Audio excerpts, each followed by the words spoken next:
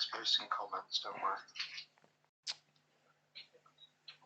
I believe we are back, and we are on a different stream, so if we can somehow post people that were on the other stream onto this stream, that would be awesome. I don't know if we can do that, but... Yeah, I'll work on that. Me and Bex will work on that. Okay. Yeah, no problem. Cool. So I think we're back, guys. That was crazy. We lost the entire stream. My Wi-Fi just completely went dead, but we're back, and we're still in the middle of this Victoria Leonard and Melissa Gatto fight. And the fight has just has ended, and it looks like Leonard has won it, but Gatto is on the ground. I didn't actually see what happened because my Wi-Fi went out. Can anyone provide us with an update on what happened with Leonard and Gatto? That would be great. I'm just going to see if the live stream is live on YouTube as well. Let's make sure that it is. And then on Facebook, are we live? Apologies, guys. We're trying to sort out the tech here. Make sure that everything is live again. Okay, I'm just looking at what happened. It looks like Gatto just fell down, was driven down. She just took a heavy, heavy right. So, little side kick. So, a side kick from Gatto and a right from Leonard, or Leonardo. And Leonardo, oh, okay. I think Gatto's arm's broken. I think Gatto's arm's broken. Yeah, I think Gatto's arm's broken. Let's see if our stream is back up or not.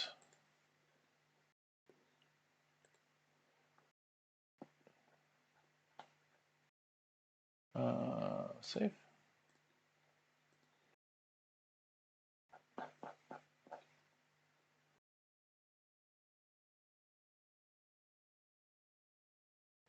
Just trying to see if the stream is up, guys. Bear with me. I don't know if it is. Yeah, it is up. Okay, cool. Cool. We're back. Apologies, big apologies for that. Let me just get us back into where we need to be. Your girl won. I thought you had Gatto. I thought you had Gatto, Samantha. Thanks for coming back, by the way. Let me get us on the in-between. And let's get the browser source up again. Okay. So the next fight is Miles Johns and Anderson Dos Santos. But before we get to that, Melissa Gatto is just being interviewed. She's 7-0-2. Oh, I got you. Yeah, Gatto debut fight broke her arm. Gotcha. Okay, so Gatto breaks Victoria Leonardo's arm, and Gatto is 7-0-2 now. So it is the debut fight for Gatto. She's a Brazilian. It's a good way to come into the UFC. It's a bummer that Leonardo breaks her arm. That sucks. But yeah, and we've had a lot of breaks recently, haven't we? As far as, you know, I'm thinking of Chris Weidman, thinking of, oh shit, what's his name? Jacare Souza. And then there was another one recently where the guy's, like, basically his elbow is dislocated. Lots of like arm breaks, leg breaks recently. It seems like there's been more of those than usual. And some of that has to do with this, well, fucking Conor McGregor. That's the latest one. So Samantha, thanks for coming back. We still have, look, we're going to build this back up again. We have about 10 viewers that I don't even know how you guys got back here, but we've got 10 viewers on the call, which is amazing. And Melissa Gatto is celebrating her debut fight with the UFC. And she did that by she did that by being in a fight where Victoria Leonardo breaks her forearm in that fight. The next fight is an interesting one. It's Miles Johns against Anderson Dos Santos. So Miles Johns is 27 years old, He's just warming up right now. He's 11-1. Let me just pull up his stats here for us. Yeah, so he's 11-1. He is 5'7". Dos Santos is only 5'5". They're both 135, 136. Dos Santos has a big reach advantage. So, Samantha, you got that young blood, king love, the Harlem T War. What the fuck does that mean, Samantha? Samantha, thanks for sharing, by the way. You fucking badass.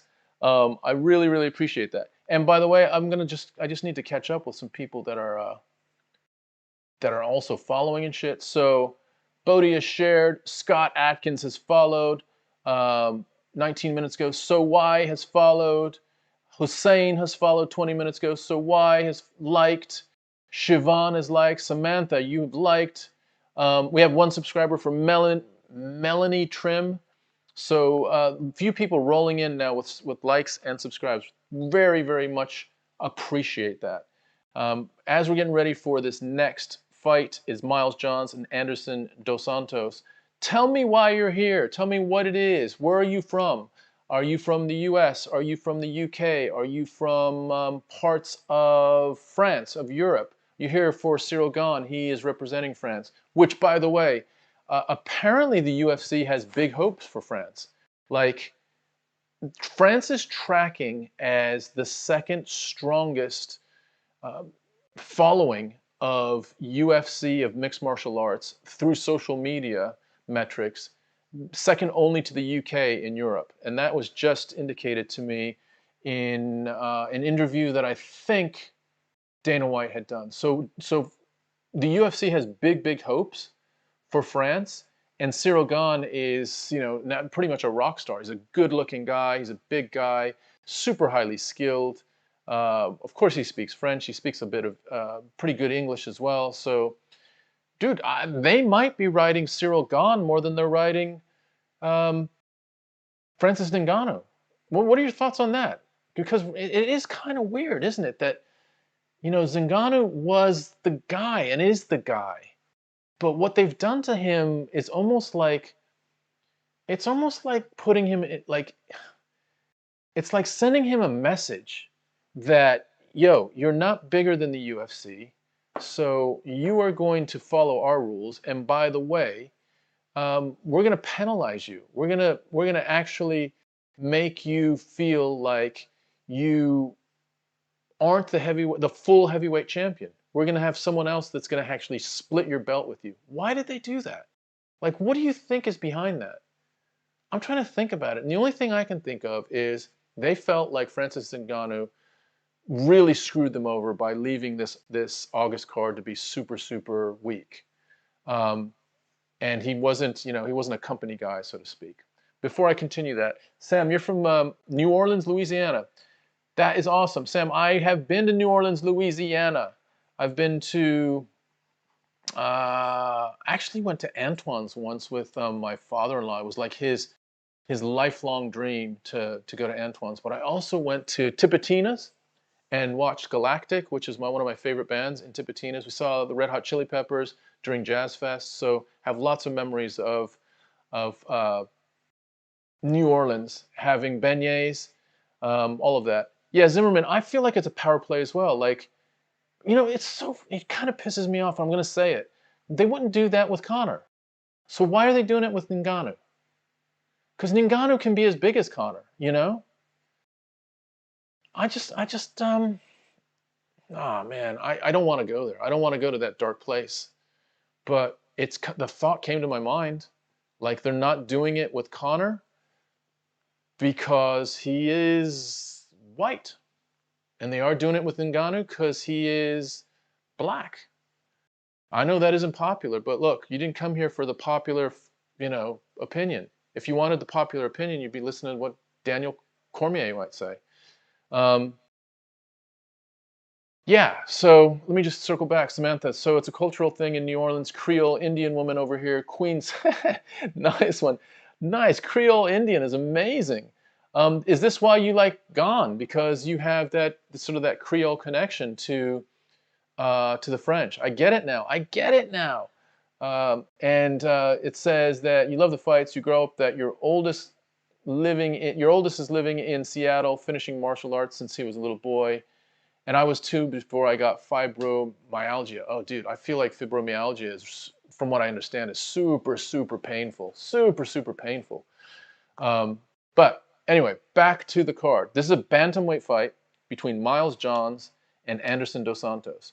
While this is teeing up, please tell me, why do you think they've created this interim? Because it starts, I mean, there are several different reasons. One is to just kind of try to sexy up the card with a title that maybe casuals will be like, hey, honey, you know, whether it's a woman saying it to a man or a man saying it to the woman, or a man saying it to a man or a woman saying it to a woman. Well, look at this. The UFC has a heavyweight title fight. Should we get the pay-per-view? Like, is it that basic? Or is there something more sinister where there is, you know, a statement made to Ngannou that, you know, you're not bigger than the organization? Depends what happened behind the scenes, because there's also this spat with Dana White and Ngannou's management, where Ngannou's management was like, yo, you guys are, you know, definitely not treating us right now. So I'm not sure what the deal is. But while we're talking about, Anderson Dos Santos is coming in. He is wearing his flag around his waist, and he's kind of holding up his his hand to his ear for all the cheering. But I'm looking at the stands, and they're about 1/5 full, if that. 1/5 full, if that. So, you know, so there is that. It's still empty. It is still the early prelims, so we'll see how things unfold from here. But Anderson Dos Santos is cage side. He's got a nice back tattoo. It looks like I'm only getting a side view of it, but it looks like an eagle or something. It's got some red in it. Looks like some nice workmanship on his back tattoo, though. But he's giving his final hugs to his... Dude, think about that. He's been training for so long, let's say 8 weeks, maybe more. And these last words with the cornerman, you know, he's like, you know, his cornerman is holding his face right now, saying, you know, what is he saying? You got this, man. Like, all the work that we've done, you know, now is the time. Focus, be relaxed, but also locked in, you know. And it's a very, very tense, emotional moment for them, probably. You know, there's a lot on this on the line. His career is on the line, but also, you know, all of their collective team work to get him to the place he is all on the line. So I don't know if I'd be more nervous as the fighter or as one of his corner people. Probably as one of the corner people, because as the fighter, you know, you're trained for getting in there and releasing that energy, releasing all that, those endorphins, that adrenaline, and doing the thing that you want to do. As the corner people, you know, part of you is just in knots. You know, you're just like so badly wanting them to achieve the goals that that you guys have set out for yourselves. Miles Johns is walking in right now as well. He's 11-1, and Miles Johns lost to Mario Bautista. I'm just looking at some notes. That was okay. That was the flying knee TKO. So he lost in a pretty... I mean, what do you guys think about a TKO from a flying knee? It is legitimately a knockout. But in the whole realm of how we're engaging and everything, it's the equivalent of a haymaker that lands, right? A flying knee knockout is kind of rare. And so when you lose like that, do you say to yourself, look, man, I mean, I definitely should have defended against it, but it's a fucking flying knee that knocked me out. Like, that is a 1 in 20 chance that I get knocked out. So I accept it. I learn from it. I equip myself to better defend it in the future. But I'm not going to really get too bummed about that. That's kind of what that flying knee loss is. So other than that, he's 11-1. Dos Santos is 21-8. Dos Santos is older. Dos Santos is 36 years old. And Miles Johns is now in his prime. He's 27 years old, so a young guy. Yeah, so just a couple things. Samantha, you're saying he's trying to make a statement and pissed off their team management, political, but he will get the last laugh. You're talking about Ngannou's going to get the last laugh. How many times do you think we can keep paying for a fight to see McGregor? Yeah, exactly. I mean, they're recycling this McGregor thing. I mean, look, let's go all the way back. After the Khabib loss, you're thinking, all right, is this it? Like, you know, because he loses to Nate Diaz. He comes back and he beats Nate Diaz. And that was a really, really great fight and a great performance by McGregor. And let's just set the context right. Let's call this fairly. He was fucking awesome for a 5 or 6 run fight leading up to the Nate Diaz back and forth. Then he goes and he becomes champ. And, you know, at that point, he is at the pinnacle of all sports, not just MMA. But dude, from there, like, it has gotten very ordinary. You know, he loses to Khabib. He, you know, loses to Floyd Mayweather. He starts doing crazy shit, throwing like, you know, these dollies into buses. He, in the meantime, he's making all kinds of money on his name, and it's just been an amazing ride. But as far as his fighting journey, it hasn't been great for the last, you know, well, the guy in the press conference says, "Yo, Connor, you, just to, like, you know, put it out there too, you haven't won since Obama was president," something like that. And that was like a pretty significant, you know, almost like an eye opener. You know, it brought you awake, like, oh shit, like he is actually, yeah, he beat Cerrone, but like, how many times are we going to pay? And by the way, are we going to pay top dollar or pound or, you know, whatever your currency is to watch McGregor?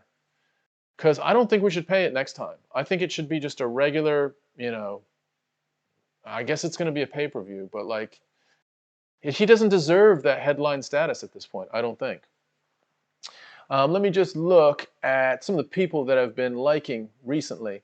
Rafael Concepcion likes. Bodhi Camboris has shared.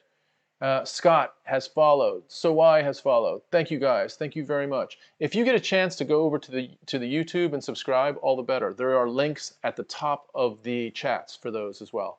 This fight has just started, so it's 4 minutes and 23 seconds in to this fight with Miles Johns and Anderson Dos Santos. Let me just set the clock here for that. Make sure that we get this rolling for us as well. And it's just started. So Dos Santos, that tattoo is actually a dragon that winds down his back, which is kind of flippin' cool. They're just kind of engaging. I'll tell you what, you can really, really see the difference in height. So remember, we said that Miles is 5'5" and Dos Santos is 5'7". It looks like it's an even bigger difference. Like Miles looks like he's 5'5", and maybe Dos Santos looks 5'8". Like it's at least 3-inch difference. Littler guys, but they're bantamweights. So Johns has a little bit of a, it looks like a little bit more of a power advantage. Johns tries a push kick right through the middle. So it wasn't a teep, more of a push, more of an offensive, you know, kind of driving him back kick. They're both exchanging, wow, nice outside low leg kick that actually spins Dos Santos around. So Johns delivers the outside low leg kick and spins Dos Santos around. Dos Santos, yes, sort of like absorbs the punishment, but also in absorbing it, oh wow, he just chopped him again and knocked him down. Miles John, outside low leg kick with his rear leg, chopped Dos Santos down completely. He just got back up, but that's 2 pretty significant shots. If I'm Miles Johns at this point, that is clearly something I want to explore. So is he gonna go back to that well? Or is he, you know, the thought is I'm going to set it up. There it is. There's a third one, and it buckles his legs again. So that's the third time he buckles Dos Santos' legs. Miles Johns is looking really good, sort of setting up the leg kicks, does another one. This time Dos Santos lifts his leg up, almost like to, it wasn't to block, it was just to kind of evade, and he just lifts his leg up a little bit. It did miss, but you can tell he's feeling it, and he's now sort of expecting that as something that's going to cause some damage to him. He doesn't have an answer. He's not switching, so he's still in the orthodox position with that lead leg in front. Miles Johns now looks like he may be trying to set up. Nice stiff jab from Miles Johns. Another stiff jab. So Miles Johns is smaller, so he has to come in, almost like lunge in with a stiff jab. And this last time, stiff jab, he wings a left, and he tries to set up the outside leg kick again. First time Dos Santos switches. Dos Santos switches for about 30 seconds. He clearly does not know what he's doing in the orthodox stance. It looks like he's never done it before, or very, very, very rarely, but he has to be in that stance right now because that's how compromised his front leg is in the orthodox stance. So he's very, very confused and very awkward in the southpaw stance. He's, kind of doing this defensive, almost like doing this, because it's almost like a karate type thing, but not in any way equipped to throw any blows.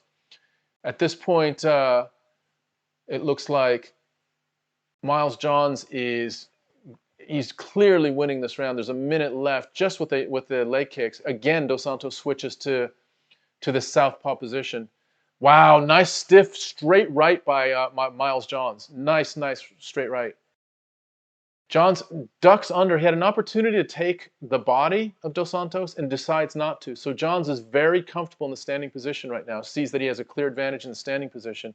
And again, Dos Santos is staying in the southpaw position because he has to. His back leg, the trailing leg, was the front leg, and it's seriously compromised. It's only been hit 2 or 3 times, but it's very, very compromised. So in fact, that Dos Santos is in a real dilemma. He's in a southpaw stance to protect that leg, but he has no offense in the stance. So what does he do? Now Miles Johns throws a front kick to his front knee, to Dos Santos' front knee. Now throws an outside leg kick to the other front leg of Dos Santos. Remember, Dos Santos is switched. He's in the southpaw position. Now his right leg is in front. So now Miles Johns throws an outside leg kick to the new front leg. Dos Santos is very, very compromised. You can tell he's actually standing up right now, but he's putting very little weight on that front foot. It is a problem. Big problem. He's bummed. He's very bummed right now. Let's see what the stats say in that first round. They're actually putting some ice on that front leg.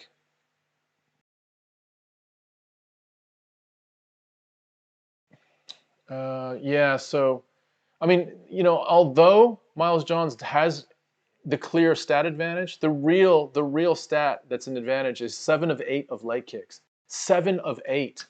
And most of those were the lower leg kick. The front leg of Dos Santos when he's in the orthodox position. So let's see what Dos Santos does. What is his answer right now? Because he's got some problems. Round 2 is about ready to start. So we'll see as we get the start of round 2 is getting ready. And here we go. They come back in. Interesting that Dos Santos comes in the orthodox stance. Let's see if Miles goes right back to it quickly. Looks like Dos Santos tries to clinch up against the fence. He doesn't have a game plan right now. And what's happening is Dos Santos has switched back to his southpaw stance, and Miles Johns is driving, push kicking, almost like a push oblique kick to that front knee of Dos Santos, trying to really compromise both legs. Miles Johns has the advantage, but he's not imposing serious advantage right now. And the problem is Dos Santos doesn't have anything to deliver as far as offense. It doesn't look like he has much of a ground game that he can deliver, and he is very, very uncomfortable in the southpaw stance. Very uncomfortable. Miles Johns delivers 2 sort of sweeping rights from his orthodox position, now a straight right that lands. Now Dos Santos is like, I need to switch back just to deliver some offense, and he's switching back and forth. It's very apparent that he's doing that to protect that compromised front leg, which is his left leg when he's in the orthodox stance. He's now back southpaw, and when he's southpaw, he can't throw. He literally has not worked it enough so that he has enough offense to throw from the southpaw position. So this is very exposing to Dos Santos. And by the way, Dos Santos is 36 years old, so it's not like, oh, well, he can work on this and develop it and bring it back into, his later career. This is his later career. Yeah. John's just staying on those legs, and he'll take the office balance to take them out right now. I agree. I completely agree. Samantha, thank you for liking. Raphael, thank you for liking. You guys rock. There we go. So Dos Santos finally says to himself, I need I need to do something. So he charges forward and clenches up against the fence. He can't do anything in the stand-up. He can't stand in his strong position because his leg is too compromised, and he can't go southpaw. There he goes again, outside leg kick, and this time it collapses Dos Santos. His leg is absolutely done. He's shuffling forward in the southpaw stance. His rear leg is completely compromised. Think Conor McGregor's leg in round 2 against Dustin Poirier, the second fight in Abu Dhabi. That's the type of damage that's been done to Dos Santos' leg. It is brutal right now. He is so compromised that he's basically what he's willing to do is, I mean, he is in such a tough position right now. He's effectively has to stay in the southpaw stance because he cannot take any more damage on his leg, but he can't deliver any offense. So he's trying to lunge forward with some sort of takedown, but he doesn't have that in his game plan either. Rafael Concepcion, shout out here from the Philippines. Rafael, thanks for coming, brother. Thank you for coming. Anything that Miles Johns hits Dos Santos with, Dos Santos' leg is buckling. It doesn't even have to be a shot to Dos Santos' leg. He cannot, his posture, his foundation, his stance foundation is completely compromised to the point where he's been entirely taken out of his game, and he does not have an answer. And the thing is, let's just call this what it is. Miles Johns is not taking advantage of this. They both just dropped their hands because I think they're both frustrated right now. And to be fair, like, there should be a little bit more action. Like, Miles should be seeing how compromised Dos Santos is and leaning in to delivering a lot more damage. It's almost like Miles is content to ride this one home with a victory. And who knows, maybe he's happy to just get another victory because of, you know, the big loss he took. And he's got a good record right now. He's 11-1. But this is a very, very compromised Dos Santos, and it's almost like he's just in survival mode. Front kick again to Dos Santos' front leg while Dos Santos is in the southpaw stance. So it's almost like Johns is like, okay, you want to give me that front leg? I'm going to mess that one up as well. Now he does an inside leg kick to that front leg as well, to the low, almost like ankle of that front leg. Dos Santos tries to throw his compromised leg, almost like, I'm almost thinking like Thiago Santos against John Jones throwing his like blown out ACL leg. And it's actually a lot less effective than what Thiago was. But Dos Santos is in real trouble. He's just in real trouble. He's not in any way able to impose himself on Miles at all. And there's about 7 seconds left. Big front low leg kick to the knee of Dos Santos, almost like a push kick to the knee. And that is the end of round 2. And Miles Johns is talking shit to Dos Santos. Dude, you don't even need to talk shit to him. You've got him completely compromised. Guys, if you are watching, thank you for joining us. We've got someone from the Philippines. We've got someone from New Orleans. We've got our eye in the sky, who is in Thornbury, England. We've got Bodie Camboris, who is my running mate in the Homie and the Dude team. So it's usually me and Bodie here, side by side, and we're doing this together. He is away, but he's actually been on the call here a little bit. So that's awesome. Good to see you, Bodie Camboris. I love you, man. I love you, man. Can't wait for you to come back, bro. Oh my God, I'm watching the replays of this. Holy shit. These outside low leg kicks are just crushing. To be fair, he only hit him with 3, maybe 4. So he may have just crushed him with the first and second ones. And remember, there's a nerve there right at the, you know, kind of where the calf connects just below the knee. And if you can hit that nerve, you've really compromised that leg. Well, it's 12 leg kicks, but I'd say only about 4 of them have been the outside low leg kick to the calf. He's also had probably about 4, and there goes another one, push kick to the front knee. So he's push kicking from his rear leg, push kicking forward to the knee, and that has landed a couple times, not delivering as much damage, but his kicks are not missing, and Dos Santos just does not have a real answer for this right now. Dos Santos still in the southpaw stance. I know I'm kind of like, you know, beating a dead horse, but like, what do you say to Dos Santos if you're in his corner? Like at this point, you know, he is not able to do anything that you guys trained for. So we're just throwing out that game plan completely. That's, you know, if I'm in Dos Santos's corner, I'm saying you need to either get him down or you need to fight in the orthodox stance and take punishment, but still try to deliver punishment. Because in the southpaw stance, we're not going to win this fight. And it depends. Like, do we want to win this fight, or are we just going to ride out a loss? That's the question that you're asking if you're Dos Santos or in your Dos Santos's corner. He cannot win from the southpaw stance. He doesn't have any horse. Oh, he just got dropped. He got dropped badly. He just got knocked out. Yeah. So he was in the southpaw stance. It was a straight right over the top, clipped him right on the chin, dropped him like a sack of potatoes, and it looked like he might be able to get up for a minute, and then you saw just how dazed he was. Yeah, so he's done. He has been knocked out. And that is Miles Johns back in firmly in the the winning category. He is now 12-1.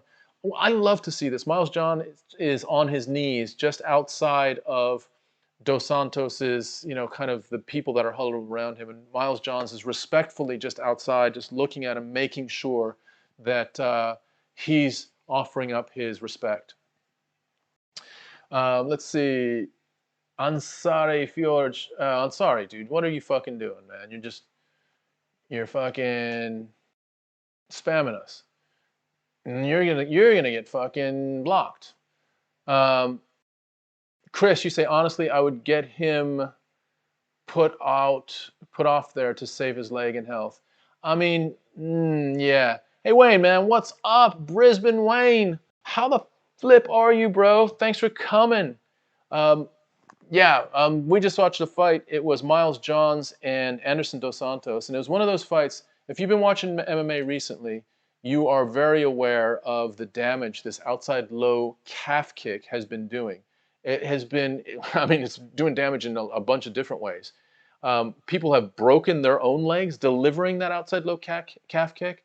So, you know, we saw Chris Weidman snap his leg against Uriah Hall, but we also saw potentially Conor McGregor fracture his leg with an outside low leg kick. We're not sure how he fractured his leg. It could have been that. It could have been a teep kick.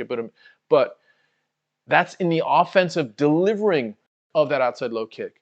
The other side of it is, man, like the people that have been damaged by really strong outside low leg kicks has been pretty transformational in this sport. Like we got to figure out a solution for this. If we cannot figure out how to deal with that outside low leg kick from someone that delivers it well, then the sport now is at some point going to have to evolve in a way that it's just going to be a kicking game. Like whoever gets to their calf, to the other person's calf first is going to win. That's kind of where we're headed. I just showed the replay. So it was a nice hook by Miles, followed by a sort of a round, sweeping right hook. So he is right-handed, but it was a hook, and the second punch landed very, very flush, and really finished Dos Santos. A one-punch knockout. You don't see it very much.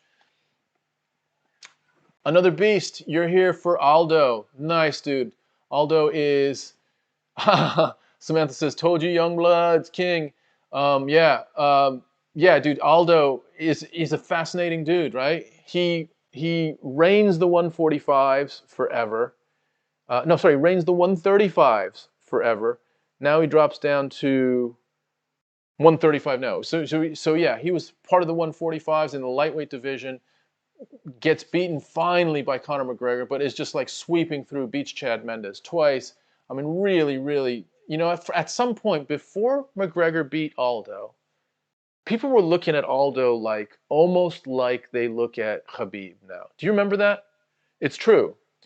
They were looking at him like he was going to be not just an all-time great, but potentially like the GOAT. He was in the GOAT conversation. And then he loses to McGregor, and then, you know, he loses to Holloway a couple times. Then he decides he's going to drop down and fight in this 135 division. And he has been able to do it. It's not the same Aldo, but also he's getting older, and he's got a really tough fight. This fight tonight is one of my picks for the fight of the night. So it's Aldo versus Pedro Munoz, and Munoz is just like straight up, just offense the whole time, just fireworks. So it'll be see how Aldo copes with that. I'm hoping we get a great version of Aldo, and it's a really good fight. But I think Pedro Munoz right now, in his age, is someone that is going to potentially have a formula that's going to be tough for Aldo to handle. All right, let's set the scene for this next fight. Let me just get us into the in-betweens. Right, so we have, let me just get this up,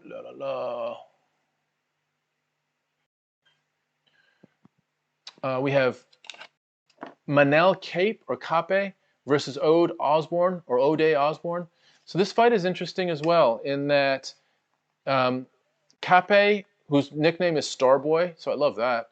Not sure where that's coming from and what that's about, but Manel Starboy Kape versus Ode Osborne. Ode Osborne is the Jamaican sensation. So some decent nicknames. Starboy versus the Jamaican sensation. And so Ode Osborne is walking in right now. He is 9-3. He has submissions for days. You look on his record, he has all kinds of submissions. So he has triangles, he has arm bars, he has rear naked chokes. He won his fight in the Contender Series with an arm bar. So just keep that in mind on this fight. And then Kape, he has had 2 fights in the UFC. He's lost his 2 fights in the UFC, but he is 15-6. So he had, by the way, the first fight that he lost in the UFC was to Alexander Pantoja. Dude, Pantoja is a badass. So, I mean, to be fair, they kind of, in England, there's a term, stitched him up. They kind of like messed him around by putting him in with Pantoja for his first fight. But here he is again. This is his 3rd fight in the UFC. Definitely needs to win this. Manel Kape needs to win this. Looks like Osborne is at cage side. He's just having his final words with his team. I always feel like those moments with the team, I don't know, somehow it just gets me. It's like an emotional time for you to have those last moments before you get that grease put on your face and you walk up those steps and then they close the cage behind you. There's an element, and I know they, this is something that they have trained for and they've done dozens and dozens of times in training and in their earlier part of their career. But there's still something about, look, let's call it what it is. I'm stepping into a cage to fight someone, right? To actually fight. And we sometimes soften this when we say it's a sport and they're doing these different techniques, but at the end of the day, this is a fight. And like any fight you would see, at a stop sign, 2 people are arguing over something and that escalates, and pretty soon both of them are out on the street and they're ready to fight. That's a really primitive version of what we're seeing. These guys have trained for it, but it is that same space as a human being. I am going to put myself at risk to impose damage upon you because that is how I'm going to get out of this situation.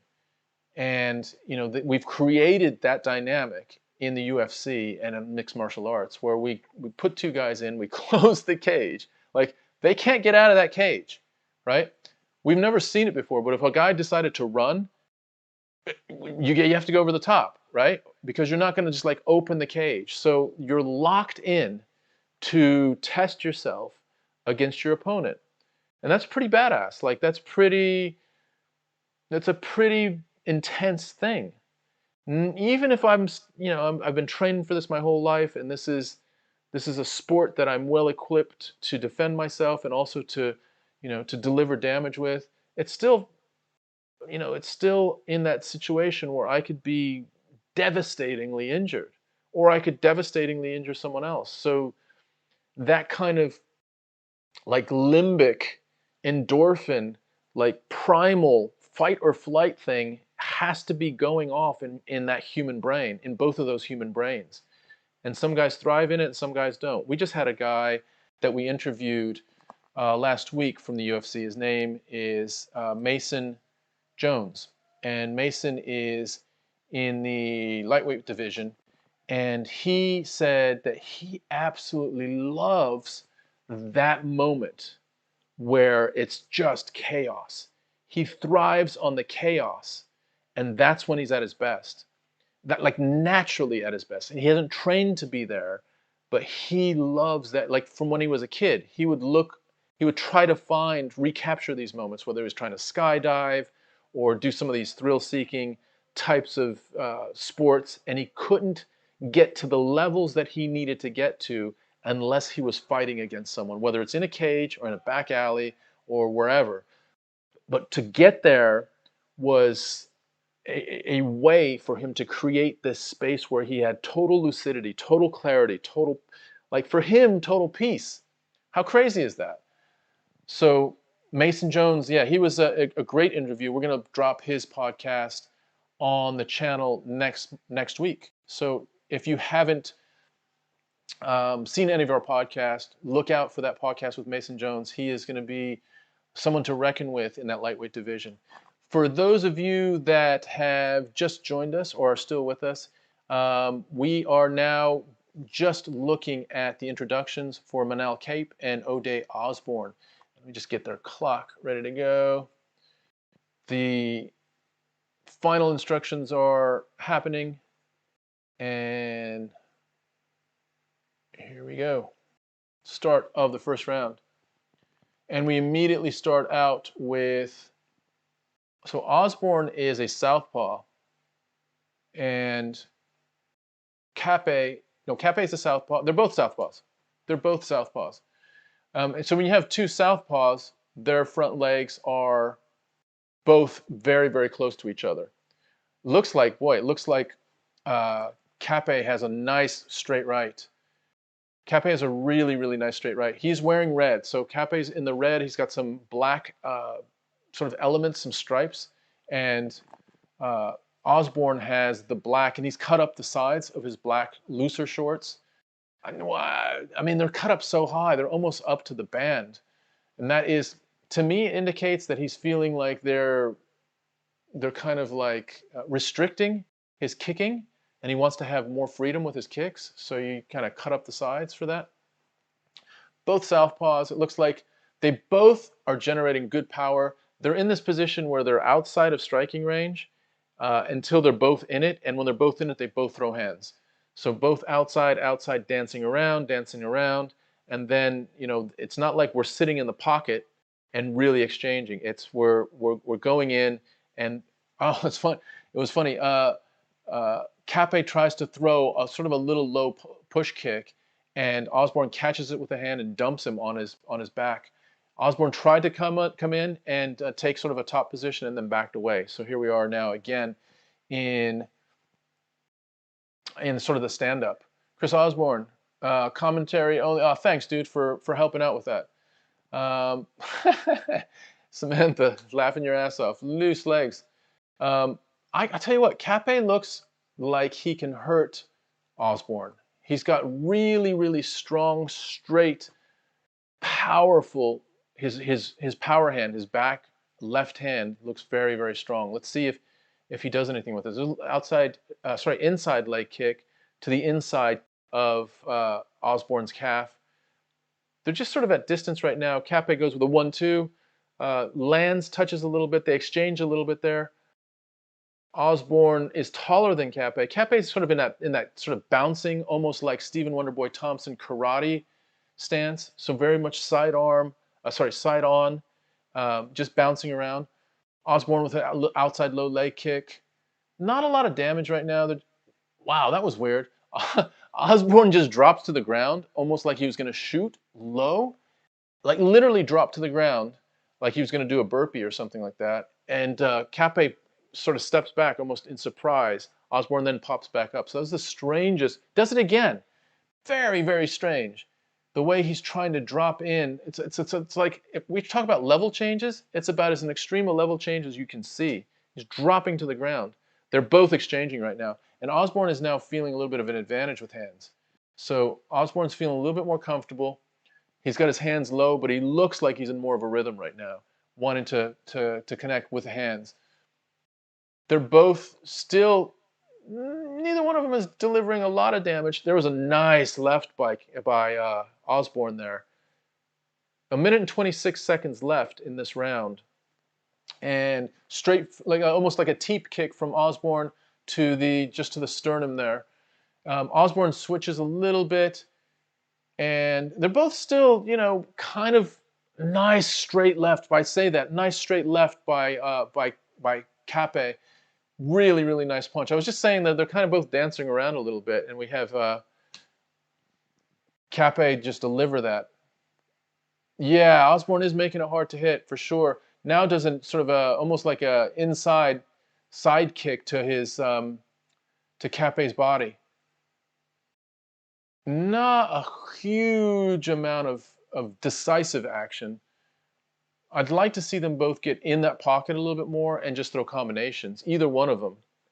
Because right now they're out of the pocket. We've seen this before where the two guys are out of the pocket and they just collide and they do a lot of stuff in the pocket and they separate again. And it's not very precise. It's very much a sort of a chaotic movement. About 23 seconds left in this round. Let's see. Whoa. Kape just knocks Osborne down. Osborne's down. Holy shit. Holy shit. Osborne's knocked out. Osborne's knocked out. One shot knockout. Holy shit. I was looking at my little clock here and I'm looking up and Kape is running around the ring and Osborne's on the ground, dazed. I actually missed the shot. But I did say earlier on that it looked like Kape had just a little bit more power, and especially that straight left. So let's see if he hits him with, what's he hit him with? Osborne has to sit down in the middle of the ring on a stool. He's still very, very dazed. Still a little bit dazed. Let's see. Okay, here's the replay. So they're right in the middle of the ring, right in the middle of the cage. Oh, fuck, it was a flying knee. It was a fucking flying knee. Holy shit. We just talked about flying knees. Wow. Flying knee, and Osborne goes down to clinch, and that is it. Wow. Very similar. Like, okay, there wasn't the run-up of the Jorge Masvidal versus Ben Askren, but he does hit him in a very similar way. So you remember Askren sort of turned his head, and Masvidal delivered on the other side of the head? That's what happened there. Almost identical connection between Kape and Osborne, and a similar result. I mean, he didn't go quite as out as Askren did, but he was, you know, the fight was over. There we go. Wow, wow, wow, wow.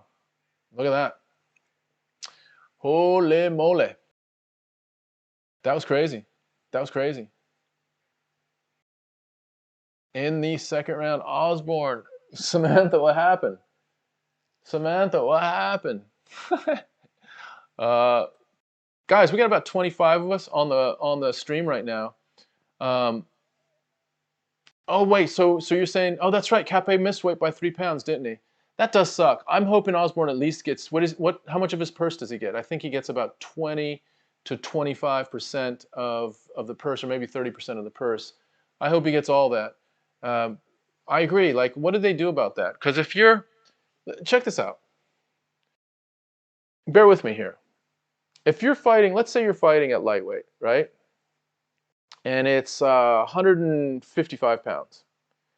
And you say to yourself, right, whatever my purse is, I'm just not going to cut weight. I'm going to come in at 165.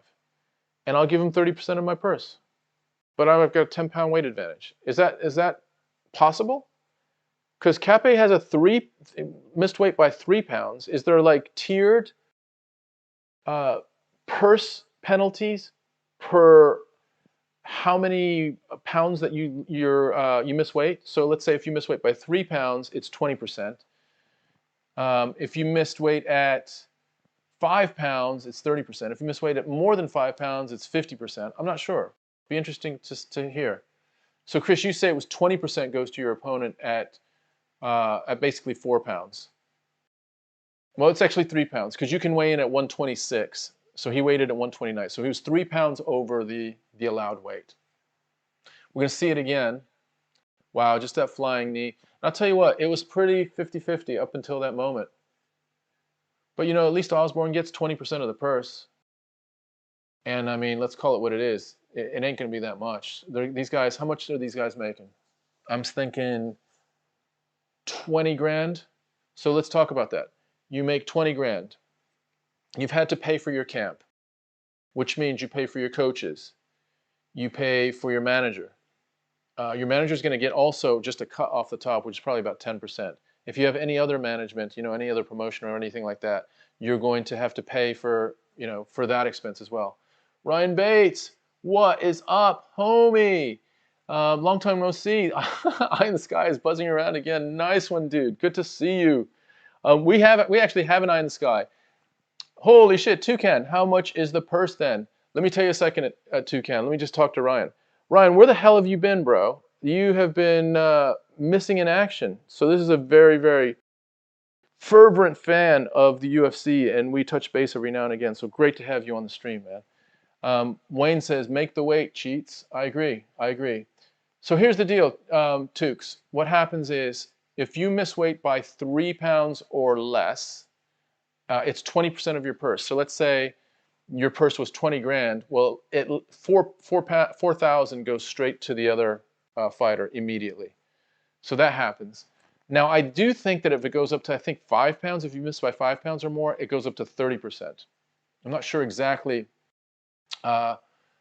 what the breakdowns are of the weight versus the penalty. That'd be interesting to find out. No one's ever really sort of, as far as I know, no one's ever really kind of expressed that to me. Ryan, it's been a busy year for me. Moved out to Brighton. Been keeping up with the cards as much as I can. I've got Lewis by round 2 or 3 knockout. Right, okay. We'll love to see him go up for the belt. Power versus power. Yeah, dude, it's a tricky one. So I'm going to say it right now, guys. I also have Derrick Lewis winning this fight. I know the odds are about 3-1 for Ciryl Gane. I know Ciryl Gane is way, way more sort of technically skilled. He has more natural MMA experience through his Muay Thai and his kickboxing, and he's very, very accomplished in all of that. Yet, Derrick Lewis has something else that is special. And we didn't see it versus Ngannou, but we did see it, against Curtis Blades. We've seen, I mean, he's fought. If you look at Derrick Lewis's his record, he has fought, let me just see if I've written this down. Yeah, he fought Blades, he's fought Olenek, Alir Latifi, Junior Dos Santos, he's fought Cormier, he's fought Ngannou, he's fought Mark Hunt, he's fought Travis Brown. Dude, who has Ciryl Gane fought? I mean, he has a couple good wins. So he beat Jardinio, and he beat JDS. Yet he hasn't been in this specific situation with the lights as hot as they are right now. So the odds makers think that just the skill of Ciryl Gane is going to be enough to win the day, and it might be. But I just think Derrick Lewis has been around the block. He's kind of cagey. He kind of knows a little bit more of the ins and outs of what it's going to take to deliver a crunching blow. Now, the other side to this is, I think Ciryl Gane could take Derrick Lewis to the ground and wear him out. And if he does, then that could end up looking a little bit like the Daniel Cormier fight, where Cormier sort of exhausts Derrick Lewis and then gets him to a point where he's a lot less able to be dangerous with his one hand. Ryan, where's young man Bodie? Bodie is actually on the stream, but as a viewer right now, or he was previously. He is on a bit of a holiday with his girlfriend, so he's down in Lyme Regis.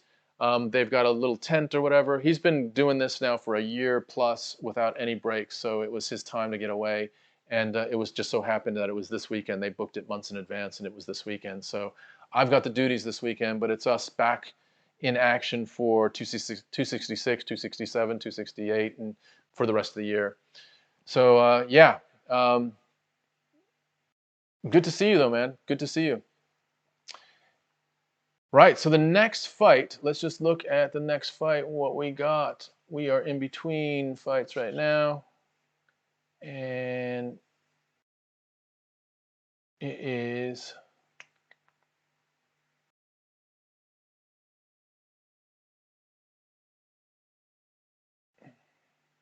Looks like we're going into the prelims. Oh yeah, so it is the prelims. Awesome. So I'm going to switch over to our other provider, which is BT. Get that going. And the first fight of the prelims is an interesting fight. It is Carolina, let me pronounce her right, Kowalkiewicz and Jessica Penne. Carolina was like, she had this almost momentum going for a few years, where she was potentially going to be, you know, in the same realm as like a Rose or a Joanna, that type of, you know, she's super skilled. She's, you know, she's Polish and she's got that, in some ways she's almost like, and I don't want this to sound insulting because I'm offering it up as a compliment, like a, and it is going to sound insulting, like a poor man's Shevchenko. But Shevchenko is amazing, and if you're a poor man Shevchenko, you're still amazing. That's kind of where I'm going with it. So, but she's had some heavy losses. She's lost to Alexa Grasso, Michelle Watterson.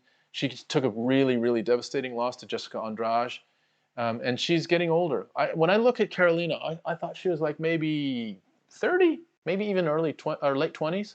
Turns out that she is 35 years old. So I was surprised by that. And she's fighting Jessica Penne. Jessica Penne is 13-5. You may remember. Oh, hang on. Let me just come off of that because that looks terrible. There we go. Jessica Penne is. There we go. Is dealing with coming off of a failed drug test. So she had a 4-year gap from 2017 to 2021 where she didn't fight. That's a long time. 4 years is a long time.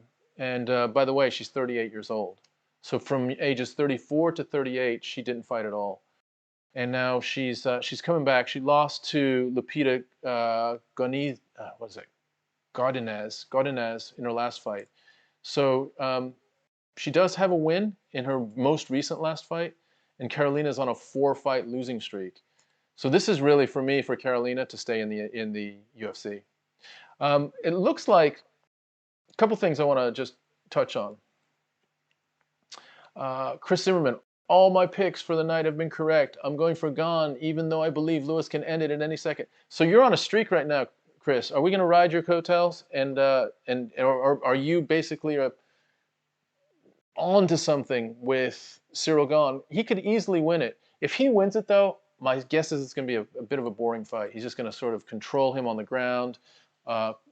Maybe control him at distance, maybe a little bit like that Volkov fight, and then he gets the decision. I can't see him really subbing Derrick Lewis unless it's maybe in the 4th or 5th round and he gets some really advantageous position on the ground and he can throw in a sub. Ryan, you saying he hope he has a good time camping? Yeah, dude, let's catch up, brother. Let's catch up. Samantha, I love Lewis. It's going to be a tough fight. I watched the training of Gane versus Lewis. Tell me about the training. I didn't see that. And then someone else, I can't pronounce your name because your writing is in, I believe, Arabic, but you're here for Rafael Fizziev. And dude, Fizziev is like one of the things that I'm looking forward to.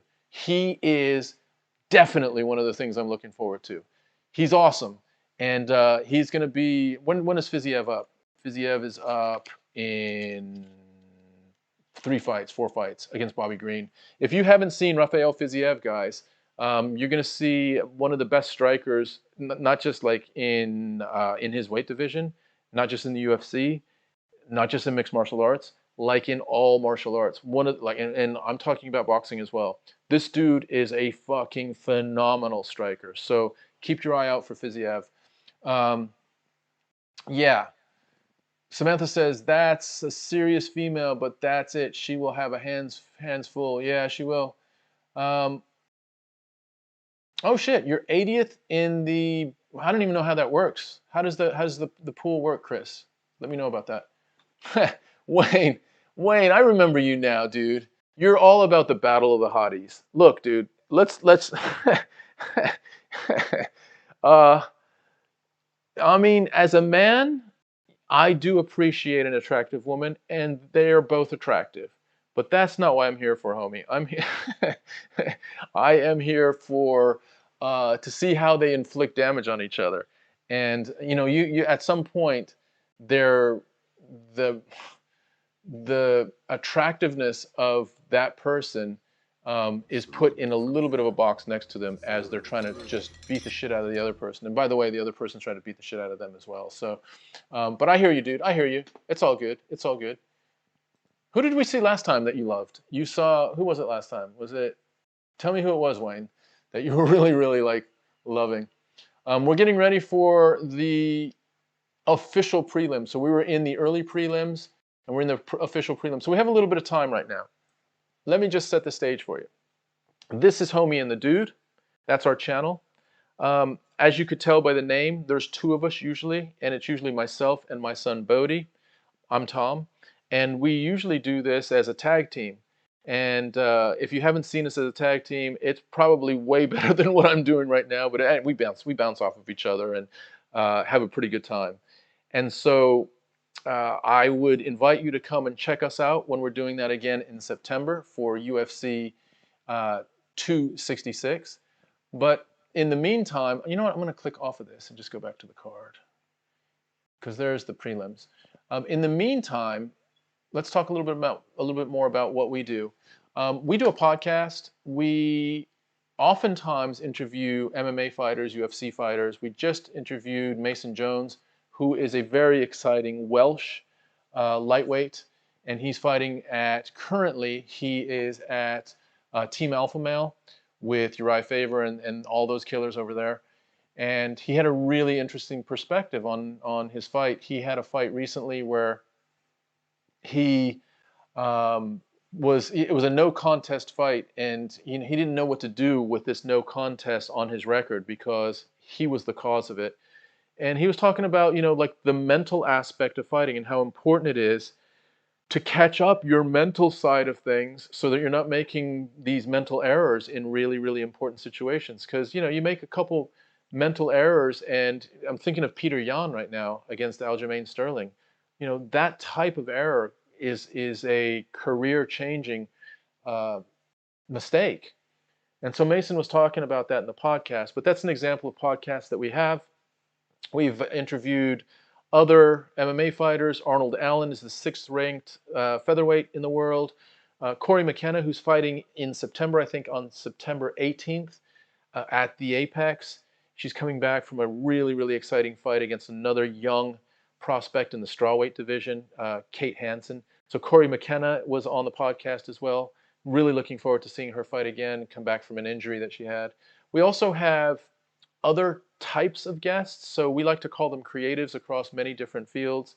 So whether it's, we like skateboarders quite a bit, but you know, we've had bands on, we've had actors on, we've had professional skateboarders, and recently we've really pivoted into one of the places that we really have a lot of passion for, which is tabletop gaming. And so we've had a few tabletop gaming, if you're familiar with it, like Dungeons and Dragons, Dungeon Masters, and that stuff on the show. So that's kind of a flavor of what we do. But for tonight, the focus is on UFC and MMA. And we're all here. There's about 20 of us across the several platforms that we're on. So if you are here, first of all, thank you for being here. And second of all, let us know where you're from. So I know there was someone from the Philippines. I know that Samantha is calling in from New Orleans. I know that there is Ryan Bates from Brighton. So where are you from? And also, which is the fight that you're here to see, you're most excited to see? So I know one of our homies from, it looks like from an Arabic country, is here to see Rafael Fizziev. I'm also very, very excited to see Fizziev. But who else are you guys here to see? Wayne, that's it. May the best lady... Samantha says... Gane was training throwing a medicine ball in the air and then running to go and check it before landing on the ground. Speed and endurance was the quickness, unbelievable. Yeah, so Gane, look, here's the thing about Gane. He's an incredible athlete. Like, let's just think about, he is kind of like an NFL type specimen. So for those of you that aren't familiar, a National Football League specimen in America is, that league is called the, you know, the freak league. You have to literally be a freak of nature just to be considered for the league, which means super tall, super fast, super strong. And now let's put some technical skills around that, and you're a candidate to be in the NFL. Ciryl Gane has that kind of super tall. He's 6'4", a full 6'4", weighs 245, and very, very athletic. So Gane is one of those specimens that is super interesting for us to think about and consider. If that dude gets it together, if that dude really, really gets it together, he might be a champion. Like, he might have Ngannou's number. He might be the guy that could control the heavyweight division for a long time. He is that kind of an athlete. So we'll keep that in mind. In the meantime, if you are up for it, hit us with a bit of a follow or a like or a subscribe on our Facebook channel, on our YouTube. We're trying to get our YouTube channel up to 1,000 followers, or sorry, 1,000 subscriptions. I think we're at about 735. What are we at? Let me just say. I'm going to tell you guys where we're at, just because I want to put this number out there to you. We're at 737. So here's what I'd like to say. I think we started out the night at 730 or something like that. If we get our YouTube subscribes up to 750, that would be super cool for when Bodie comes back. I can be like, yo, bro, we're that much closer to our monetization level. That would be super, super cool. Yeah, other than that, if you can subscribe, that would be amazing. The link is in the comments of Facebook and YouTube. So you just go to the very top of those comments and the link is right there. All you have to do is click on the link and then hit the subscribe button and you're in. If you don't want to go to YouTube, you're on Facebook or you're on Twitch, hit us with a like and a follow on Facebook, or I don't know, what is it on Twitch? It's like a follow on Twitch, I guess. So there's that. Thank you for that. If you're here just for the fights, tell us what you're here to see. So Chris Zimmerman, the UFC knows that the Battle of the Hotties sells fights. That's the only fight my dad wants to watch, so it definitely appeals to more of the casual audiences. So you're saying that in their fighter meetings, well, there's also Tisha Torres versus Angela Hill. So you got Carolina kicking off the prelims versus Penne versus Jessica Penne, but also Torres versus Hill. So you're saying that that is part of their decision making. Can we have two very attractive MMA fighters fight on the card? And not just that, tonight they're kicking off the pay-per-view. So I guess so. I guess it makes sense. Let's see. What else do we got? Samantha, I'm here to see Chiesa laying on Luque for 3 rounds without doing damage. Really? You think so? Nia, I think that's going to be a really, really tough fight for Chiesa. I think Luque is just coming into his own, and I think Chiesa has, and they're both phenomenal fighters, but Luque is a really dangerous fighter, and he's been showing out the last couple fights. So what he did against Tyron Woodley is crazy, and his submission game is, as on the ground, as accomplished as Chiesa is on the ground. I'm really fascinated by that fight, and it's one of the ones I'm super looking forward to. I'm really glad that that's on the card. So they're just giving us the introductions to Jessica Penne and Carolina Kowalkiewicz,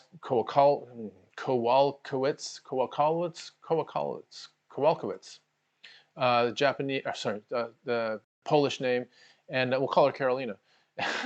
and so they're about ready to start doing their ring walks. Let's see. For anyone that has followed, Khadija, thank you for following on Facebook. Rabi, thank you. Rakib, thank you for following. Kwan, thank you for following 35 minutes ago. Very much appreciate it. For those of you that have followed, thank you so much for following. We are at, let's just see. Just going to see where we are on the channel.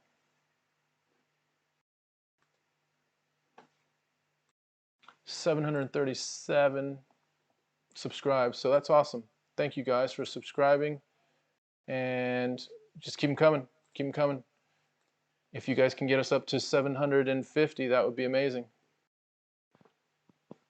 we've got commercials on the UFC pay-per-view, so they're kind of getting their shit together as far as their announcers and their commercials. So they're running commercials right now as well.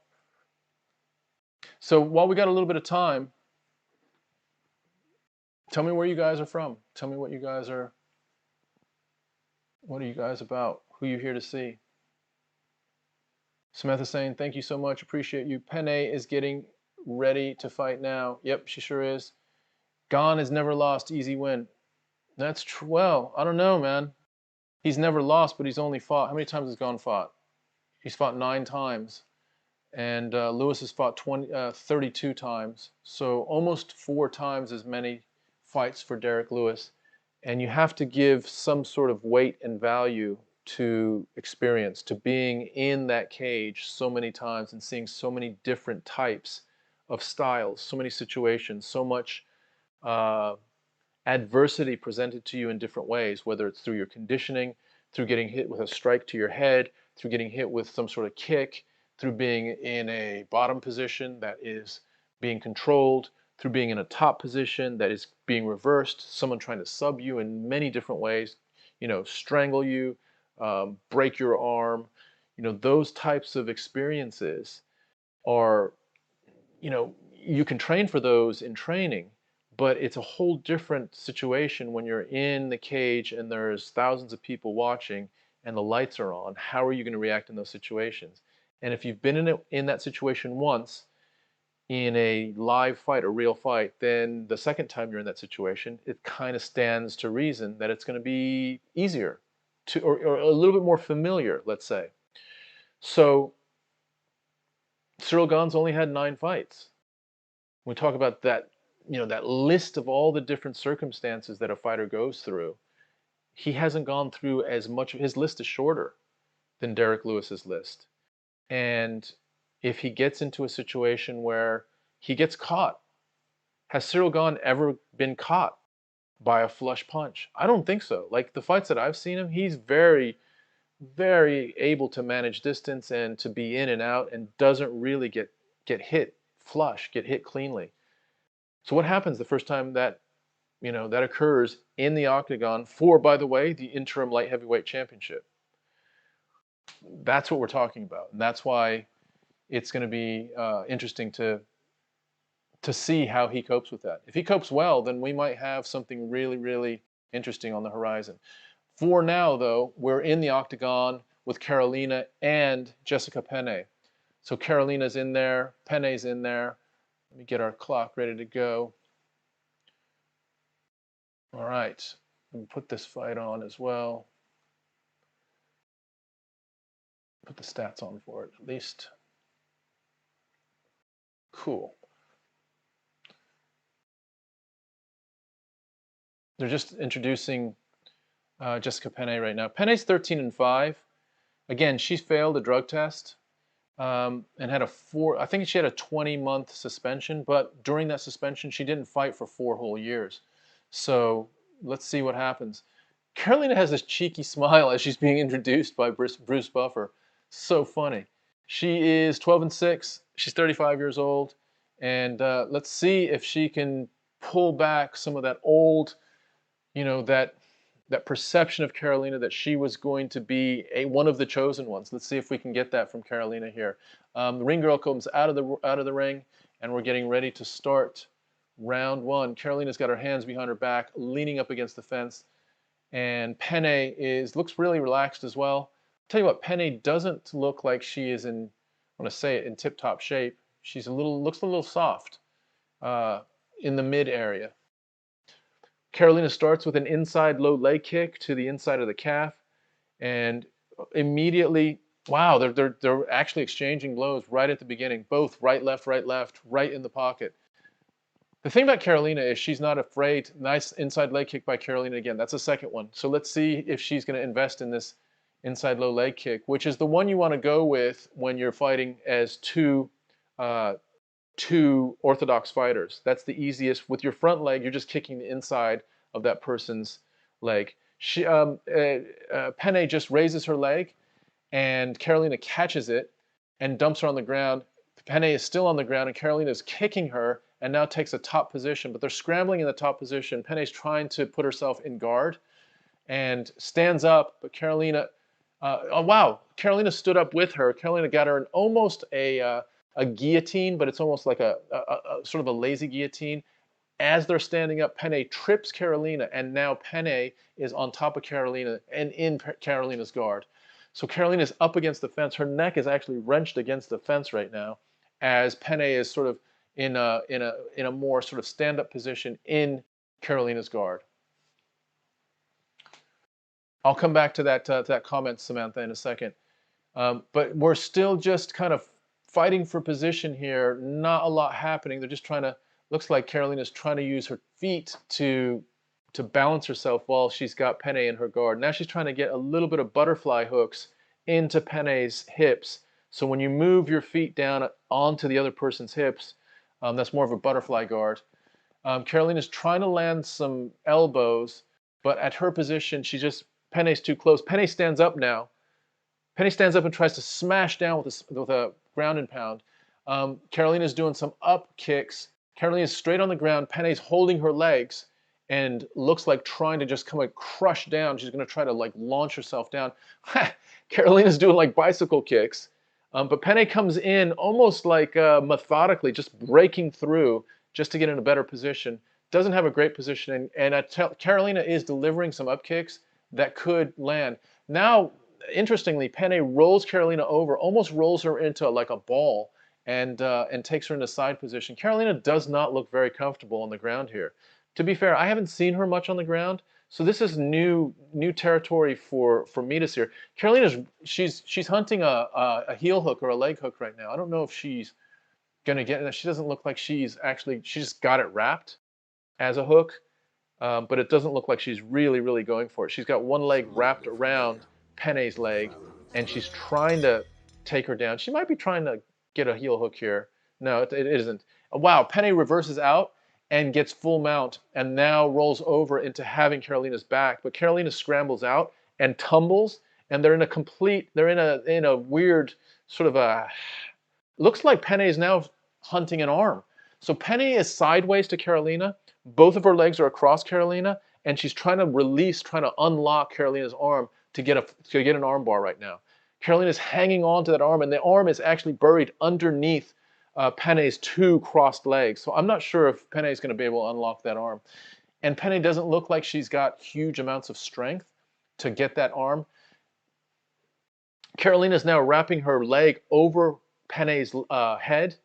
Penne's still trying to get that arm, trying to unlock that arm. Looks like she might be a little closer now.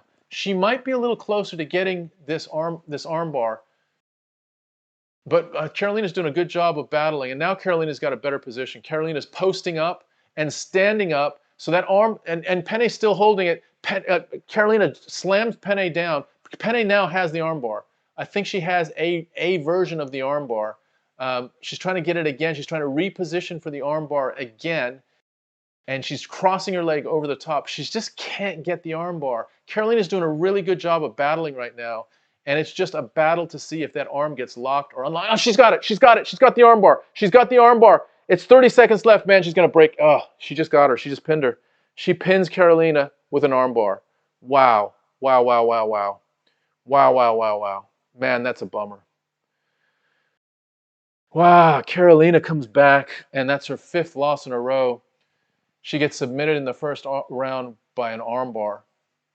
And I tell you what, Penne just worked it and worked it and worked it and worked it.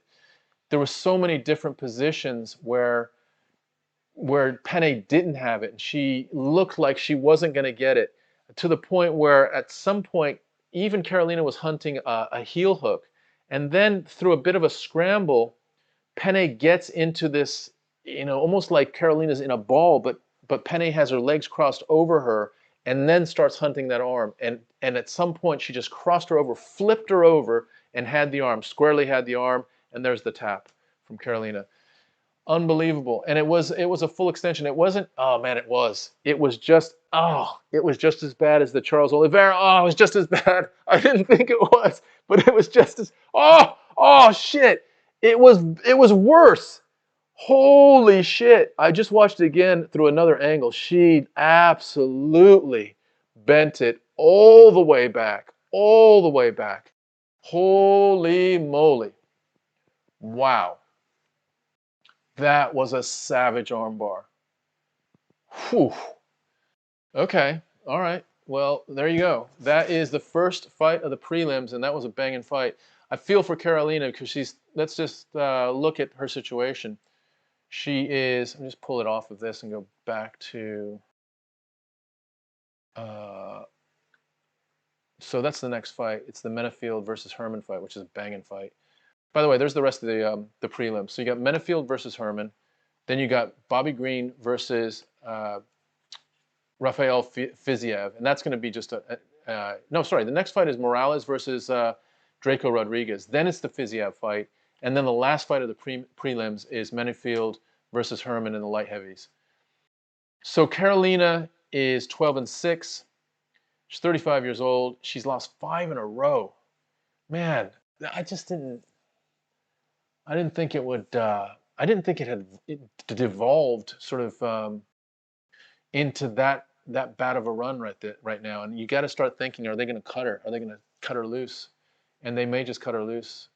You can't keep losing like that. She is, you know, she's from Poland. She's got a huge, huge following in Poland.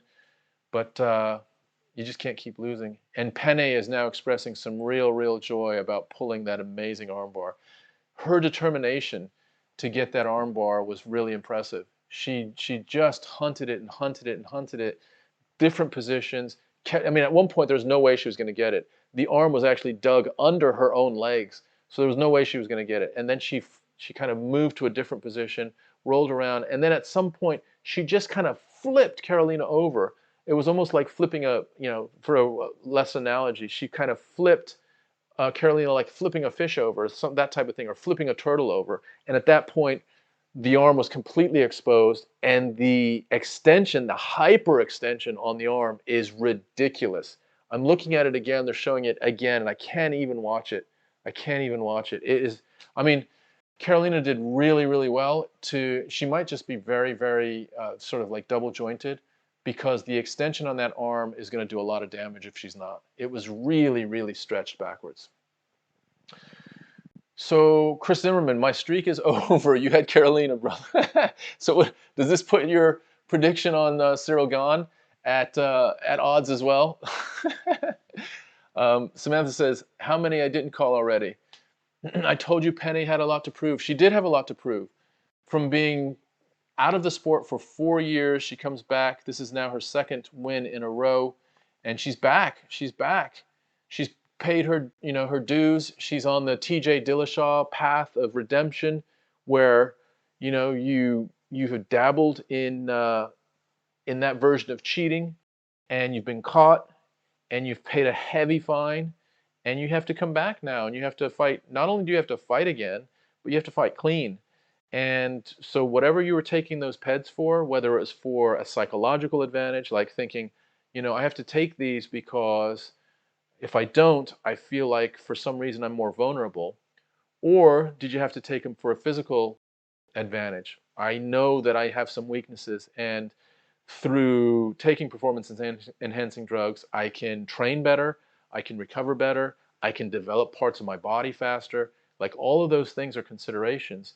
When that gets taken away, on top of a 2-year ban, and now you have to come back and fight, that can be a really insecure and unknown place. And so give it to Jessica Penne. She has won 2 in a row coming back. She's served her sentence, and she's back. She's 14-5 now on a 2-fight win streak. And she is 38 years old. But hey, I mean, this strawweight division is, I mean, it's not that loaded. So could she come back? Sure. You've got Rose, you've got Wei Li, you've got Joanna, but you know, then it kind of drops off there, and it's a bit of a pick and mix from there. So you know, you get a 2 or 3 fight win streak, and you start getting noticed in the strawweight division of the women's UFC division. So let's see what happens with Jessica Penne. Just seeing some promo right now on the Gane and Derrick Lewis fight. But the next fight, let's just look at our next fight. So our next fight is going to be, see, I thought it was Herman versus Alonzo Menifield. I might be wrong. It might be that. I think it is that. It is Menifield versus Herman. So this is an interesting fight. Menifield's just a freak athlete. Really, really impressive athlete. And so he's 6 foot. He is 204 pounds. Ed Herman is 205 pounds. We'll talk about Herman in a second. Both of them are orthodox. As far as their records, Menifield's 10-2. Needs a win. And Herman is 27-14. He has been around the block a whole lot, like a whole lot. And he is tough as they come. So Ed Herman's nickname is Short Fuse, but he's been around the block so long that, you know, he understands fighting. He likes fighting. He is good at fighting, and he is a veteran of fist fights. There's something to be said there, and this goes back to the Ciryl Gane conversation. When you've only fought 9 times versus someone like Ed Herman, who's fought over 40 times. So this will be his 41st fight in mixed martial arts. 41 times he stepped into an octagon and tested his skills against other people. Just think about all the different circumstances, all the different situations that he's been in. 40 times, 40 different styles, 40 different situations, locations, coaches, training camps, crowd situations, referee situations. All of those different experiences Ed Herman has. And I'm just using that as a reference point when we talk about the Derrick Lewis versus Ciryl Gane fight, because Derrick Lewis, he doesn't have 40, but he has 32. And so there's something to be said about that. Is it everything? No. Can you win the championship after 9 fights? Yes. And there's a chance that Ciryl Gane can be the interim heavyweight champion after tonight. And that would be amazing and phenomenal. But he will have done it in a spectacular way without having gone through a lot of the journey that a lot of other guys have gone through. I'm thinking of Charles Oliveira. Think about the journey that he's gone through. This is the other thing. Gane doesn't know how to lose yet. Right? And the only other person that doesn't know how to lose that I'm aware of that's had a long career is Khabib. You could kind of argue John Jones. John Jones lost, but he effectively won that fight. But most everyone has to deal with losing. At some point, you're going to come across someone that you're going to just not have it that night. You're not going to be matching up well with them. You're going to be carrying an injury. You're going to not have done sufficient amount of conditioning or training because you've had other shit going on in your life. For whatever reason, it didn't line up that night, and the other person was at their best. That can happen, right? So with that in mind, you know, that kind of experience is something you can draw from. Losing, not just that night, but also the consequence of losing, psychologically, how that felt.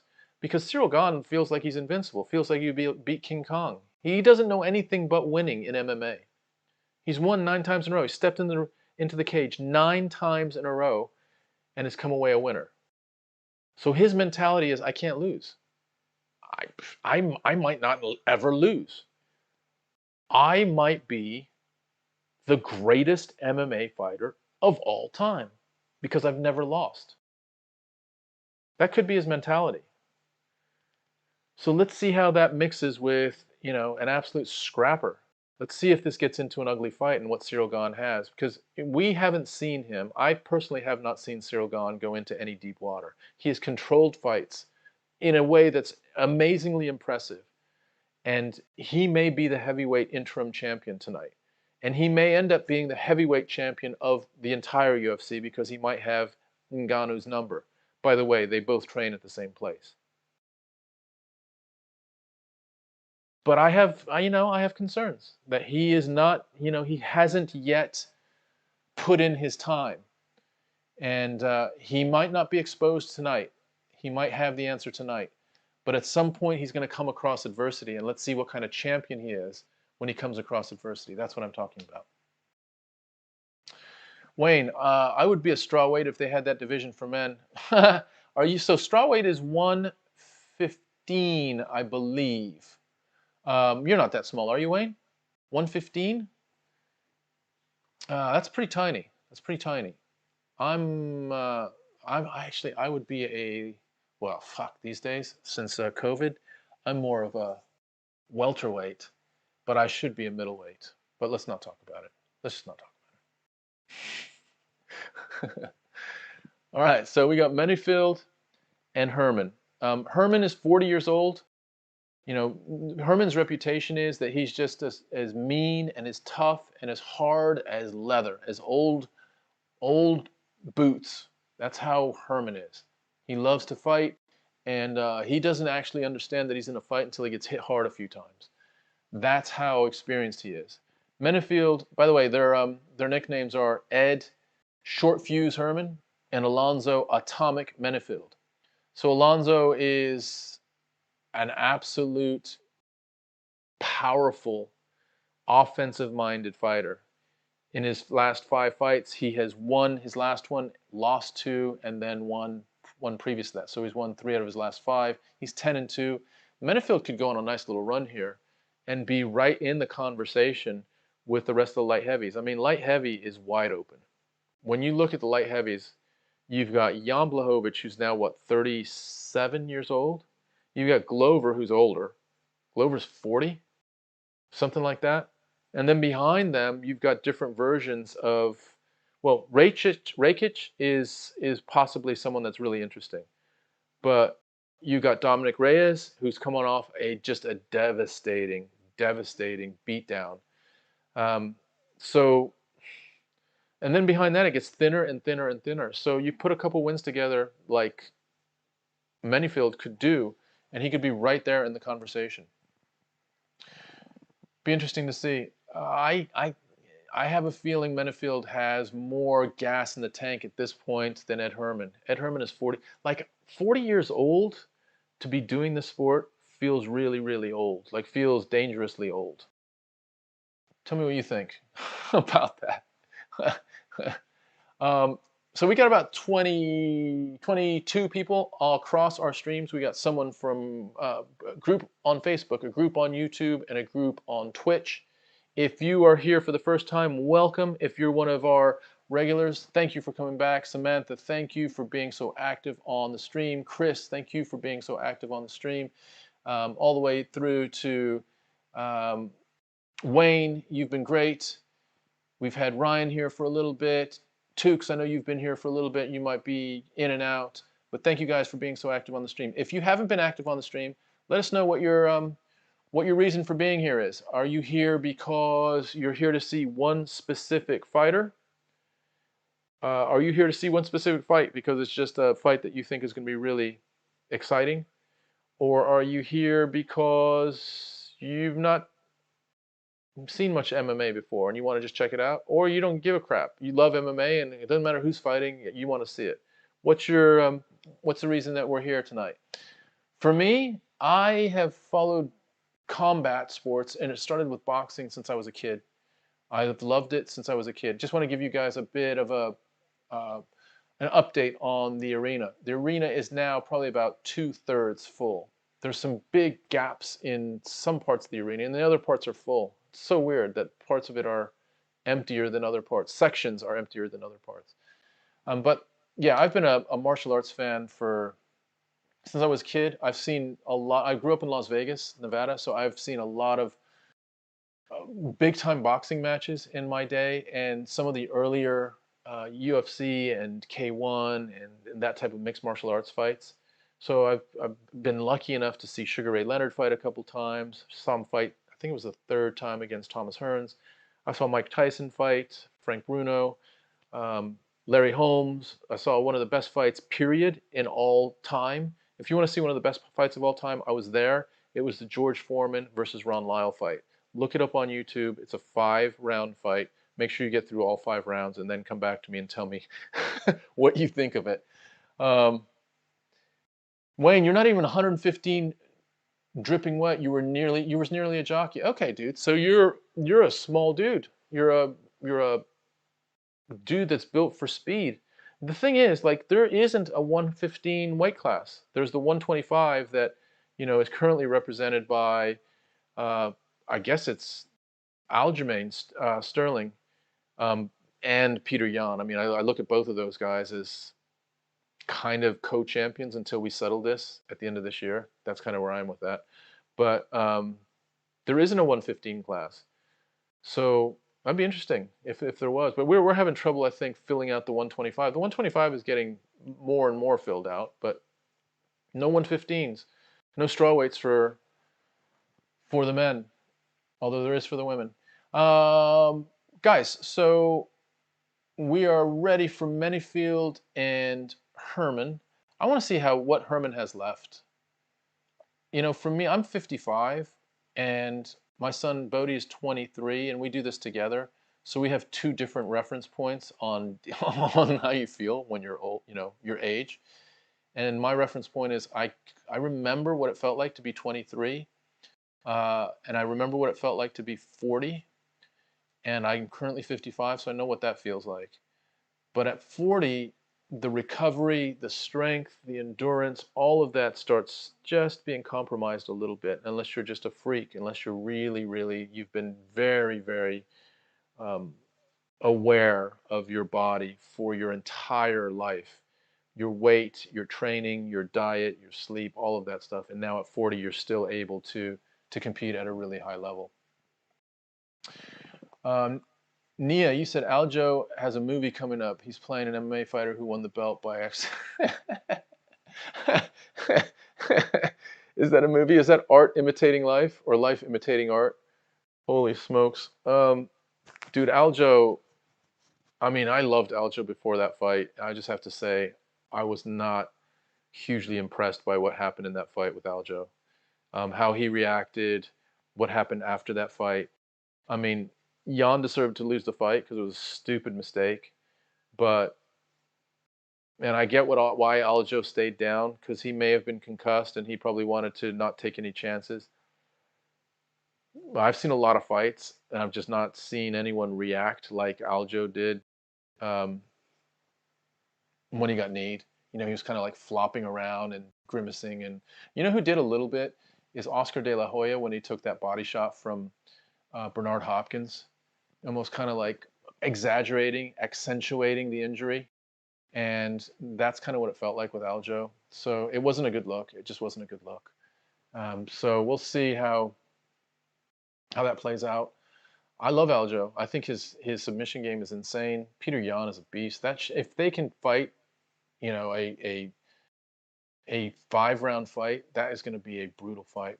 But from what I saw in the first fight, Yan started walking Aljo down after the second round. Aljo seemed like he was at his best in the first round, and then things started really turning toward Yan, and he was just, he was carving him up with leg kicks and then outstriking him. And at that point, Aljo was looking for answers, and it was heading in a direction very similar to how Yan fought Uriah Faber, or how Yan fought Jose Aldo. Those types of beatings is kind of what I sensed was happening with Aljo. Now look, it might not have happened, and Aljo could have snuck a sub in or landed something. That's always a possibility. But it was heading toward, in my view, Yan winning that fight. Until Yan just did something stupid, and they said there was a translation issue where Yan said, "Can I kick him?" So Yan didn't know the rules, and his corner said, "Yes, kick him," or knee him rather. And so at that point, who knows who was at fault, but it was an absolute rookie error that cost Peter Yan his who knows how much money and the title. So let's make it right. Let's make it all right by the next time they fight. I think they fight in October. But we're getting the introductions right now on Ed Herman, who looks like a 40-year-old. He's got that 40-year-old dad body. He's got a body that's similar to mine. But he's, he is Ready to go. Right, I'm going to get our timer ready. They're both being introduced right now. Alonzo Menifield, if you haven't seen him, he is just absolutely stacked. Both upper body and lower body. He's just ripped. And this is after the weight cut. So he cut probably, I don't know, maybe 15, 20 pounds and then rehydrated, and he's still cut. And he's from Dallas, so he's a hometown boy. So there's a lot of people here watching Menifield and hoping Menifield comes through. All right, here we go. This is the start of the round. We got Ring Girl has stepped out. I wouldn't be surprised if this is explosive early. Or if it doesn't end early, then I could see Ed Herman doing some things in the second and third round. Here we go. Start of the first round. Wow, big outside low leg kick by Menifield to start it. And Menifield throws a punch, and Herman counters with a straight left like a true veteran. Like a true veteran. Herman just looks like he's in his backyard. He just looks so comfortable. But Menifield's throwing heat, lots of heat right now. Menifield could absolutely spark Herman. I wouldn't be surprised by it. But you're going to have to throw something that Herman has either not seen before or that's too fast for him to react to, because he's seen it all. Another outside low leg kick by Menifield, so that's 2. My guess is that Herman can take that. Herman can take it probably better than Dos Santos took it earlier in the night. He's just been, oh wow, nice straight, almost like a check left hook as Herman was coming in. It was a very nicely delivered punch by Menifield. Then Menifield throws almost a Francis Ngannou, like a lunging overhand, windmill overhand right that was ridiculous.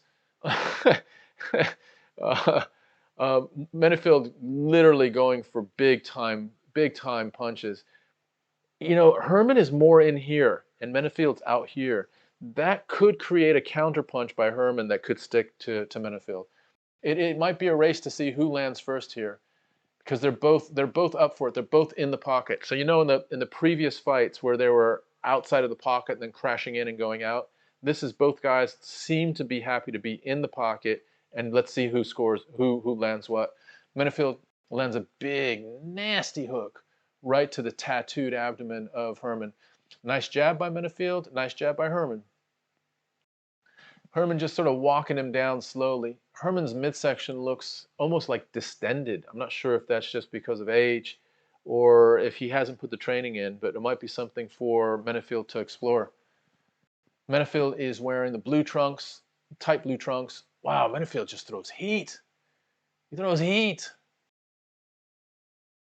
But it's just not, it's not quite as refined as, you know, someone like Francis, where if he throws it, I mean, Francis has his moments as well. Let's not mistake it. I'm thinking of the Jardinio sort of chaos.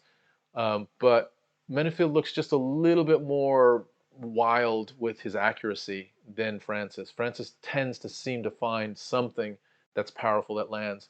Menifield just throws these wild 180-degree, like sideways haymakers that one just missed by a lot. And by the way, Menifield is the type of body that you throw too many of those and you start getting tired yourself. And that's where Herman will come in, because Herman's been down this road before, literally 40 times.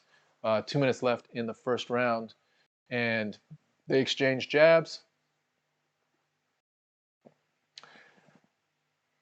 Let's see here. Oh, another outside low leg kick by Menifield. That's the third one. Let's see. I think that one hurt, and you're seeing a little bit of a contusion and some marking on the outside of Herman's lead leg. So that one hurt, and I would go back to it again if I was Menifield. I'd invest in that again and see just how much that hurt. Herman tries. Oh, he hits him with another one. Herman tries one as well, but Herman's outside leg kick hits Menifield in the knee. But Menifield is specifically targeting that calf area. And he's hit him with 4.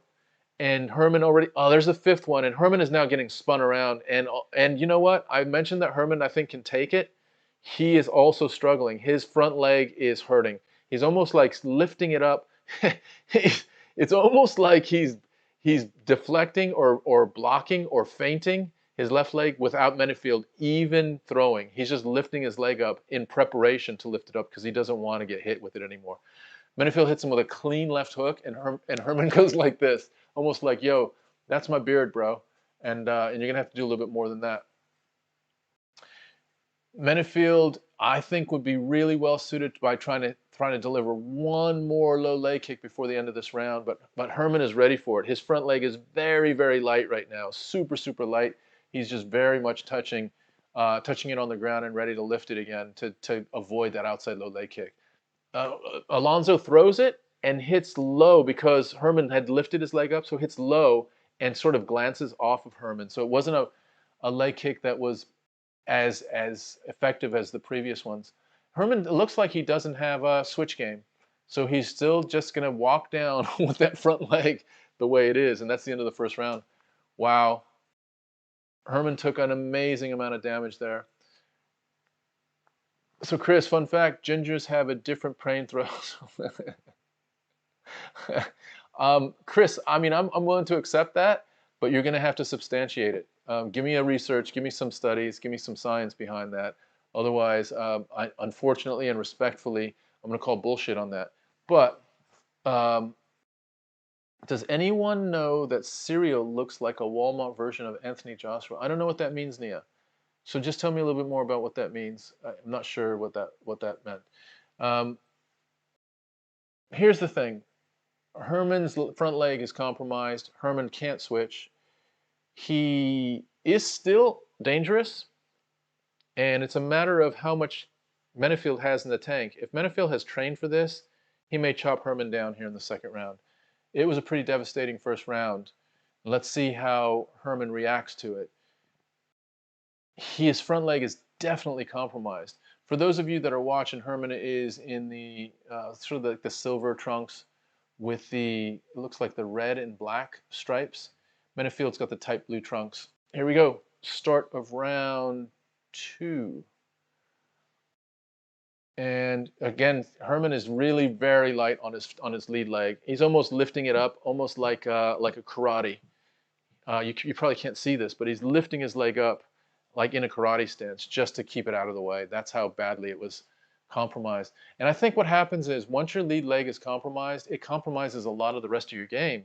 You can't set on that leg to throw that cross, that heavy cross. It can't be sitting there because you're concerned about that leg taking another shot. So it starts lessening some of your other, your other tools, your other skills, your other weapons. The other thing is you're just a little bit off balance, so you're more susceptible to being hit by stuff that you wouldn't normally be hit by. So it looks like Herman is getting hit a little bit more by the straight, almost like a left jab, but then it also turns into like a 45, like a hook as well. Menifield has, it's very nice. Nice jab by Menifield, and then he almost throws a hammer fist in the boxing, in a stand-up. So like a jab, almost like a 45 jab and then a hammer fist. Really weird. Herman throws a little teep. Menifield tries to throw a kick and slips, and Herman jumps on him immediately, tries to wrap him with a reverse naked choke, misses. Menifield just catches Herman again. That's twice he catches Herman. This could be it. Menifield's now going for it. Menifield's going for it. A little uppercut, another uppercut, outside, Menifield's, his technique is terrible. But Menifield is still bashing him, almost like he's hitting him on the side of the head with a frying pan. That's how bad his rights are. His rights are hammer fists in the stand-up striking position. Really, really weird. Salute, I'll tell you what, Herman took it. Herman took it well. Let's see what Menifield has in the tank, because he just unloaded about 20 punches, but then ended with an outside low leg kick to the front leg again. So there it is. That's the 5th one, and I'm telling you, Herman is seriously compromised, and probably about the same place that Dos Santos was in that previous fight. This looks, I'll tell you what, Menifield hopefully has put the road work in, because if he hasn't, we're going to find out. Herman's going to walk him down. Menifield tries a left hook, but Herman, they exchange lefts. Menifield's was a little bit wider, and Herman's was straighter. Herman's now walking Menifield down. Unbelievable that Menifield is now looking like he's the prey and he's not the hunted. Herman, who is completely compromised with his front leg and has taken a lot heavier punches, is walking Menifield down. This tells me that Menifield's conditioning might be in question. But Menifield hits Herman with a big straight left. Really, really hard jab. About 1 minute and 50 seconds left. And Menifield hits him with another left. The left is struggling to miss at this point. But Herman, man, takes a punch. He's 40 years old, and he's taking a punch, man. Another outside low leg kick. This one's a little higher, so this one's on the outside of the knee. But still, dude, his front leg is very, very, it's very, very, let's say, fucked up. I mean, it is bad. Herman is walking him down, but he can't even walk him down properly. Menifield hits him on the side of the head, almost like behind the ear, with a clubbing right. But it wasn't that hammer fist right that was weird. It's more of a traditional right hand that looked a lot better. Menifield is circling to the right. Another outside low leg kick, and Herman can barely walk. Oh, Herman is literally limping right now. Literally limping. His front leg is absolutely fucked right now. And Herman is still, there he goes. For the first time, he switches to the southpaw position. I doubt he's fought in the southpaw position in 10 years. This is how extreme the situation is for Herman. He looks like, you know, the quintessential duck out of water. Like he has never fought in the south. Like he's maybe, like his coach has probably said, yo, let's just strike in the southpaw position for about 5 minutes. And that happens about once every 6 months. That's how uncomfortable he looks. So this doesn't bode well for him. He's going to have to get back into his, there he is. He's back into the orthodox position, but he doesn't know what to do because his leg is so mangled that he does not know what to do here. So he's in the kind of the same situation as Dos Santos was in that earlier fight, where he's not developed his switch game, and he's had to switch. So he's completely, like, you know, disarmed himself. Oh shit, Menifield just cracked him again. Just cracked him again at the end of that round, and that one was solid. Outside low leg kick that chopped him down, and literally Ed Herman is back at the ringside in the corner with ice on his leg and completely and utterly immobilized. I don't know how he comes out for this round. I don't know how he comes out for this round. That was crazy. Let's see what the stats are for those low leg kicks. I mean, that leg is just in horrible, horrible shape right now. Let's just see what these stats are. So 9 of 11. 9 of 11 kicks. Now, not all 11 of them have been to that calf, but I'd say 6 of them have. Maybe 7. 6 very, very decent shots, and about 2 or 3 that have been brutal on Ed Herman. Let's see if Ed Herman can get up. His calf is fucked. Let's see if he can get up. He is a tough dude, man. He's a tough dude. He's just like, man, this fucking hurts. This hurts so bad. But they're calling timeout. I don't know why they're calling timeout right now. Wow. I'm surprised. This is the first time I've ever seen this. They're calling timeout to see if Herman's leg maybe is broken. But there's a physician in the ring examining his leg. And there's a contusion on the front of his leg. On the front of his shin, there's almost like a blood contusion. But he does not have, so the physician comes in, he feels around on his leg to see if there's anything broken. There isn't, and Herman is going to continue. Basically, they did this. Basically, they did that because Herman is so damn tough that he wouldn't have quit on his own. So the referee was like, look, Herman's not going to quit. Let's just make sure that he hasn't broken his own leg. Herman has now he just fallen to the ground, and Menifield has top position and is just slamming him with hammer fists. So Herman now has, Menifield has Herman in side control. Herman's flat on his back. Menifield has the side position and looks like he's trying to set up a Darce. He was trying to set up a Darce, but no, he's now released it. Menifield is in side position right now, and he's moving over much more to the top of Herman. I tell you what, Herman can't be happier right now. He cannot be happier because he's not getting his leg fucking banged on. So Menifield walks away from him. Let's see if Herman can actually get up. He gets up and his leg almost buckles from under him. So Menifield does the right thing. He had him on the ground. There's 4 minutes left, and he gets up so he can look to see what further advantage he can take in the standing position. Herman is trying to bounce up and down. You got to give Herman so much credit. That is just a tough dude. Tough dude. Right now, Menifield isn't throwing much offense. Neither one of them is throwing offense. Herman is in survival mode. Menifield jacked him. He hits him. He tries to hit him with an uppercut and then hits him with a looping left hook that did connect. And Herman kind of crumpled up against the fence. I'm not sure if it was because of the leg or because it was the shot actually did that kind of damage. But Herman is compromised big time. And he can't throw offense from this position. That's the problem.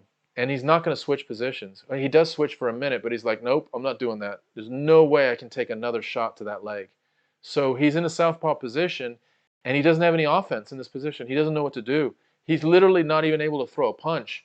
I think he's concerned that if he throws a punch, there he goes. So basically what he did is he threw a leg kick, which then moved him into the orthodox position for a moment so he could throw a right, and then he switched back into southpaw. So this might be the way he does this.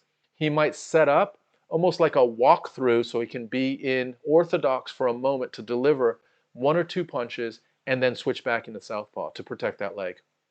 That's what it looks like right now. But in the southpaw position, he's literally helpless. Hey, what's up, Bob? How you doing, Bobby Tashios? How you doing, brother? Chris Zimmerman, can you tell Justin where he can watch the fight tonight while I'm doing a little bit of play-by-play? Herman is an absolute beast. 99% of us would have said I can't go on at this point. They brought a doctor in because he's too tough for his own good. He can barely walk on his leg. It's about as close to him being a one-legged fighter as you're going to find. He has to have his front leg forward in a southpaw position because he literally cannot take another hit on it, or else he's just going to be chopped down. But you know what? Menifield is not doing anything to take advantage of this situation. I think Menifield is thinking, I won the first 2 rounds, so I'm just going to ride this out and just get the W.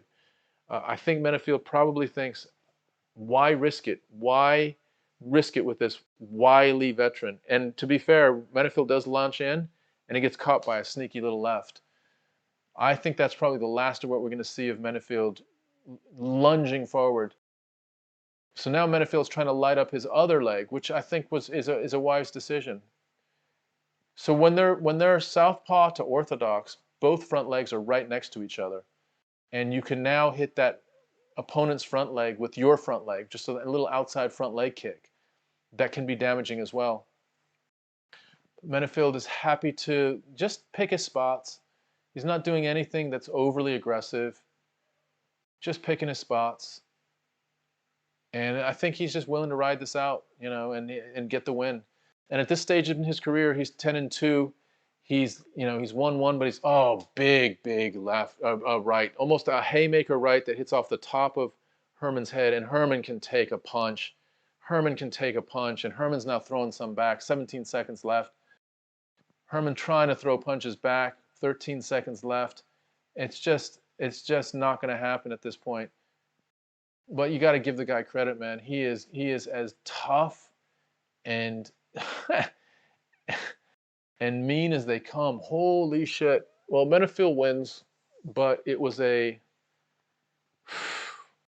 just a picture of toughness, of what toughness really is. And man, there we go. Herman's going to win that one. Let's just see. Menifield's going to win that one. Let's just see what the stats are going to say. The final stats are that Menifield ended up landing 12 of 14 leg kicks, and that was the fight. That was really the fight. Menifield also outlanded him with strikes, with significant strikes, 79-38. So it's going to be a pretty, probably a 30-20, probably 30-25, 30-26, something like that. But give it to Herman. He's a warrior. He's 40 years old. This was his 41st fight. He does this probably for different reasons than other people. He's never going to be a champion. He knows that. He's probably not making that much money. He probably is making a decent amount of kit money, because at some point there's kit threshold. So for Venom has to pay him the highest, the maximum amount of money for wearing the Venom kit, but 30, 40 grand, something like that, maybe 50 grand. And that is the way he makes a living. And it works for him. Pretty impressive. Guys, we have about 30 of us across our platforms in YouTube, Twitch, and Facebook. If you have been here just for the first time recently, if you could reach out to our YouTube channel and hit the subscribe button, that would be amazing. We've pinned the subscribe link at the top of the comment chat. So that would be amazing. If you were able to do that, we would be very, very grateful. My name is Tom. I am half of the Homie and the Dude team. My son is the other half. He's not here tonight. He is taking a well-deserved vacation.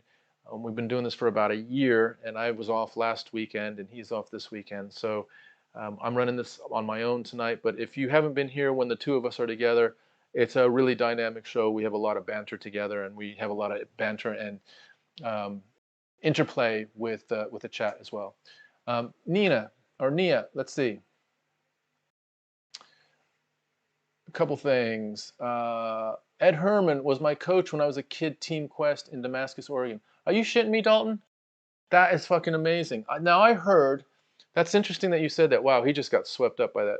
I was listening to Dan Hardy, and Dan Hardy said that when he went to train with, in that, I think it was Team Quest up in Oregon as well, Herman was running courses there as well, and Hardy was running, was attending those courses with Herman, and I think they became fast friends. But he said that Herman was just one of the toughest guys he's ever met. Amazing. What's your recollection or your memory of him? And how long ago was he your coach? And are you absolutely blown away that he's still fighting? Nia, fun fact: gingers can survive underwater for up to 3 hours. All right, we're gonna draw a line under that. That is just ridiculous. But thank you for the fun fact. Nia, do you think Dustin could sit out the fight versus Oliveira to wait for another cash grab against Conor? Because it would be hard to give Conor a title shot against Dustin if Dustin becomes champion. No, no, no, and no. I just no. Let's just not talk about that. I don't even want that to be in the public consciousness. Dustin has to fight Oliveira, and Conor needs to fight someone else before he fights Dustin again. And that's just how it has to be. I think Conor should fight. Someone mentioned, I think it was Chris Zimmerman mentioned Tony Ferguson would be a good fight for Conor.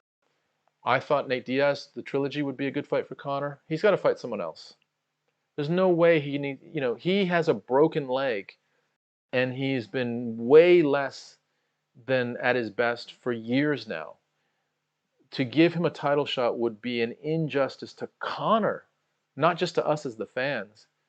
Like, you would literally be rolling him out, almost like in a Coliseum type way against he's just not at that level. He's not at that mindset.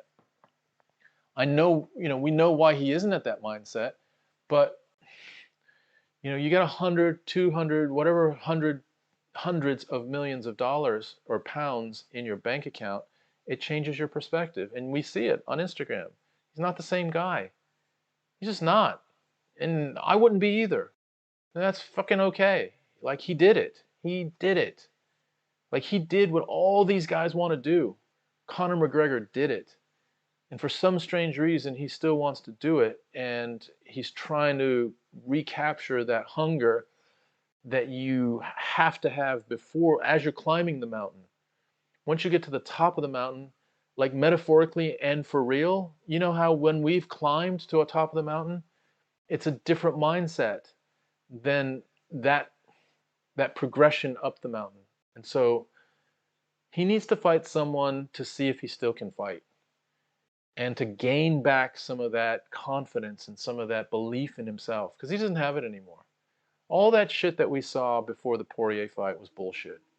It was bullshit. We know it was bullshit. It was fabricated, and it was conjured up, and it was created, and it was manufactured, and it wasn't real. It wasn't that old Conor McGregor mojo. He doesn't have it right now. Can he get it again? Maybe. Probably not, but maybe. When he had it, it was fucking amazing, and it got him to a point where he's at the pinnacle of all sports. But, you know, he's probably on the downside of his career, and he's having a tough time accepting that, which I understand. You know, his ego is so big, and he's had to have such a big ego that it's tough to rationalize that I'm not the same dude I used to be. Anyway, let's go back to some of the comments. He took it like a man. Yeah, he did, Nia. He did. Justin Sparks, where can I watch the fight tonight for free? Justin, you're going to have to use your own creativity, brother. You're going to have to go hunt down, either pay for it. I suggest you pay for it. And then the other option is to figure out a way to be more creative. There might be other ways to do it, but this is not going to show the live stream. We're going to just be here and hang out. So good luck with that. Bob, what's up? You working tonight, Bob? And are you watching the fights or are you just listening? Chris Zimmerman proves what I was saying earlier. I wasn't talking out of my ass. I was quoting a scientific study that was done. All right, man. I'm still gonna say bullshit until you can actually give us a link to that scientific study, because I've not heard of this study and I feel like I should have. So, Chris, I'm going to give you the benefit of the doubt and say temporary bullshit. That statement, I'm not even going to repeat the statement, but if you can give me a scientific study that proves what you said, then we'll reconsider it. Anything other than that, it's going to be parked for now, brother. All right. Chris says Conor is fighting purely for ego at this point. I agree. Like, he doesn't need the money. I mean, he was champion. He was double champion. He's had tremendous performances. He's fought some of the best fighters in the lightweight division and in the featherweight division. So what's he doing this for? Like, literally, like, if anyone has any ideas why Conor is fighting, put them in the chat. Because if it's not for ego, what is it for? It's pretty obvious that he isn't training like he used to, because he's good for about a round now. And at least with Khabib, he put in, a very strong, at least the first 3 rounds were pretty strong. So he's not even up to the Khabib level of training. So let's talk about it. Why is he fighting? And what is his mindset? And is he going to be a guy that's going to struggle with letting this thing go, with stepping away? I have a feeling he is. I almost put Conor McGregor in the Tony Ferguson category, where both of them had to have the ego and the confidence and the supreme belief in themselves. They had to have that to be as great as they were. But then when you're not as great as that anymore, and all of that belief is still there, that can be a really, really tough place. It can be dangerous, because you're going into the fight, and we've seen it with Ferguson now in his last 3 fights, where you are not the guy you used to be. And I think it happened mostly against Justin Gaethje about a year ago, where he just absolutely got beaten up badly. And Ferguson was a legend up until that point. He'd won like 11 straight fights. And it's a crying shame that he didn't get a championship fight. But he loses to Gaethje. He gets dominated by Oliveira. And then he loses to Dariush in a different way. And he comes away from the Dariush fight, and 2 days later he's talking about how he's, going to be better than ever, and how it's all a fluke, and how, watch out for him and all this. And it makes us wonder, like, is there anyone or anything that can penetrate through that and say, Tony, listen to me. Right now, listen to me. The guy that you were subbing guys like Anthony Pettis, and, earlier in your career, the fantastic Darce finishes that you had, and the wars that you had against different guys, that part of you isn't what it used to be, and will never be what it used to be. I'm telling you because I love you. Like, someone needs to talk to him like that, and get to a place where he can accept it, where he can hear that. Because at this point, Tony Ferguson, Conor McGregor, these types of personalities that have this undying belief in themselves can tend to have a really bad ending to their career. I don't mean like something tragic, but I mean an Anderson Silva-like ending where you lose 8 fights, and you're just not the guy you used to be, and it starts staining the memory of who you were, because this extends over years. This exploration of trying to recreate your magic extends over years, and so Ferguson is now in his second year of this Tony Ferguson, of this version of Tony Ferguson, and he's going to have another fight coming up, whether it's against someone like Conor or someone like Nate Diaz. That's the type of fight Ferguson should be looking for. Maybe a Dan Hooker, something like that. And let's see what he has. And he might be able to put a win or two together. But as far as Ferguson fighting at an elite level, from what I saw in that last couple rounds against Gagey, what we saw against Oliveira and what we saw against Dariush, Tony Ferguson has left the building. He's not here anymore. It's a bummer. And it's a bummer to see this, man, because this is the part of the sport that we don't like, where these guys start taking beatings. We start thinking about their long-term well-being. Nia says Conor has wasted his prime in his last good performance. Was his last good performance against Khabib. I know he got dominated, but he made it to the 4th, and look what Khabib did to Justin, Johnson, and Al Iaquinta and Barbosa. You're right. I thought Conor really. Let's say this: Conor's had some incredible victories, but as far as competing in the deep water, I thought he did a pretty good job against Khabib until that 4th round, where I think he got compromised. His conditioning got compromised. But Conor can't go 4 rounds anymore.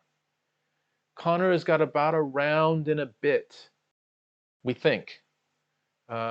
It seems like if he doesn't break his leg, he gets through the 1st round. But how compromised is he after that? While I'm talking, we've got Vince Morales. Let's just catch up. We've got Vince Morales and Draco Rodriguez that have stepped into the octagon. And let's just get our timer ready here.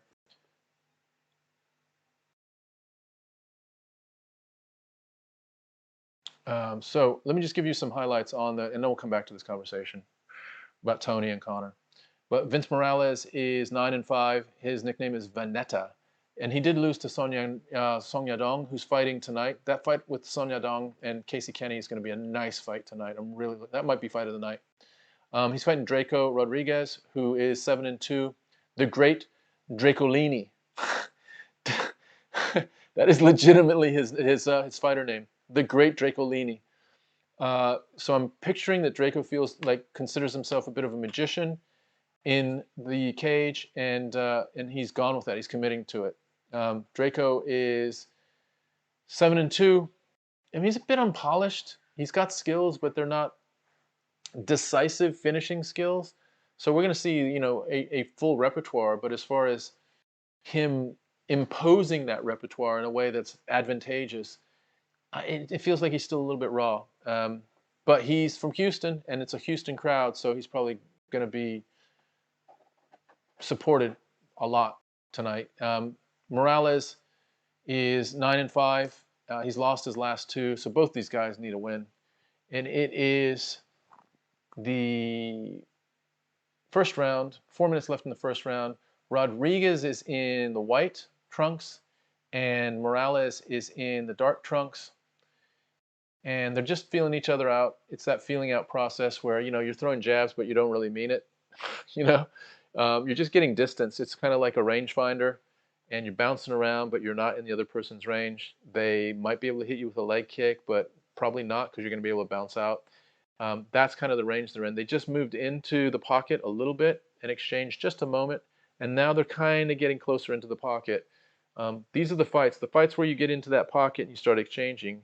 The more they're in there, the better the fight is. By the way, they're both winging outside low leg kicks because they've seen what's happened on earlier on in the night, and the outside low leg kick has dominated the night like it has in the past. About 3 minutes to go. And let's see here. Put the clock on. They're exchanging low leg kicks. There's one that landed right now. So Rodriguez hits with an outside low leg kick. Rodriguez kind of moves in to close distance. I thought he was going to clinch or try to get a body lock, but he sort of released and moved out again.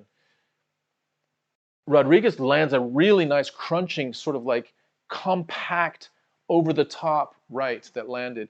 It was flush, but it didn't do a tremendous amount of damage. But let's see how Morales copes with that, and if there's more of that to come by Rodriguez. They're still sort of just on the outside of the pocket. Little teep kick, front teep kick by Rodriguez, trying to just sort of secure that distance, try to touch him right in the abdomen. Morales throws a 1-2-3, but he knows he's not going to touch him with that. It's just to kind of loosen up maybe, or just to see how close he can get. But it certainly wasn't to land. He knew he was 6 inches away.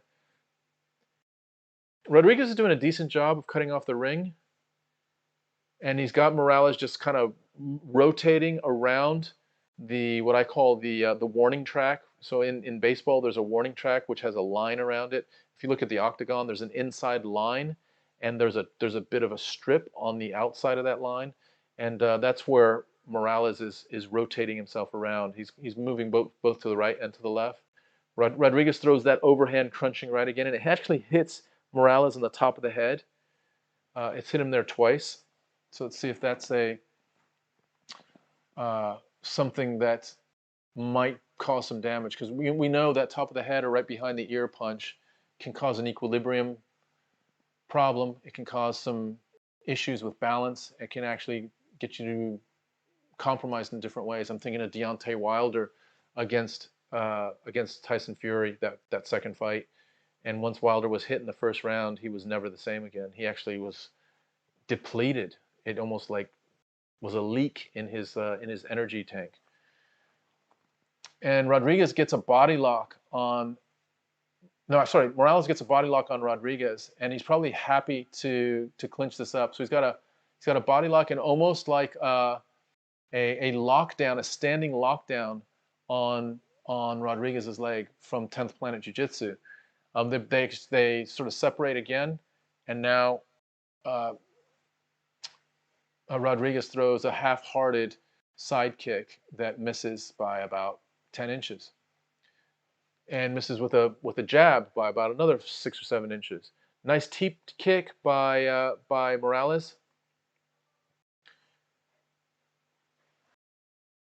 Morales now opening up. Rodriguez has got this really, really nice, and that ends the first round.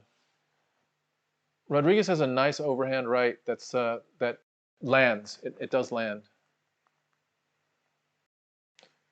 So we're now in Morales' corner. Morales looks like he's got a little mouse above his eye. Sorry, below his eye, and they're putting this metal. They call it a compress, and they ice it in between rounds. The compress, and then they press it against, and it's like a plate of frozen metal, and they press it against the skin, almost like to disperse the blood or the blood vessels further into the face. Just want to pick up with some of the things we were talking about. Let's see. So let's pick this up.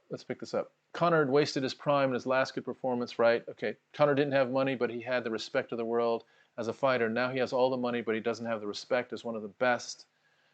I think Conor is addicted to people worshiping him. It could be. I mean, and I get it. It's, that is a cool thing probably to feel, and to have, 20,000 people cheering for you is probably pretty addictive.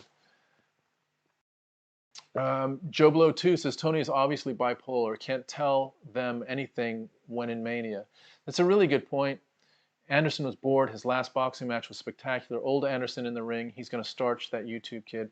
Yeah. So is Anderson actually fighting? Tell us who Anderson's fighting. Is he fighting Logan Paul? Is that what the plan is? Because if it is, man, I don't think I want to see it.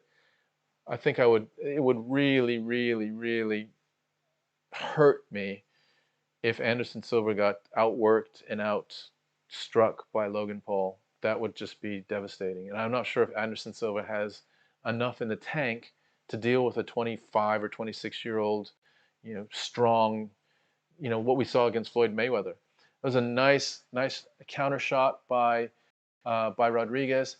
Morales is trying to close the distance now a little bit more. So Morales is in the dark trunks. Morales tries a teep kick and gets countered with a straight jab, which was quite funny. The teep, and it almost tipped him over. Rodriguez is trying to clench. He's got an underhook and an overhook, trying to drive him right to the fence. So Rodriguez has driven Morales to the fence and is digging for a single leg, but Morales dips down, really, really dips down low, and Morales is going for a. He's just got his arm. He's got his arm in a little bit of almost like a Windsor lock or something, and Rodriguez is pinning him up against the cage. Morales is going for a standing Kimura almost, and now they fall to the ground. Morales is on the ground. He rolls off the ground. Nicely done by Morales. Really, really nice sort of scramble. It looked like he was going to fall into his guard, and he just gave him his back for a minute, but it was like rolled his back around so that he didn't give him much of his back. Nice trip by Rodriguez. So Rodriguez gets him down again and has a little bit of his back, but give it to Morales. He's back up again. Rodriguez this round has changed his strategy quite a bit, hasn't he? He's really digging. He's digging for a body lock at this point. He gets the body lock. So he locks both of his arms around just underneath the glutes of Morales, underneath his ass, just underneath, and he picks him up and drops him. So he's got Morales on the ground, but Morales is pretty good at getting up. But here's the thing, Morales is good at getting up, but he may get himself in a position that he may give up his neck if he's a little bit reckless in getting up, I guess is the point. He just gives his back up and assumes that he's going to sort of get up without any consequence. About 2 minutes left in this round. And they're back up in the center of the cage. So I'm thinking Rodriguez is now thinking, I want to get him to the ground, or I want to explore the ground a little bit more and see how that plays out. Because that's where he has had the most success. When they're just striking with each other, it's very 50-50. There's no advantage anywhere. Although, wow, Morales got the advantage there. A 1-2 by Morales that landed, both of them landed cleanly. So started with the left and the right. Morales is an orthodox fighter. Tries an outside leg kick. Not many kicks this fight, and it's it's a bit surprising because we've had so many kicks in the early prelims that we're almost expecting to have more kicks. It looks like Rodriguez is he going to try to shoot again? That's the question. Get that advantage again up against the cage. It looks like he's released. He's now shifted to a different strategy. So that begs the question: is Rodriguez a little bit sort of scattered with his strategy? He imposes himself up against the cage, gets a little bit of an advantage, and now has been standing up and striking for the last minute. So unless he thinks that he was investing in conditioning by draining Morales a little bit so that he can strike him a little bit better standing, that could be the case. But he just has had a lot more success when he's up close. About 28 seconds left. And they're just posturing in the striking position. Nice 1-2. Nice 1-2 by Rodriguez. Very, very clean. Oh, nice. That was a very, very nice straight, almost like a check hook. Very nice check hook by Rodriguez that landed cleanly. It didn't rock Morales too much, but I know if he felt it. I know he had to feel it. And that is the end of that round. Let's just look at the stats and see where we are with. So very, very close. 35 of 94 strikes by Morales and 37 of 92 by Draco Rodriguez. So almost identical.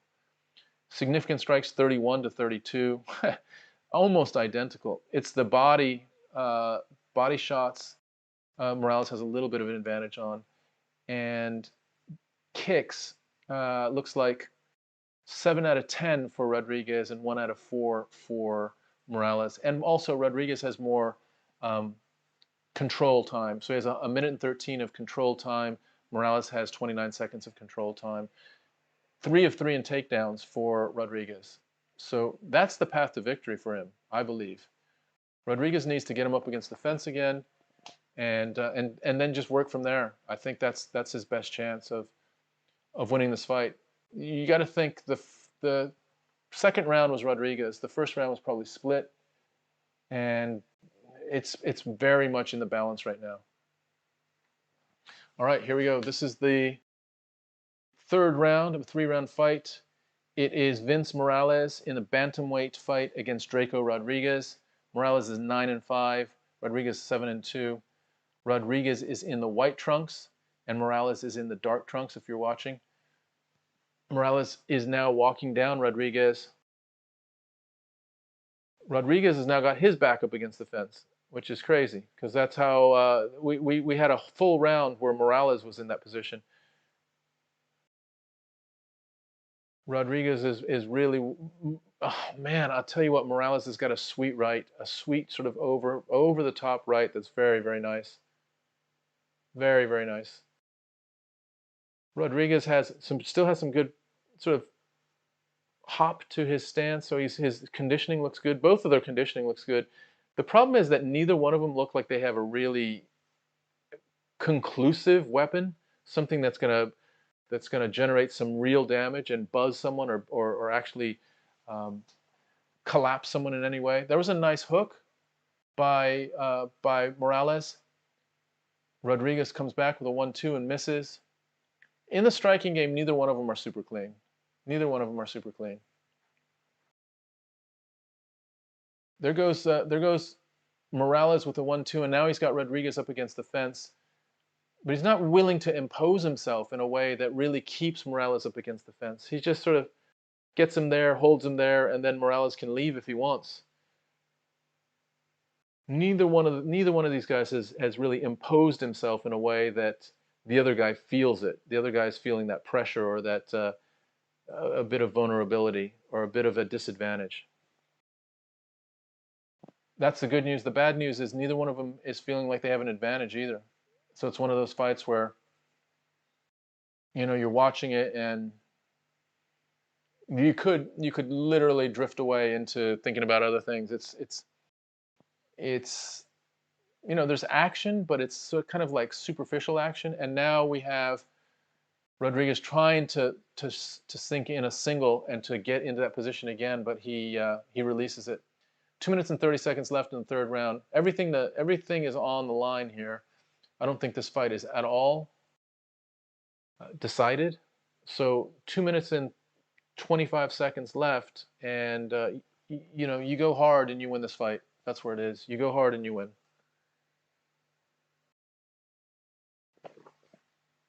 It seems like they're both just very risk averse, so they're not really willing to take that extra chance to land something significant. And thus we have a fight where not much significant has been landed, whether it's kicks or strikes or anything sort of on the ground. And now we have Morales that's going for a body lock and driving Rodriguez up against the fence. Now Morales is trying to dump Rodriguez, and he can't dump Rodriguez. He tried to get him from down below, and his arms sort of slipped up, almost like slipping up a greased pole, and couldn't lift him off the ground. So they're now standing again. Minute and 32 seconds left. I have no idea who's winning this fight. No idea who's winning this fight. It is very back and forth, but in the worst kind of way, where there's stuff being thrown, but it's not significant enough to generate any real attention or excitement by the audience or I think by the fighters. The fighters are just sort of playing at a safe distance where, you know, if they land something, it'll be a fluke. because they're landing, everything that they're throwing with power is out of range. There was a nice little hook by Rodriguez, a counter hook. Rodriguez tries to lunge in with a straight right, misses. Morales misses with a left. Again, just a little bit out of range. Now they're in range, so they kind of crash into range. They throw 3 or 4 punches.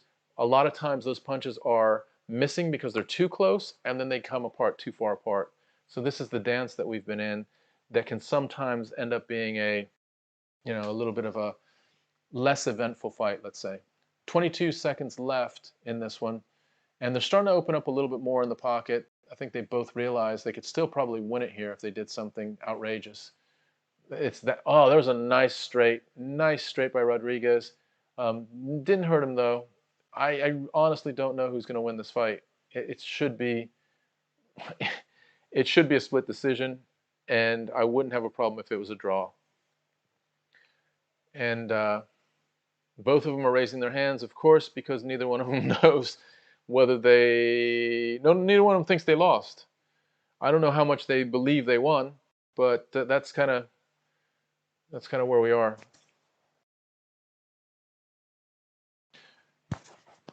Let's just look at the final punch stats on this. No knockdowns. It turns out that Morales actually extended a little bit further away from Rodriguez in striking. So he ended up with 76 out of 187. Rodriguez was 57 out of 157. So almost 20 more strikes. That is noticeable.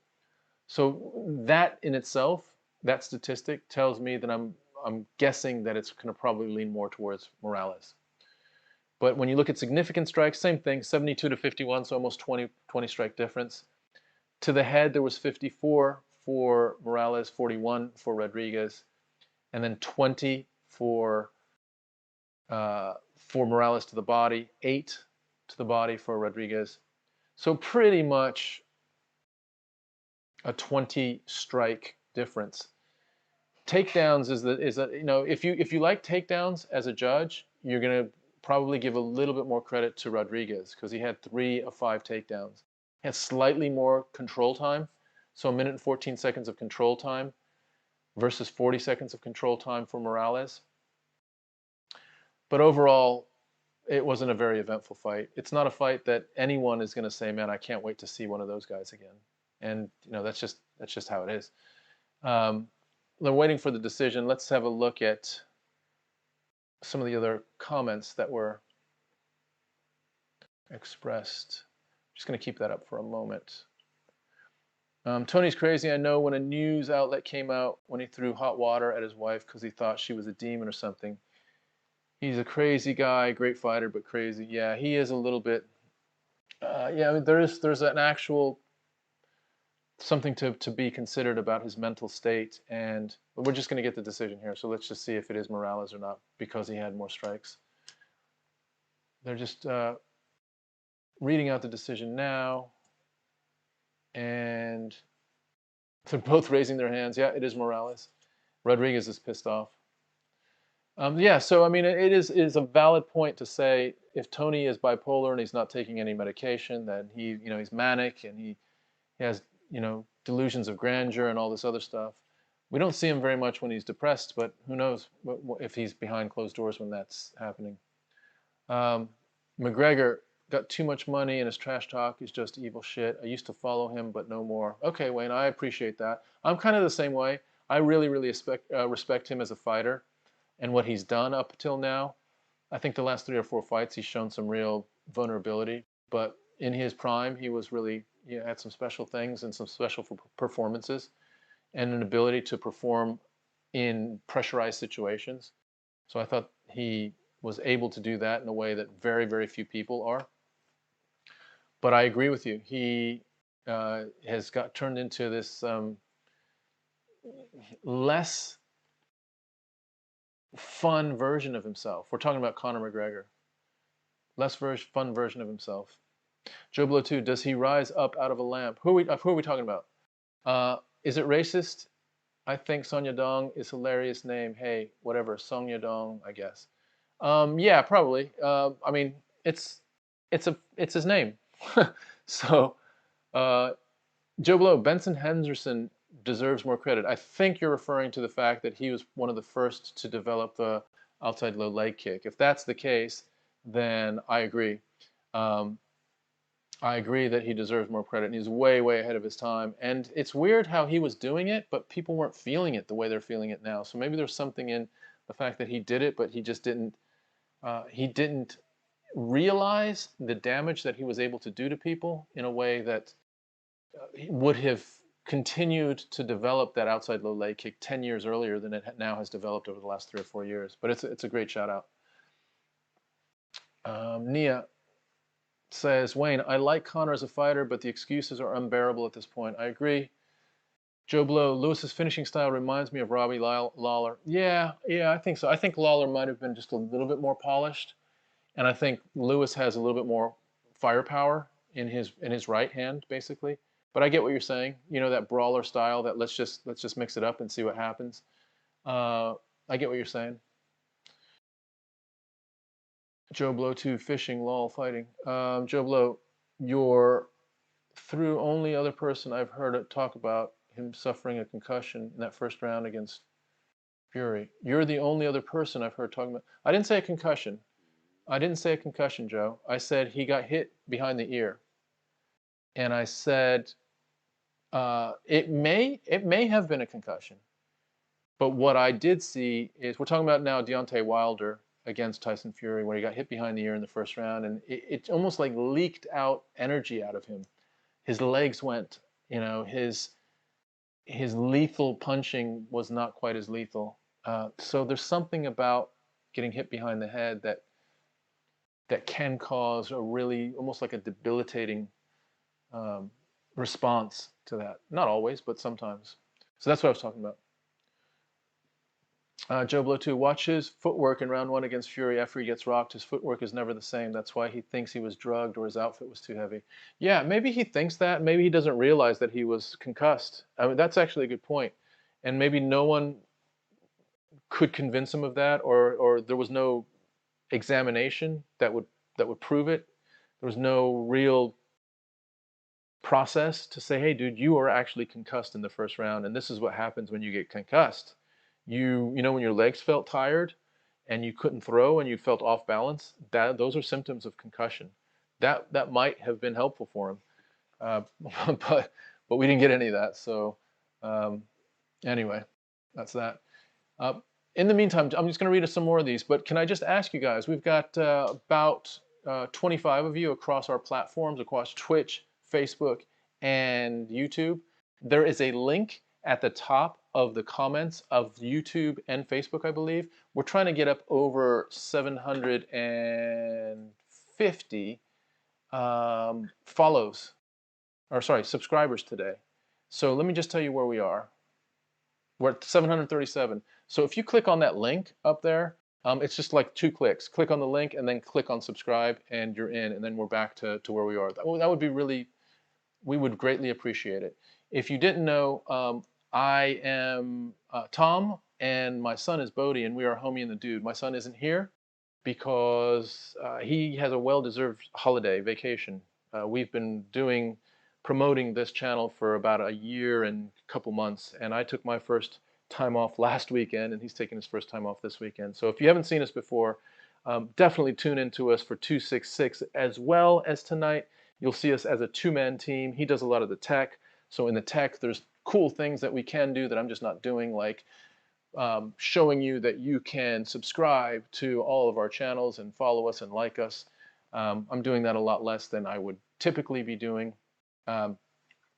But our channel is Homie and the Dude. We do a podcast that has, we interview UFC fighters, we've interviewed Bruce Buffer, but we also interview other creatives, if you will, across all different mediums, actors and musicians and tattooists and skateboarders and all sorts. So have a look at our channel. You might find something that you like in the podcasting realm. But tonight we're all here because we love UFC, and if you are here for the first time, let me know where you're here from, and also let me know who you're here to see specifically, or which fight you're here to see specifically. The next fight is a banger. It's, I think, potentially a certainly a showcase for someone that is potentially going to be one of the new stars of the I think the lightweight division. So it's Rafael Fizziev, and he's 9-1, and he's fighting Bobby Green, who's 27-11-1. So Fizziev is a true technician in the stand-up striking game. So we'll see how this plays out. Let me just read through some more of our chat. Bed Early Productions from Reddit, my dude. Yeah, brother. Thank you. Is that from some sort of post on Reddit or something or other? But dude, thank you for being here. Where are you from? Where are you calling in from? Are you from the States? Are you from the UK? Are you from other parts of the world? Tell me where you're from, Bed Early. Joe Blow, that's in the works, not announced yet. What's in the works?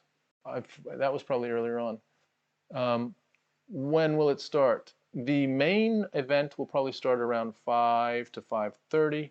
The next fight is Bobby the King Green, versus Rafael Ataman Fizziev.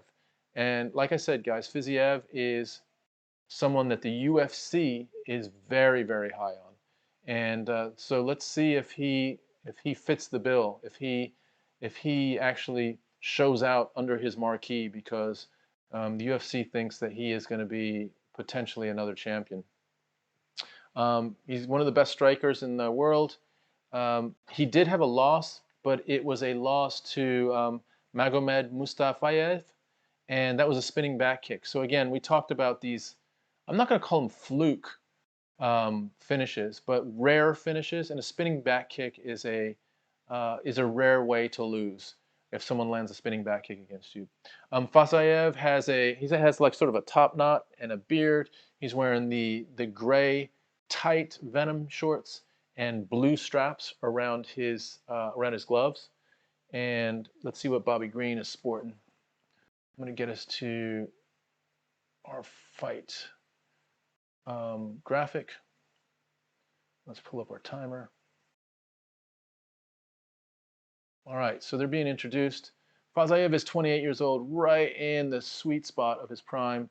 Bobby Green's 34. Green is 2 inches taller than Fazayev, 5'10" versus 5'8", and Buffer is just introducing them now.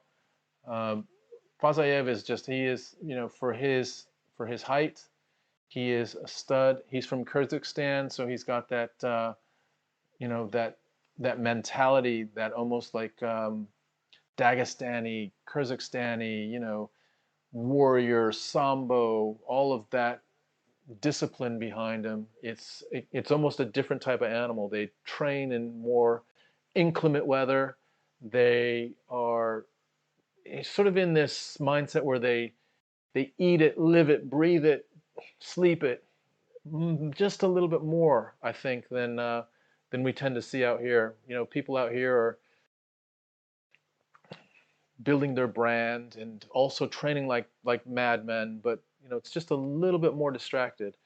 Whereas out in that part of the world, it's a very, very much a true lifestyle. All right, here we go. Bobby Green and Rafael Fizziev. Let's see if Rafael can bring it like I've been talking. Otherwise, you're gonna think I'm full of shit. Here we go. They're touching gloves in the middle of the ring, and you'll see that Fizziev is in the orthodox stance, but he switches a lot. And Bobby Green is in the orthodox stance. He's also switching. So they're both literally switching back and forth. Looks like they want to exchange. Fizziev throws a winging outside leg kick to the head, but misses and misses again. Now look, Fizziev has got shorter legs, noticeably shorter legs than Green. So he's missed 4 kicks in a row. Not even been close. So he's going to have to find a way to close the distance, and this could end up being part of the battle, and seeing if he can figure. And he's this is going to be part of his journey as a lightweight, a 5'8" lightweight. How do I close distance against some guys that are much taller than me? You think about guys like Charles Oliveira, who's probably 5'11". Now you're looking at a 4-inch height differential. Yeah, we're seeing about a 2-inch height differential, but to me it looks like it's even more. To me it looks like it's about at least 3 inches different. Bobby Green shoots a teep kick in, And he's talking now to Fizziev. Fizziev is just winging kicks and not landing them. So he's having trouble. Oh, there he goes, though.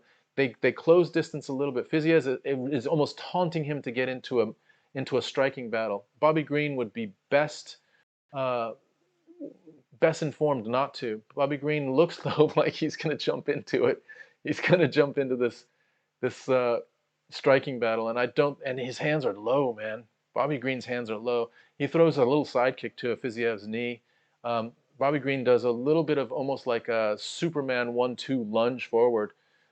They're just outside of striking distance right now. Fizziev misses with a 1-2. Problem for Fizziev here is they're definitely outside of his striking and kicking distance, but Green is taller and longer, so they're just outside of his distance, or maybe just inside of his distance. You know, a couple inches, and he's able to strike and kick, where Fizziev is missing. All of his kicks are missing. He just landed with a 1-2. So there's the striking that we've been talking about. Green comes in just for a second, and the 1-2 just pieced him. 1-2 nicely. Green hits him with an outside leg kick. Fizziev tries a push kick up the middle. That lands as well. So at this point, Green has his hands worryingly low, like worryingly low against a striker. I don't know why he's doing that. It's bugging me though. Get your hands up, Green. Get your hands up, dude.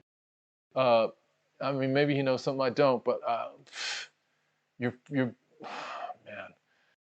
He is outside of distance, so maybe as they close distance, he'll raise them. But his hands are literally almost straight down, and he's bouncing right in front of Fizziev. Green comes in with a lunging left, another lunging left. And Fizziev is closing distance a little more up against the cage. He closes distance against Green, and Green literally turns his back to him and runs away, circles now back to the center of the octagon. Fizziev's going to have trouble. He needs to land something clean to close distance and then land more clean things. But currently, he's struggling with landing anything clean because he just can't get into distance. He can't get into range. So about a minute and 23 seconds left. And I mean, I'd probably give this slightly to Fizziev. There's a nice outside leg kick to the body, just underneath the arm, that Fizziev lands to the left side of Green's body. Green tries to lunge again. I mean, Green doesn't have a good strategy here. And Fizziev is really being emotional. He's like almost like egging Green on, which I think is actually working. Green seems to be, buying into that. He's he's marching forward as well, which I don't think is a good idea. I'm not sure what the best idea is for Green at this point, but marching forward with your hands down is not the best idea. I'm pretty sure of that. Fizziev, though, is missing, and all the buildup that we had of him, he just switched to southpaw briefly now and switches back to orthodox, is proving a bit underwhelming in this first round. About 25 seconds left, and I'm going to give the first round to Fizziev just because Green didn't do a lot, but neither did Fizziev. Fizziev did just slightly more. Green misses with a kick. 5 seconds left. A lot of taunting and talking and posturing. Fizziev hits him with 2 kicks there. There was 2 nice outside leg kicks, one on one side, the other on the other side. So that was very nice. All right, let's have a look. Joe Blow, Reddit. Yeah, we have a presence on Reddit where we post stuff on Reddit and invite people to come over to the YouTube or to the Facebook or what have you. If Yassine, when will it start? We are in the middle of I think this is the last fight of the undercard, if I'm not mistaken. Yep, this is the last fight of the undercard. So we're just in the first round of the last fight of the undercard. This is the main fight, let's say, of the undercard. So the main card will start here in about 20 minutes, maybe longer actually, because they do a lot of promo before. So 25 minutes or so, 30 minutes. And that main card has 5 fights on it. So the main fight, the Derrick Lewis Ciryl Gane fight, will probably not be till let's see, it's 3:15, 10 to 3. Probably at least 2 to 2.5 hours from now. 2 to 2.5 hours from now, I'd say. 2 hours at least, but 2.5 hours probably from now. Let's start this round.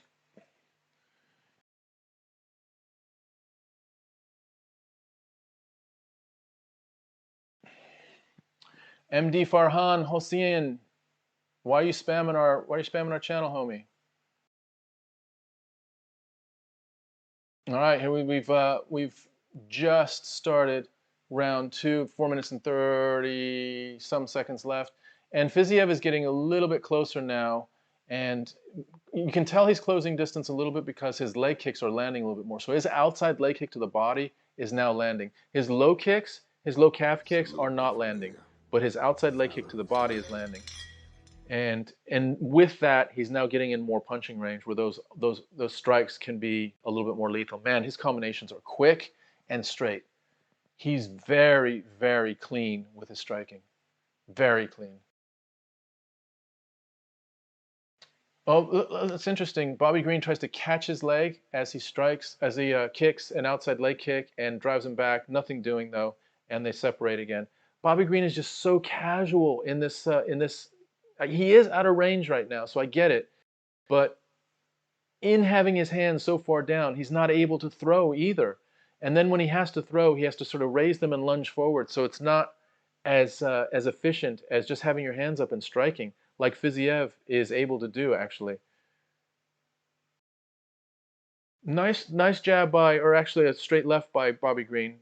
So Bobby Green is he's switching. He keeps switching from southpaw to orthodox. Fizziev is now lighting up his legs. So it is now happening where Fizziev is reaching him at his legs. And that is a good sign. So Fizziev can reach his legs. The next thing that comes is the head and the body. Nice side kick to the body.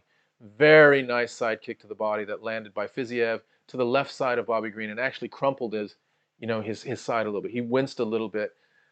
Fizziev just lands big. And now here we go. There he goes, lands again. I think he's hurt Bobby. I think he's hurt Bobby a little bit. But Bobby comes back. Bobby comes back and counters. So Bobby's a fighter, man. Fizziev is landing big. Oh, man, he's just up for it. He's just marching forward. He's very similar to a Peter Yan. Very similar to that sort of mentality of those low leg kicks, chopping kicks, and then coming forward. Very sort of square so that he can hit with both hands. He tries to hit him now with almost like a high kick that lands against the head. But Bobby Green blocks it a little bit. Bobby Green tries to land a few punches. The problem with Bobby is he doesn't have a lot of power in his strikes, so he's not doing anything that's keeping Fizziev off of him. Fizziev is feeling a lot more confident in this round. 2 minutes to go in the round, and he's really found a home knocks him again with a nice outside right that hits him up top of the head. Bobby Green takes a good punch, and by the way, he's really game. He's been hit a couple times, and he's right there. Nice little outside leg kick to the outside of Bobby Green's front leg, and then he did an inside leg kick almost to the opposite side of the exact leg, so on the outside of the knee and the inside of the knee. Bobby Green does a little teep kick, triple jab, and then switches stances again. He's continually switching stances, which is, I think, putting Fizziev a little bit off.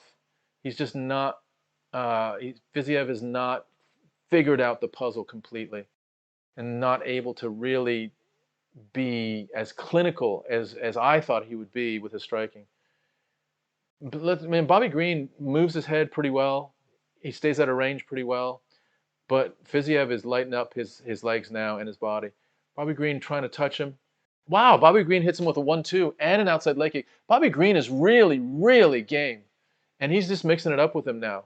Bobby Green absolutely game and mixes it up with him, takes an underhook. They're both up against the fence now, taking a break for the last 44 seconds. They deserve a break right now because about 20 to 30 seconds they were just throwing heat.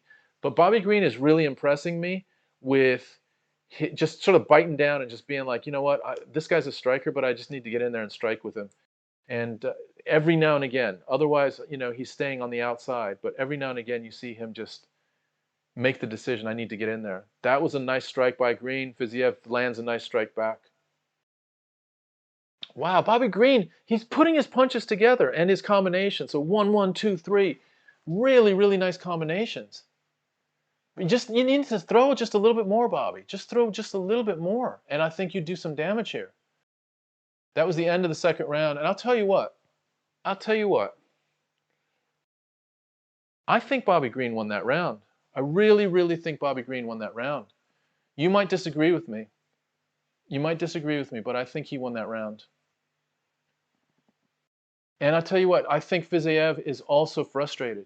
He usually is able to just absolutely dominate people by imposing his will on them, and he's not been able to do it.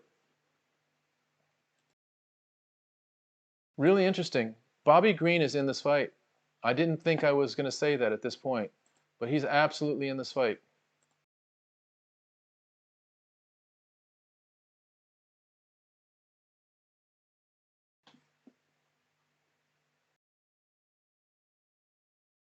Just checking to see. All right, here we go. This is the last round. And let's look at the punch stats as well. I'll get this round started and we'll look at the punch stats. Last round, I expect fireworks out of this round. They both touch hands in the middle, which is great sportsmanship, and here we go.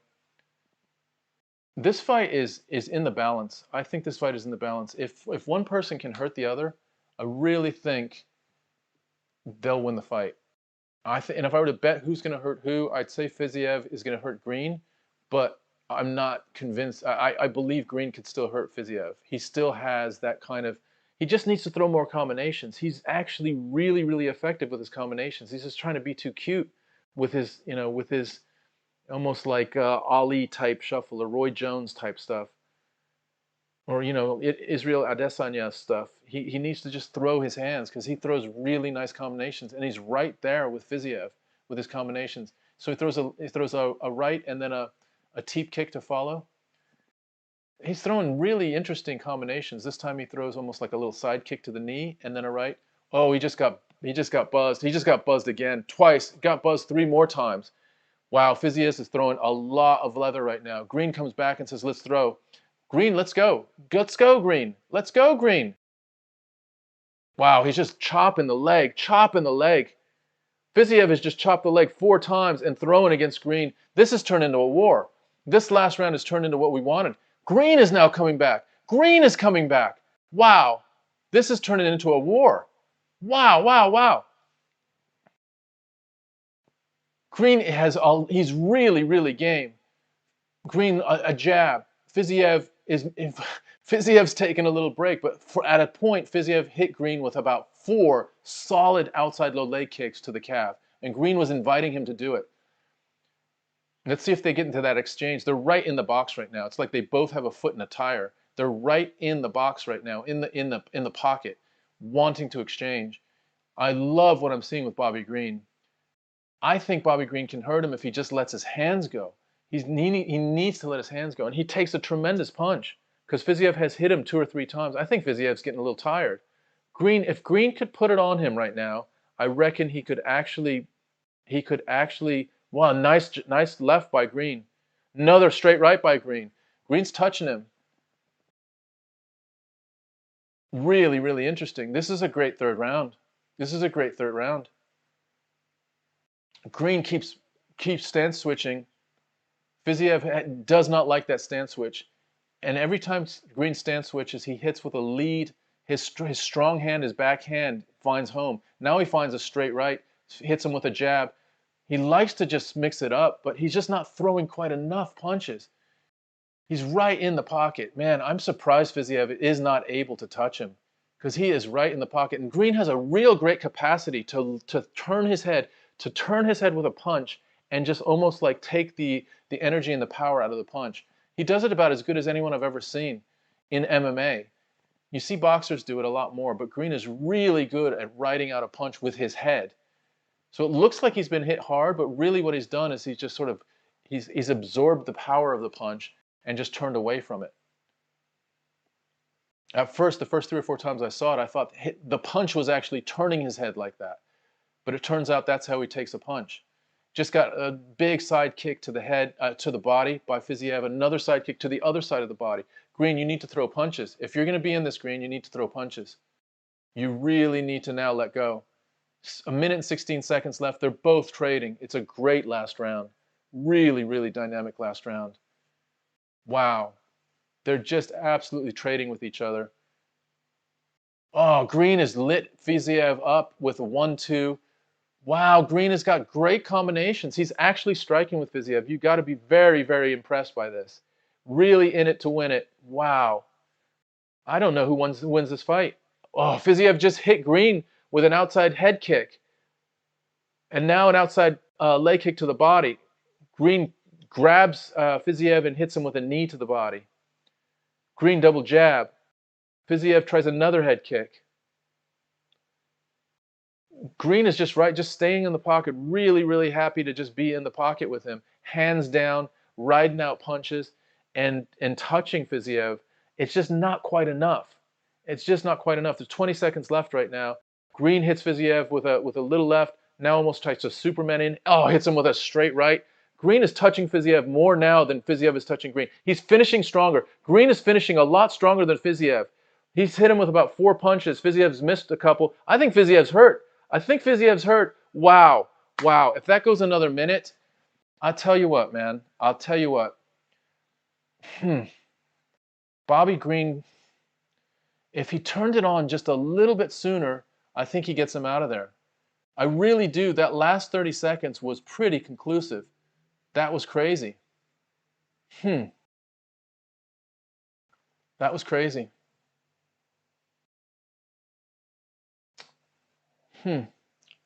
Well,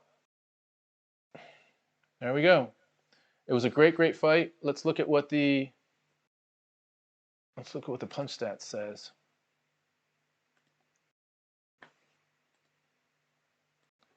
Punch stat numbers.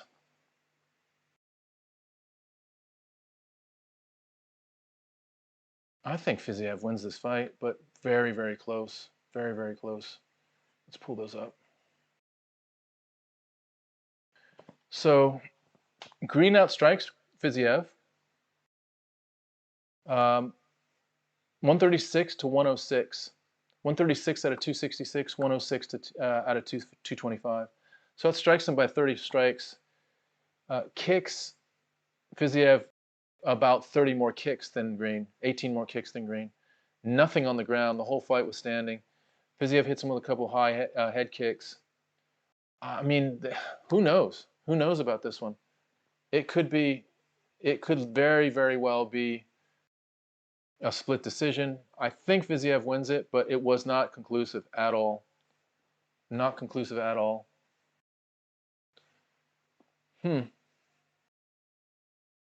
Let's see what happens. He won. Fizziev wins it. That was a very, very close fight, and Fizziev wins it. I'll tell you what, it moves him forward, but it doesn't move the reputation or the aura of Fizziev forward. I think it takes a step back. He came in with a lot of heat behind him, and I don't think he backed up the heat with what we saw. It was a very, very 50-50 fight. Very 50-50. Great fight. Great fight. To end the prelims. What did you guys think of it?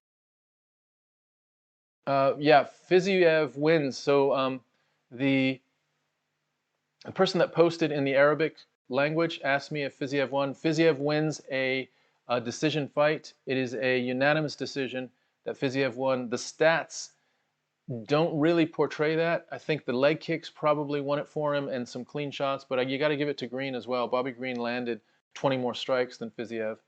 So, tough to say. I'm not going to say it was conclusive.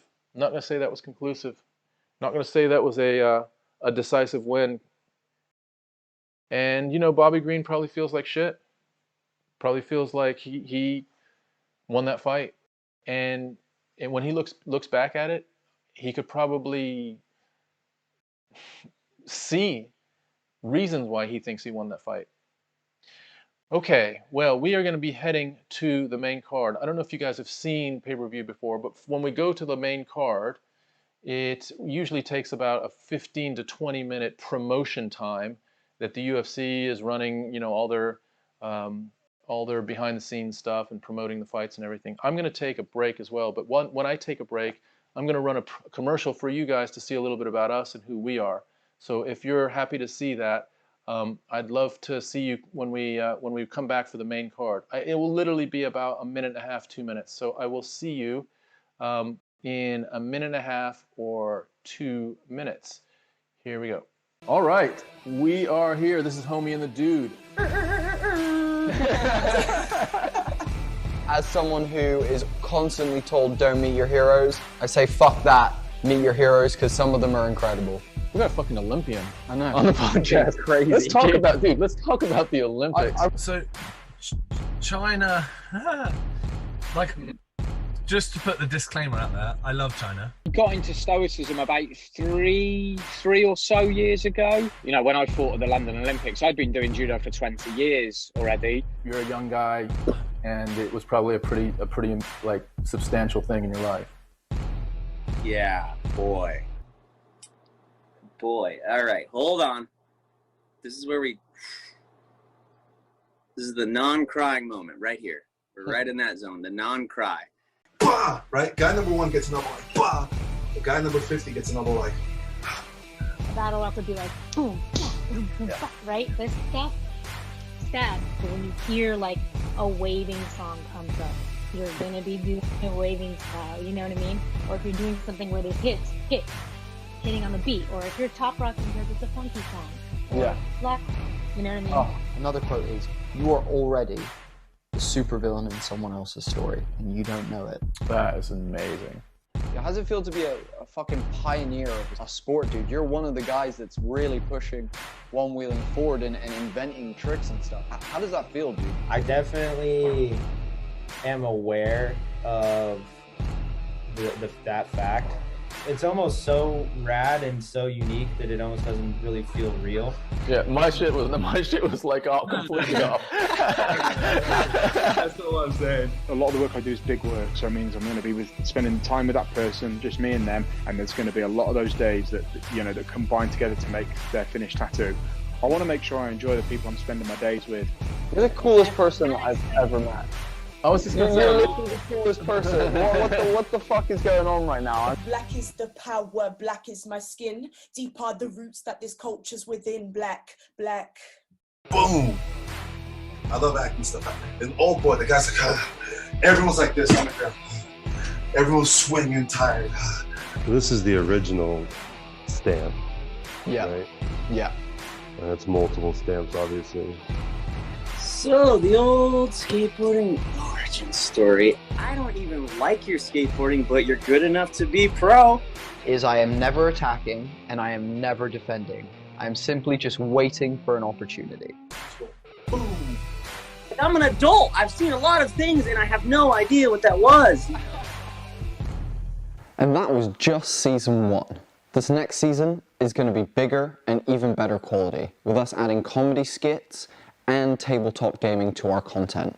So, get comfy, find us at Homie and the Dude, subscribe to YouTube, like and follow on Facebook, and follow on Instagram, and then enjoy season 2. We'll see you then.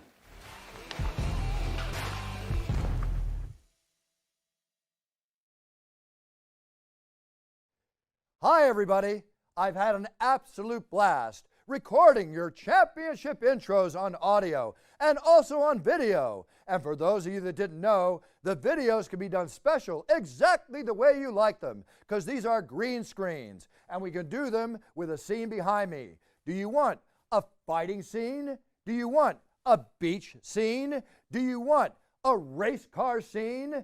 Any scene you want, we can give it to you. It's your theme and my pleasure. Just write our offices and we will answer you with the exact fee involved and how it'll get done. So here we are, and now it's time, and it's your choice. Cheers!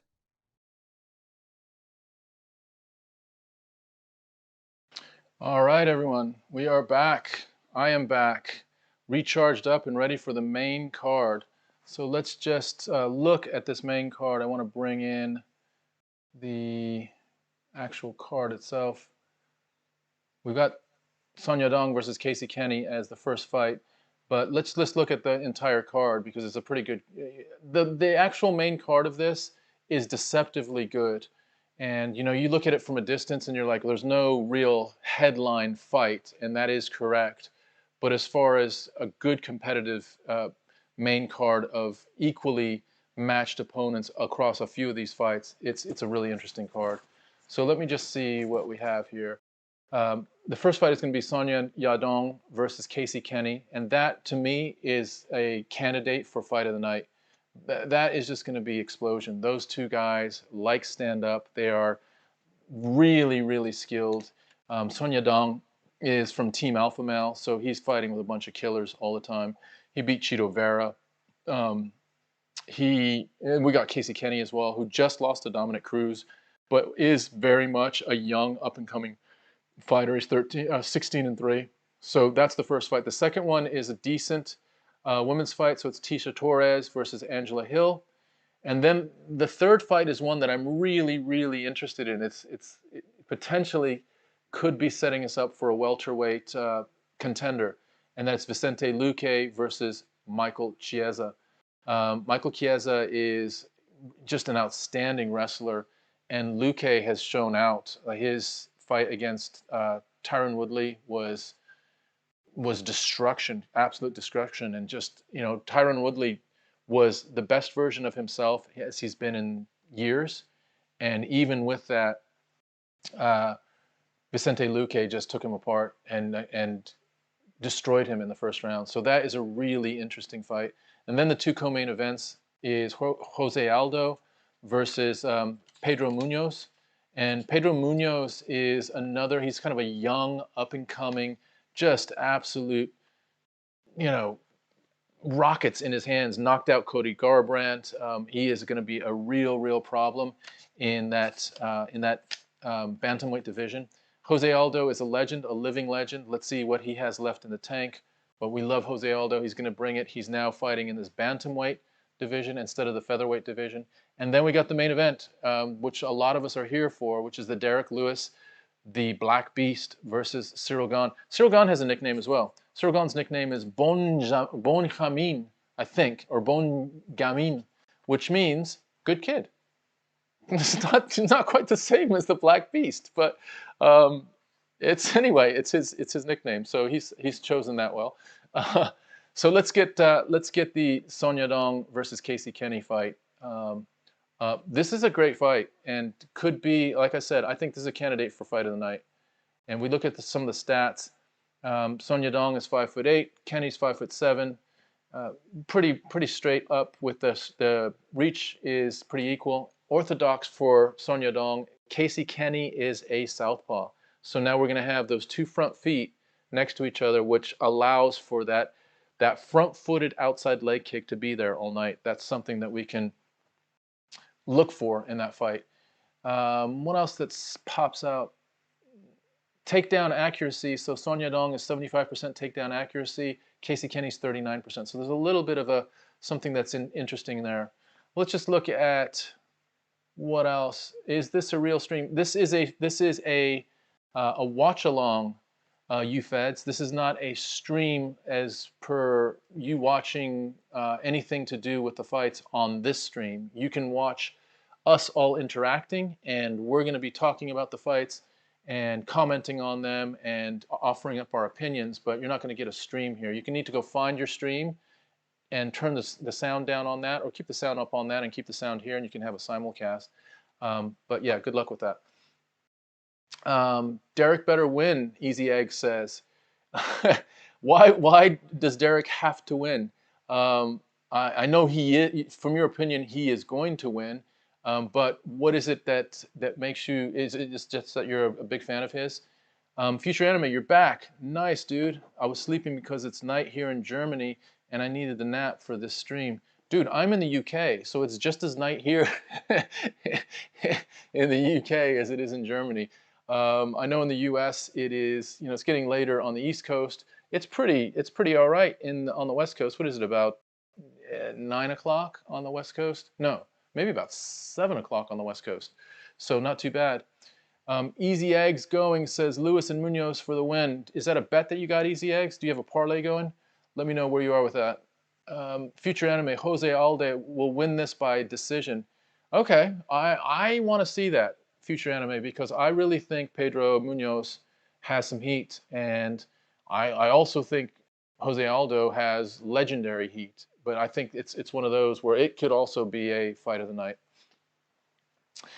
Future Anime, I hope Chiesa gets the sub or 2-round TKO, and my friend bet on him our half income. Wow, that's a big bet, dude. Gane by decision or Derrick by knockout in every round. Nice one. That's a good one. Yeah, I don't know what's going to happen with, you know, I've stated here tonight that I believe that Derrick Lewis will win tonight. That's where, if I were to put money on, I would feel uncomfortable putting money on either one of them. I know it's about 3-to-1 odds that Ciryl Gane will win, and it probably is. There's probably a better chance that Ciryl Gane will win. He has more of a percentage chance of winning this fight, of controlling distance, touching Derrick, maybe taking Derrick down, exhausting him a little bit, staying out of range, just staying out of range for 5 rounds. But that's the key. He's got to do that for 5 rounds. And we talked about this earlier tonight. He also is fighting for only the 10th time in his MMA career. And we talked about experience and how important experience is. And that could come into play big time this fight. Derrick Lewis is cagey. He's tricky. He sets up his power punches with flying knees and head kicks and all sorts of, you know, kind of unorthodox things that you're thinking, why is he doing that? Because it looks weird. The reason he's doing that is to get you thinking about those things so that the actual real weapon will have a better chance of landing. And so the other aspect is you can be touching Derrick, like Ciryl Gane will definitely be touching Derrick through a lot of the fight. But if you miss an opportunity to defend yourself or to be aware of a dangerous situation, he can knock you out with one punch. And this is the problem. And that's why I just think Ciryl Gane hasn't been in enough situations, MMA situations, that is going to allow him to be clear of Derrick Lewis for 5 rounds. Ciryl Gane has just a huge amount of history in Muay Thai and kickboxing, so he's been in a lot of stand-up situations, and he understands probably more than most MMA fighters all of the different idiosyncrasies and the different angles and the different positions and rhythms and feints and fakes and all of that with the stand-up game, more than most. But you've got this now in the MMA realm where you're mixing kicks in that, and you're mixing all kinds of different, almost like sleight of hand things to help with the delivery system of your power punch. And Derrick Lewis isn't bad at that. So let's see how he does with trying to deliver something that Ciryl Gane hasn't seen before. I'm just going to look at our Nathaniel. It's 10 p.m. here in New York. Yeah, that's what I figured. So it's 10 p.m. in New York. It's 7 on the West Coast. Future Anime, man, I really need to say that my last days was really bad, but the 5 minutes I am in the stream makes me happy. Future Anime, dude, I am so happy that I'm sad that your last few days have been bad, but I'm exceedingly happy that this has been something that's lifted you up. That's what this is all about. When I'm with Bodhi, by the way, you saw in the commercial sort of how we operate. It's a 2-man team. During live streams, it's both of us interacting with each other, but also with the stream. There's a little bit more interaction as far as our technology as well, but we're doing our best they can with that. But, dude, the other thing that Bodhi always says on these casts that I'm going to say, because I think it's the point. It is the point, which is, doesn't matter where you live, doesn't matter what color you are, what race you are, what religion you are, what politics you have, any of that stuff that's so divisive these days, none of that stuff matters here, because we're all here just to watch and appreciate this sport. And that's the beauty of having these, you know, sort of these live stream communities. And so I'm really happy that that you're finding some happiness tonight and just being here. Thank you, Future. Andrew Valencia, do a live play-by-play once the fight starts and stop the irrelevant info about the other fighters. Yeah, dude, I'm gonna take that as some positive feedback, Andrew, but it's verging on a little bit rude. But as soon as the fight starts, homie, you're gonna get the live play-by-play. But until the fight starts, what the fuck do you want me to do? Do you want me to just sit here and suck my thumb? I need to fill time with something. So don't worry, dude. We're gonna give you the live play-by-play. It is Kenney has entered the ring now, and next to enter the ring is Son Yadong. So I'm gonna keep you up to speed on that. Nathaniel Simmons, I have a good question of you and your son. Who is the homie and who is the dude? Dude, this is the question. Who is the like? Am I the homie? Am I the dude? Actually, it's a little thing that we're not gonna. Yeah, we're not gonna say, but we've actually have said in one of our videos. It's an Easter egg in one of our videos. The difficulty is there's more than 60 videos now, maybe more than 70 videos. So for you to find out is gonna take some work. But anyway, it is in one of them. Future Anime, I fucking love you too, dude. Wayne, go Kenney, do the dong. Wayne, you are always bordering on just a little bit of an inappropriateness, but I kind of like it, just as long as it's on this side of it and not the other side. But dude, I love the fact that you're here. All right, cool, thanks. You're welcome, Andrew. We're gonna light this up for you. I promise you. We'll give you the play-by-play. We'll give you the ring countdown, the round countdown as well. So you'll have it all, brother. I promise you, you'll have it all. We're gonna switch now to the in-fight setup. Here we go. Give you a little bit more of a view of the stats as they're unfolding during the fight. And then I'm also going to just get our rounds ready to go. Cool, cool, cool. All right, so Son Yadong is just sort of he's at cage side right now. He looks great. He has had 6 first-round finishes, 5 wins by knockout, 3 by submission. So I've been liking to do these nicknames. Son Yadong's got one of the best nicknames. His is the Kung Fu Monkey.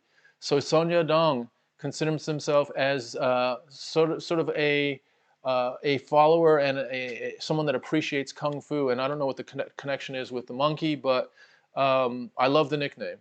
He is also from Team Alpha Male. So, you know, Team Alpha Male has just a slate of killers there. So he's getting some incredible training under the tutelage of Uriah Faber.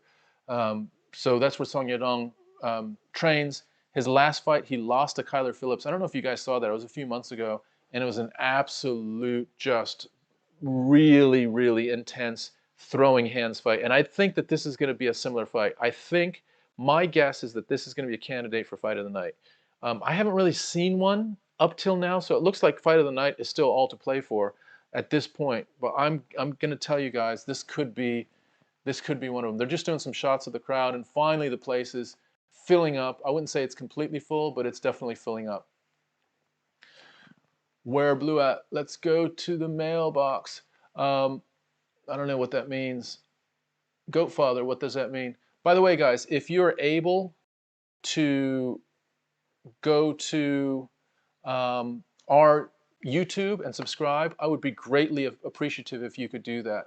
Our YouTube right now is, there's a link at the top of your comments that if you click on the YouTube and hit subscribe, that gets us a little bit closer to 1,000 subscriptions, which is when we get monetized and when we can actually do this for, you know, for an actual monetized compensation, which would be amazing. So if you can go over there, that would be amazing. And I'm going to actually be able to throw you a commercial in between rounds that I haven't shown you yet. But I'll show that to you. It'll be while we're talking, by the way. Dan Murgliata is the third in the ring. And here we go. We're getting ready for Son Yadong versus Kenney. Kenney, remember, lost to Dominic Cruz. But man, here's one thing about Kenney that is interesting. If this goes to the ground, I actually think Kenney is got more judoku sort of submission game and taking to the ground game than Son Yadong. Son Yadong has sort of a workman's ground game, an MMA ground game, but Kenney is high-level judoka. So here we go. Kenney, remember, is a southpaw, and he is starting just throwing out, pumping out his right hand. Kenney is in dark shorts. He just wings an outside leg kick and misses. Song Yadong, two very heavy, almost like thumping, clubbing rights that hit on the side of Casey Kenney's, like his shoulder and like his neck a little bit. Nice, big, strong punches. Casey is really investing in kicks right now. His rear leg he's doing a lot of side kicks to Song Yadong's bodies, and Song Yadong's body right now is already red from those kicks. Song Yadong tries a return outside leg kick. Casey Kenney tries a head kick and misses. So Kenney is come into this thinking, I need to kick more. That's very obvious. Casey Kenney as the southpaw, trying to close distance, and Song Yadong is, if you see two guys moving, if they're close and they can punch, that's great. But if one of them's trying to close distance and the other one's moving at the same time, that's kind of what we're seeing. We're seeing Casey Kenney try to close distance and Song Yadong is moving away from him. Casey with another body kick, a side kick to the body. I think those kicks are going to start paying dividends. Remember, we got an orthodox fighter, right? And we have a southpaw. When we have that situation, their front legs are right next to each other. They're almost touching each other. Sometimes they hit on top of each other. That's a real opportunity for your front leg to just go outside and clip the outside of the calf of the other person's front leg. So we'll watch that as well. They're right in the middle of the octagon right now. The kicks have slowed down quite a bit. Song Yadong tries to close distance. They're both managing distance quite well. Wow, they're just trading heavy kicks, heavy kicks, and they're both very, very active. You can just feel a level has just increased in the energy, in the focus, and in the execution from what we had in the prelims. I mean, you can sense it and you can feel it. There's a lot of intensity in the ring right now. Casey Kenney coming forward and tries to close with a right-left. Casey Kenney with an outside leg kick to the body again. Very hard kick. Song Yadong throws very, very hard, sweeping punches. They're not clean up the middle, but they're very hard, looping, almost like hooking punches. Inside leg kick for Song Yadong to the high side of the front leg of Casey Kenney.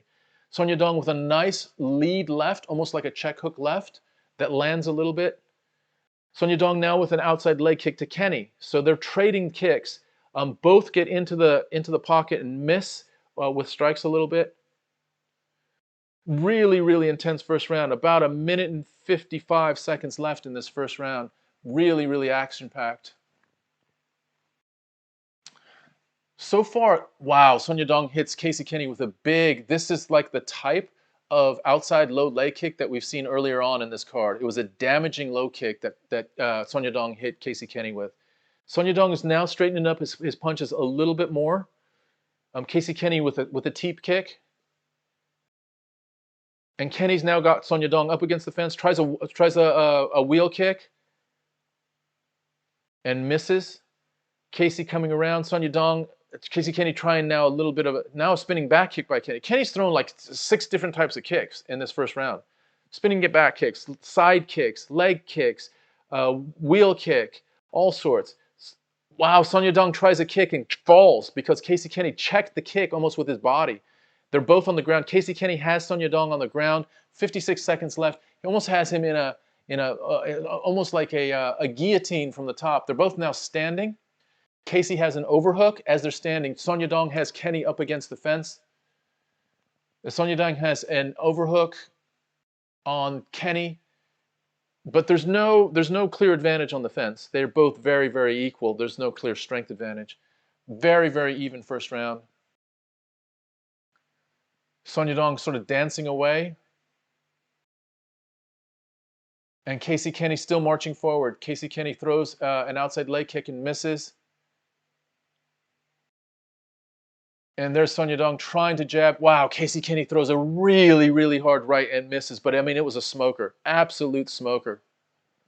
Song Yadong hits Casey Kenney with a left. Casey Kenney sort of shakes it off. They're just saying, come on, man, let's do this. Let's fucking do this. And that's the end of the first round. Wow. Two guys that really, really like to fight. That's what we saw in that first round. Wow, wow, wow. That was a very, very exciting first round. I don't know who won that round. I don't know who won that round. Let's see. All right, cool. I bet. Get watching. Cheers. I'm a rude. I was in the toilet. What happened? Future anime. What happened to what? Which one are you talking about? Tell me which one you're talking about, Future Anime, and I'll give you a heads up. They're in the middle of the of this round. This is the second round. We're going to get ready to start the second round of the first fight of the main card. And both guys are just taunting each other. Wow, Son Yadong with a nice body kick to Casey Kenney. Casey Kenney finishes, matches him with an outside leg kick, low leg kick. Really, really competitive and pretty fierce first round. So good fun to watch. Let's see what happens in the second round. Like I said, guys, I really thought this might be fight of the night, and that first round had the action of a fight of the night fight.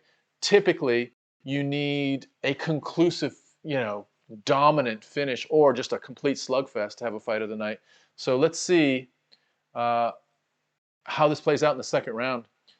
They start out with Casey Kenney just like he started out the first round with a front kick, and Son Yadong comes in with his own side kick. Casey Kenney jabbing, but just to put out the jab, almost like to feel out the jab a little bit. Casey Kenney does throw a little bit harder with his left, and now Kenney is in the southpaw stance. Son Yadong is in the orthodox stance. They're just throwing, you can tell there's a difference when you're throwing to hurt someone. And both guys are throwing punches and kicks to hurt each other, like to damage each other. That isn't always the case. Sometimes you get a feeling that someone is throwing a kick or a punch to score. This is different. These guys are both throwing with real bad intentions to really damage the other person. Still in the middle of the ring right now. Wow, Casey Kenney lands a nice 1-2. So starts with his right. Remember, he's a southpaw. Starts with his right, comes over the top with his left. And they're closing the distance right now, so the distance isn't so much of an issue. They're both being able to touch each other now, which makes for an exciting fight where they're able to touch each other. Casey Kenney, by the way, has a little mouse under his left eye. They were pressing on it during the middle of the end of the first round in the corner. So we'll have to watch that and see if that gets any worse. But it's like it's almost like a red blister or something like that under the skin. We'll see if it closes or if it gets worse. Inside low leg kick by Son Yadong was very, very strong. Now outside low leg kick, but above the calf, so around the knee. Great pursuit by Kenney. Nothing really, really damaging to the point where the other guy has had to take a step back. Both guys have almost taunted the other guy to hurt him, and it hasn't happened yet. Neither guy has been able to really, really hurt the other, even though they're delivering very, very powerful, damaging blows. So they're both really, really into this, really engaged and committed to fucking each other up, basically. Let's see what happens here. So it's interesting. Son Yadong changed to the southpaw for a minute. Son Yadong's changing now. He's changing his stances for both ways just to mix it up a little bit. When you do that, it's hard for the other person to just figure you out. If they see you this way and then they see you this way, it's hard to get a read on that. And that's what Son Yadong is doing. Casey Kenney comes over the top with a right shot, misses basically. Both of them miss. Son Yadong comes forward. Son Yadong lands with sort of a glancing side kick to the body. Casey Kenney tries a little switch kick up the middle. And still, I'll tell you what though, last round had more. Casey Kenney for the first time shoots. He shoots in and Son Yadong stands him up. They're up against the fence and they separate. So Casey Kenney wanted to get him down for the first time. He was not successful, and it wasn't even close. It was not even close. Son Yadong defended that really, really well. Casey tries a Superman punch. Son Yadong's like, yo, dude, what's that about? I mean, they're just taunting each other the whole time. There's a lot of ego, machismo right now in the ring about who is in the cage, who's going to act like it's not hurting. These punches aren't hurting. And they're inviting more violence. Nice body shot by Son Yadong. Son Yadong with an outside leg kick to the lower leg that time, to the calf, which is the damaging bit. Casey tries to come in with almost like a check hook from the southpaw stance. So it's his right hand as a check hook. And there's about a minute left in this round. I think that this round, it feels like it's slowed down a little bit as far as the actual damaging blows. There has been probably as many contact blows, but it's more, let's say, point type accumulation than actual damage accumulation in this round. So that has slowed down a little bit. Son Yadong comes forward. They're just kind of exchanging with wild punches. Most of them miss, but some of them land.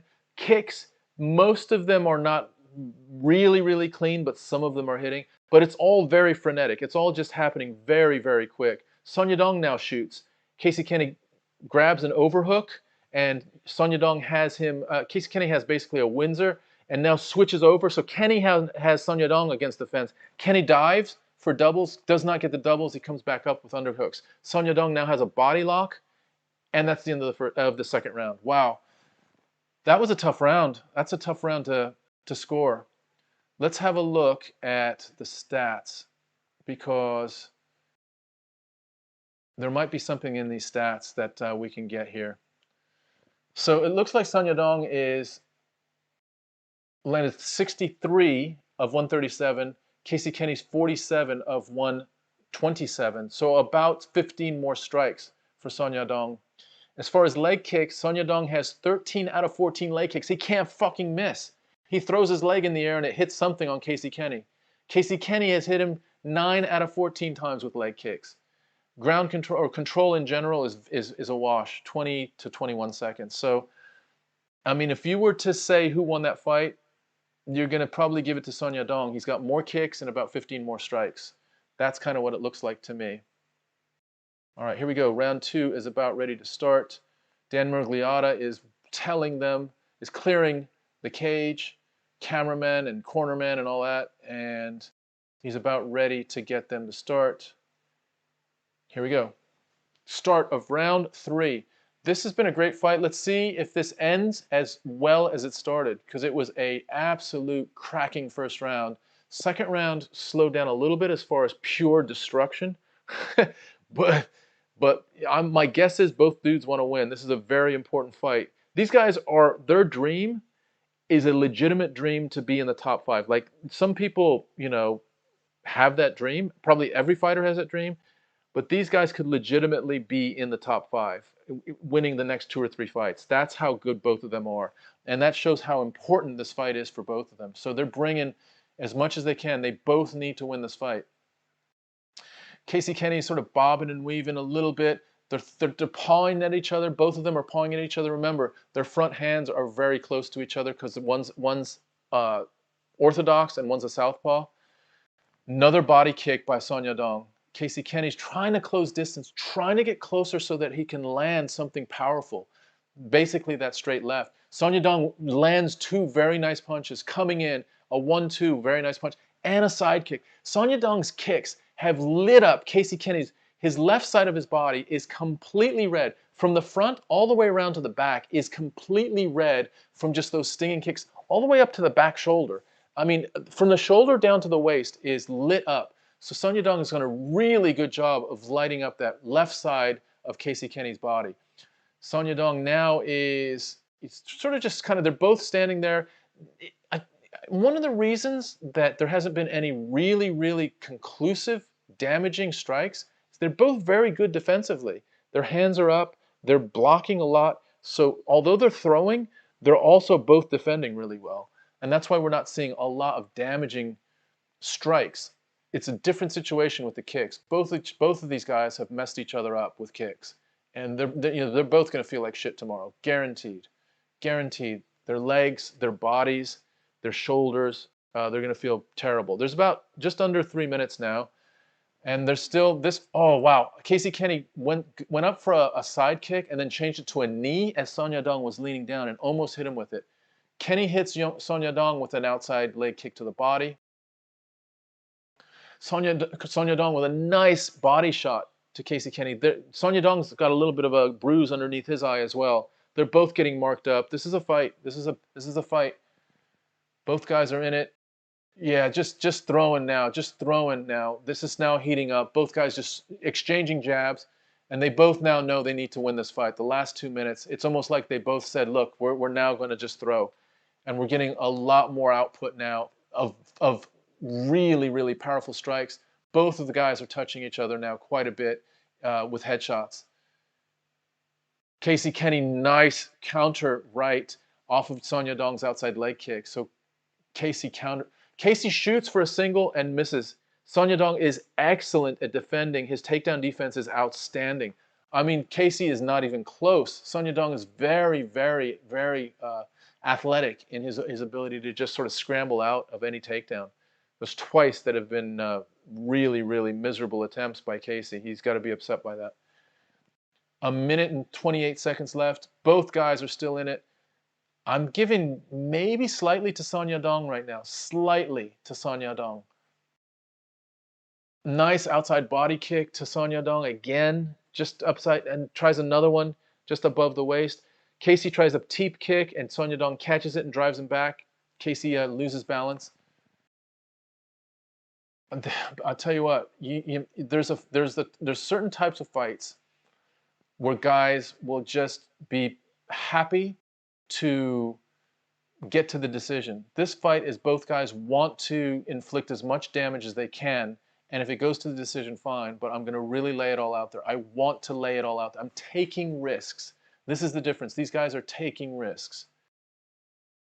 Son Yadong, I think, is now slowly imposing his will on Casey a little bit. He's walking Casey down, and I think Casey's gotten hurt a little bit. Son Yadong is now walking him down for sure. 28 seconds left, and I've just seen a little glimmer of Kenney starting to feel the impact, probably of the body blows first, and then also now he's getting touched to the head, and he's recoiling a little bit more to his head, but he's throwing really, really powerful punches in reply as well. Son Yadong is just touching him a little bit more, and Kenny's backing up now, just trying to get a little bit more. Kenny takes Son Yadong down. Kenny just dove and took Son Yadong down. So this could be significant, and that's the end of that round. I don't know. I was going to say Son Yadong won that round, and then Casey pulls out a takedown with 5 seconds left in the round. What do you guys think? I'm not sure about that.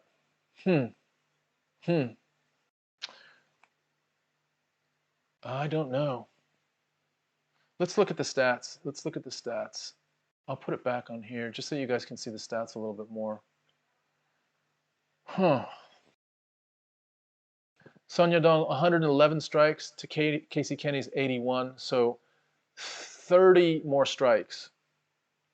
And 3 more kicks, so 15 out of 17. So, I mean, the stats say that Son Yadong won the fight, but Kenny gets one takedown in the last round. By the way, Uriah Faber is in Son Yadong's corner, and he went over to Casey Kenny and just gave him a big hug, which is nice. Great sportsmanship. Great sportsmanship all around. They're all just sort of being very respectful of each other, which isn't a given anymore. So this is going to be a close one. What do you guys think? If you saw this fight, what do you think? Don't know. I mean, they're showing the significant strikes, and Yadong is ahead. You know, they're showing it as 2 bars going across. Yadong's is the red bar, and Casey Kenny's is the blue, and the red bar is ahead of the blue across all three rounds. All 3 rounds, he outscored him. So in that sense, if at all, the accumulation of significant strikes counts in the judges' minds, it's clearly going to be a Son Yadong victory. The fact that Casey Kenny got Son Yadong down in that last round might mean something. Let me just hear what's being said here. So the decision.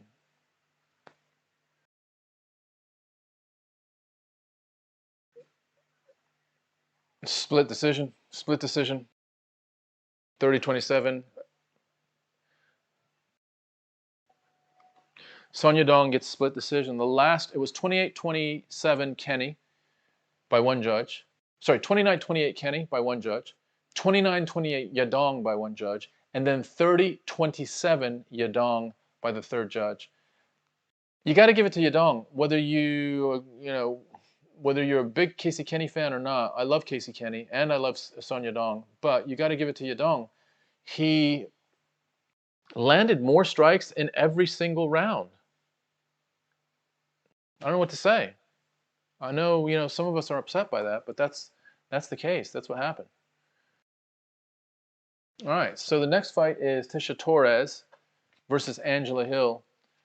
It's an important fight in the strawweight division. We just had a strawweight fight with Carolina and Jessica Penne. But here's another one where Tisha Torres is 12-5. Tisha Torres is the Tiny Tornado, by the way. I love the Tiny Tornado. That's a great little like fighting name.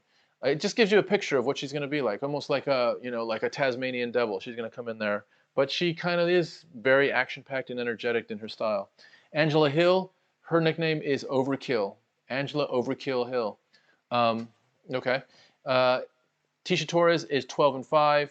Angela Hill is 13-9. I tell you what, Angela Hill, her last fight, she lost to Michelle Watterson, split decision. She's lost a couple split decisions recently, so she needs a win. Angela Hill needs a win. Tisha Torres, man, look at who she has fought. She lost to Weili Zhang, she lost to Joanna, and she lost to Jessica Andrade. But she is now on a 2-fight winning streak. So she is on the way back. She's on the way back to, you know, kind of being in contention. We talked about the strawweight division. All you need is 2 wins in a row, maybe 3 wins in a row, and you're back in the conversation of, you know, of being in a championship fight, which is crazy, but that's just kind of how it is in this division. The champion is Rose Namajunas, but you know, besides Weili, Rose, and Joanna, there's a big drop-off. And now, you know, if Rose has fought Weili and she's fought Joanna a couple times, one of those others may come up, and that's where it's really important to get that 2 or 3 fight win streak. So this is an important fight. They're all important, but there's an especially an especially important consequence to winning or losing on this. If you win, you are in the championship conversation, which means you're propelled into a whole other prize category. And then if you become champion, well, then there's pay-per-view and all this other stuff. So these things can become a little bit life-changing. Let's see. Andrew, good round, good commentary. Thank you. Wayne, the dong done him. Thanks, Wayne. Nathaniel, plus Yadong is the best last name ever. It is a good last name. Future Anime, I'm going to make a pizza back in 10 minutes. Great future. Who doesn't love a tiny tornado? Exactly. Tisha Torres, the tiny tornado. 12-5. That's pretty cool. All right, so let's pull her up. Let's pull the pre-fight up and make it a thing here. Let's see here. I'm trying to make this move. Oh, this is frozen a little bit. So just give me a minute, guys. The actual stats is not working like it should be. Huh. Might have to. Let's just see here.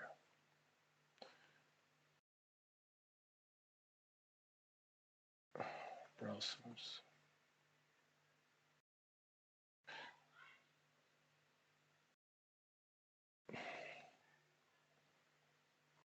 It's kind of frozen a little bit. Let's see if it's more of a ESPN thing or it's a Tom thing.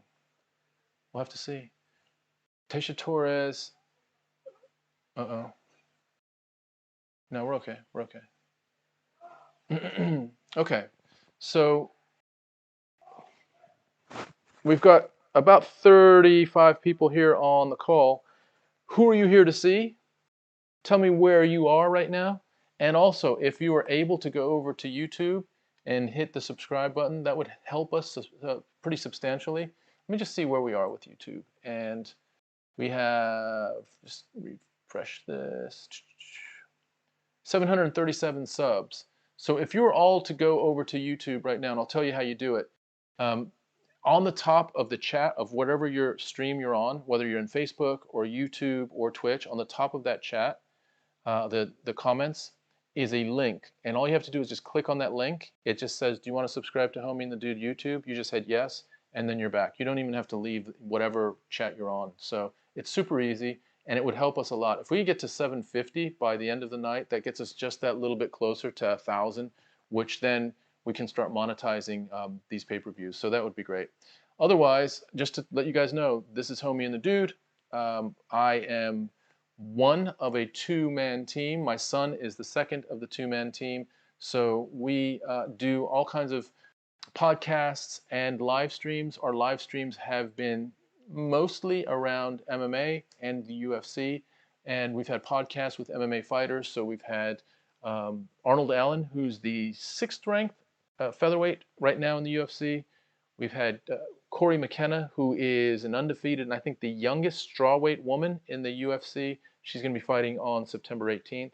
We just had an interview with Mason Jones, who is a super up-and-coming and exciting lightweight, and that podcast will drop on probably Tuesday or Wednesday of next week. So if you subscribe, you'll see that in your live stream, that podcast come up as it comes up. Jacob Boakman, Hill versus Torres. So you're here for the Hill versus Torres fight. Who do you want, Jacob? By the way, if you don't want to go to YouTube and you're on Facebook, well, hit us at least with a follow and a like on YouTube, on Facebook. That would be great as well. Whatever you have would be much, much appreciated. So this is showing some preview of Hill versus Torres. Jacob, you want Torres. Have you followed her for a while, or is she just someone that you like and you connect with? She is the tiny tornado, which is, that goes a long way. So there is that. I'm just wondering why this interactive browser is not interacting with me right now. So we'll hope that this. Oh, dude, JB Betts, thank you for subscribing. Thank you so much, homie. Dude, you got that little dude walking by. Thank you so much, man. That takes us to 738. If you guys want to see where we are with our subs, you can actually. Oh, actually, we're at 739. So someone else must have subscribed as well recently. Thank you, JB Betts. Anyone else wants to subscribe over there, you can take us right over to 740 right now. If you did, that would be amazing. And you would be the person. I'll shut you out. Torres is just your pick for that. Let me just see what that says. For that right night at the moment. Yeah. I mean, Tecia Torres is 12-5. She probably has just slightly more experience in the bigger fights. As far as their records, I mean, Angela's at 13-9. She's nearing a 50-50 fighter, which we just don't want her to be anywhere near that. And either way, if you start losing at 13-9, the UFC doesn't want 50-50 fighters in their promotion. So that's the problem. That's the problem. We're hoping that. I'm just going to pull up.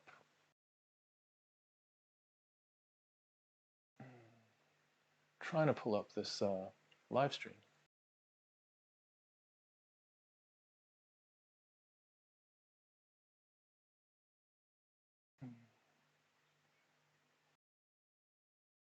Let's see.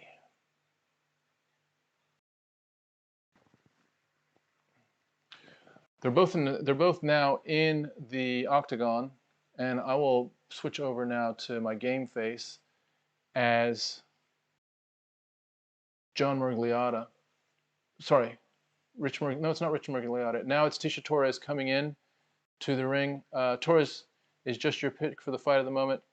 Lewis, Luque, and Aldo. That's who you want, JB Betts. Is JB Betts, is Betts mean that you've got some bets, or is that just your last name? Future Anime, my pizza is ready in 5 minutes.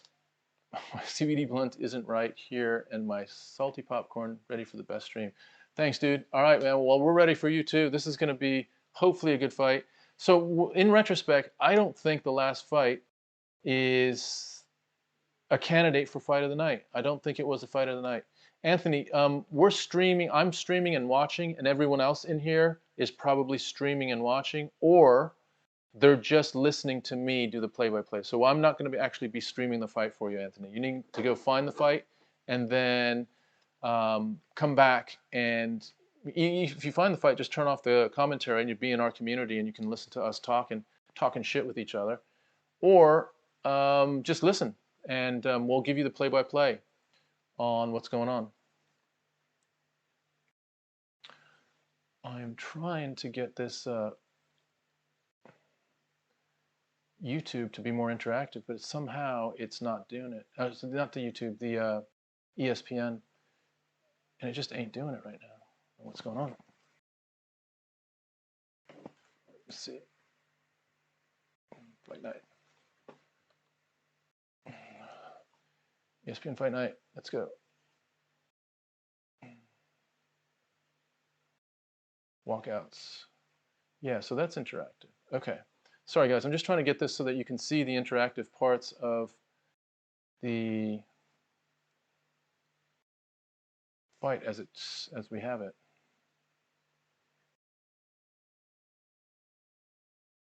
Let's see here. In between, they're just introducing everyone, so we're not missing anything, I promise you.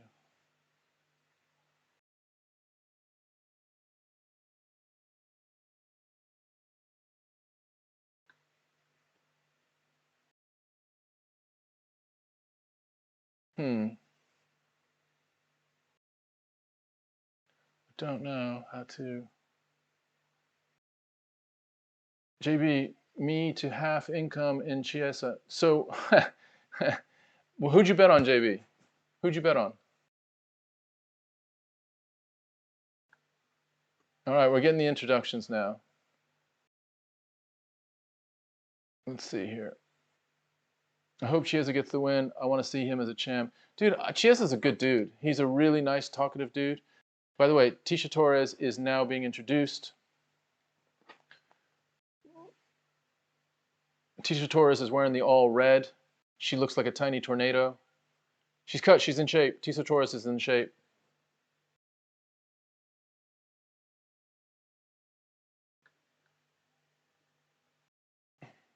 She gives us the heart sign. She's a favorite. She's definitely a favorite. And is Mike Beltran, who, remember, Mike had the big long like mustache. He's cut it down a little bit, but he's still pretty mustachioed. Here we go. About ready to start this. Ready. Here we go. And we are in the first round. Tiny Tornado comes out with a 1-2 kick. And you can tell just body-wise, Angela Hill is a lot longer and not as muscular as Tisha Torres. Tisha Torres is just like this little, short, compact, muscular person. You know, Angela Hill is just sort of stretched out her straw weight, and Tisha Torres has compacted hers. Oh, Rodriguez put you out of your misery. Yeah, that was tough to watch.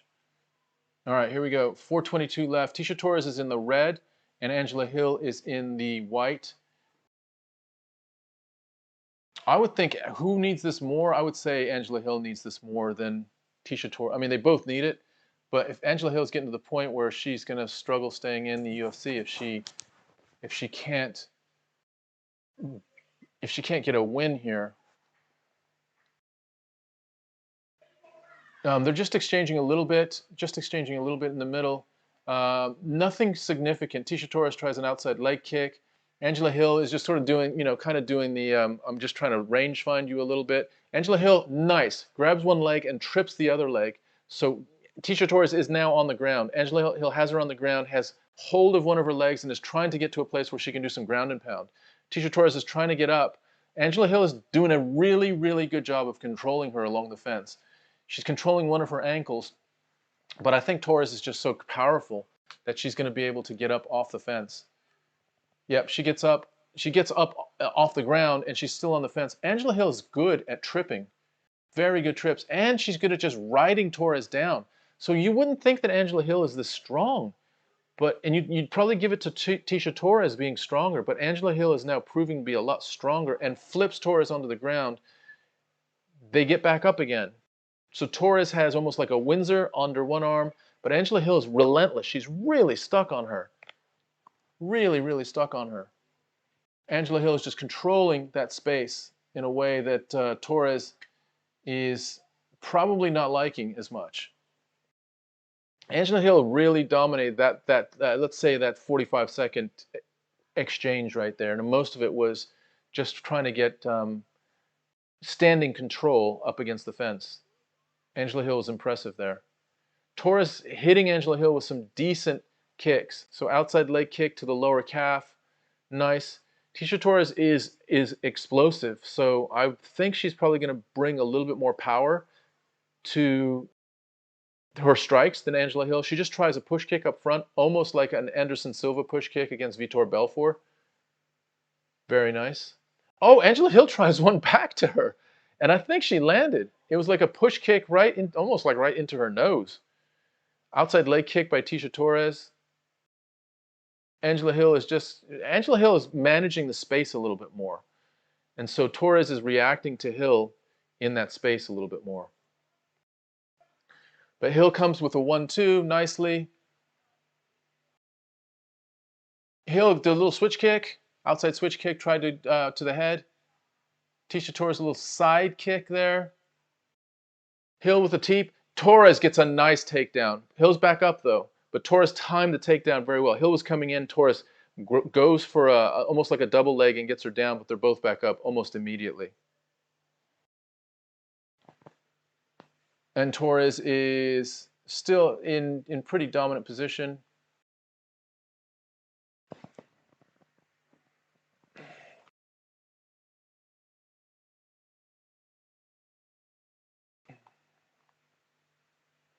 About 58 seconds left now. And Torres, I give this round probably to Angela Hill just because she's had a little bit more control. It hasn't been more strikes, but Torres hasn't done much at all. She really hasn't. If we're going to call it like it is, which we like to do. There's a little bit of an exchange there with about 30 seconds left. Torres, nice push kick to start. And now a side kick by Torres. Very nice. So Torres is now sort of warming up with her kicks and her strikes, closing the distance and getting into a place where she can deliver a little bit more damage. Torres goes for a shot, a single leg shot. Angela Hill, a spinning back fist, but misses. Torres comes with almost like a running side kick. Well, just a crazy last 10 seconds. They're like spinning and rolling and kicking and punching. That was a crazy 10 seconds. Okay, that's the end of that round. Wow. Interesting, interesting.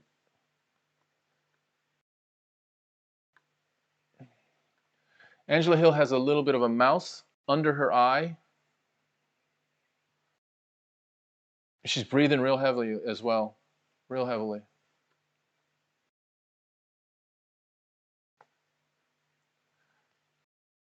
Showing some highlights. Torres lands a little bit here and there.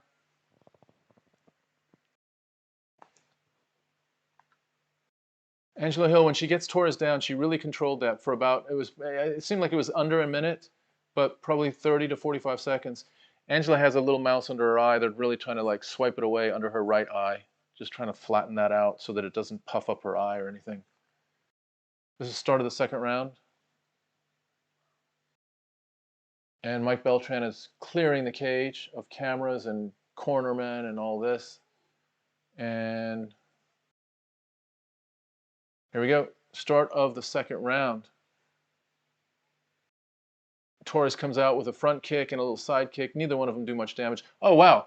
A sort of a wheel kick by Torres that I think landed. It was almost like a question mark kick. So Torres is just throwing so many different varieties of kicks. Unbelievable. Side kick, outside kick, inside kick. Holy shit, she's really throwing a bunch of kicks that I think are now starting to do some damage. Really impressed by her kicking game. The variety of kicks that she has is crazy. Outside punch by Torres. Inside kick by Torres. Not much from Angela Hill this round. Angela's, you know, she's methodical. She's just right there in front of you. She doesn't look like she looks like she's kind of stiff in front of you and you know, almost like robotic a little bit. Oh, she just lands a nice shot on Tecia Torres though. Very nice shot. So Overkill Hill just landed a nice overhand right on the Tiny Tornado. Tiny Tornado with a spinning back fist. Inside leg kick to the upper leg, the front leg of Angela Hill. Angela's just right there, just kind of pressing. Angela tries a push kick right up the front. Angela tries an outside leg kick to the back leg. Counter by Tecia Torres. Just exchanging, nice side kick by Torres, right to the right. Another side kick by Torres. Angela grabs it. Angela now has Torres up against the fence. And nothing happens. Angela now breaks away.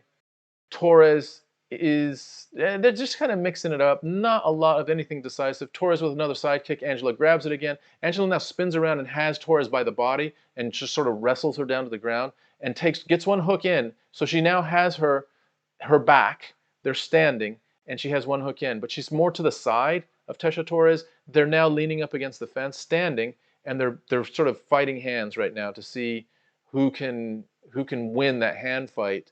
I don't see Angela Hill getting anything out of this. I think she's gonna have to break away and start again. But you know what? Angela Hill has good trips, so she might be able to do something. She's still sticking with it, and she really wants to press against Tecia Torres up against the fence. She throws a nice elbow, but misses with her elbow. 2 minutes and 17 seconds left, and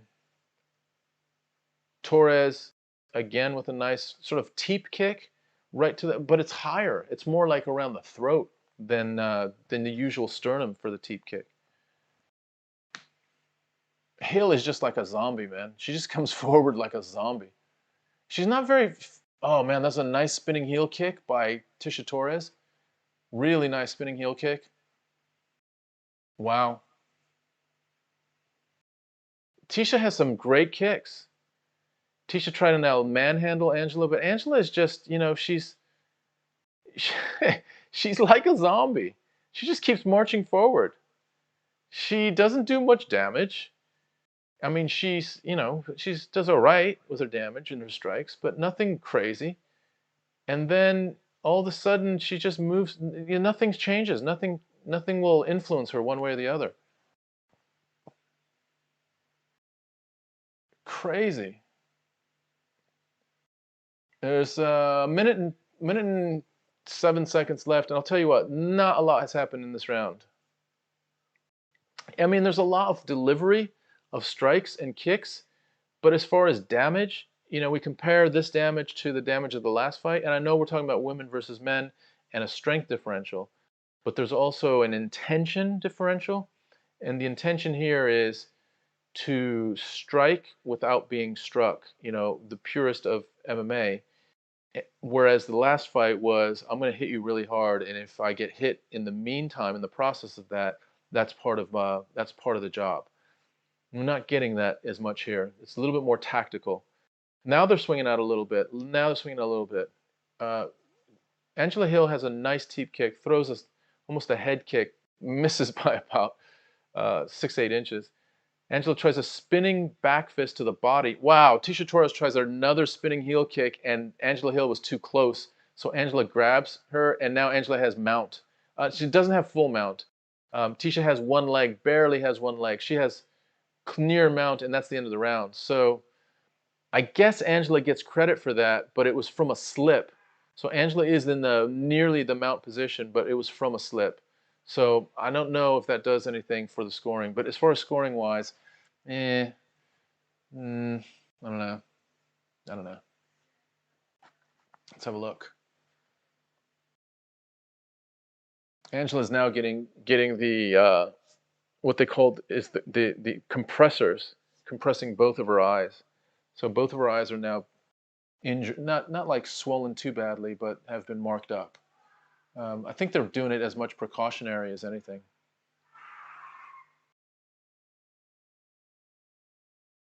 Here we go.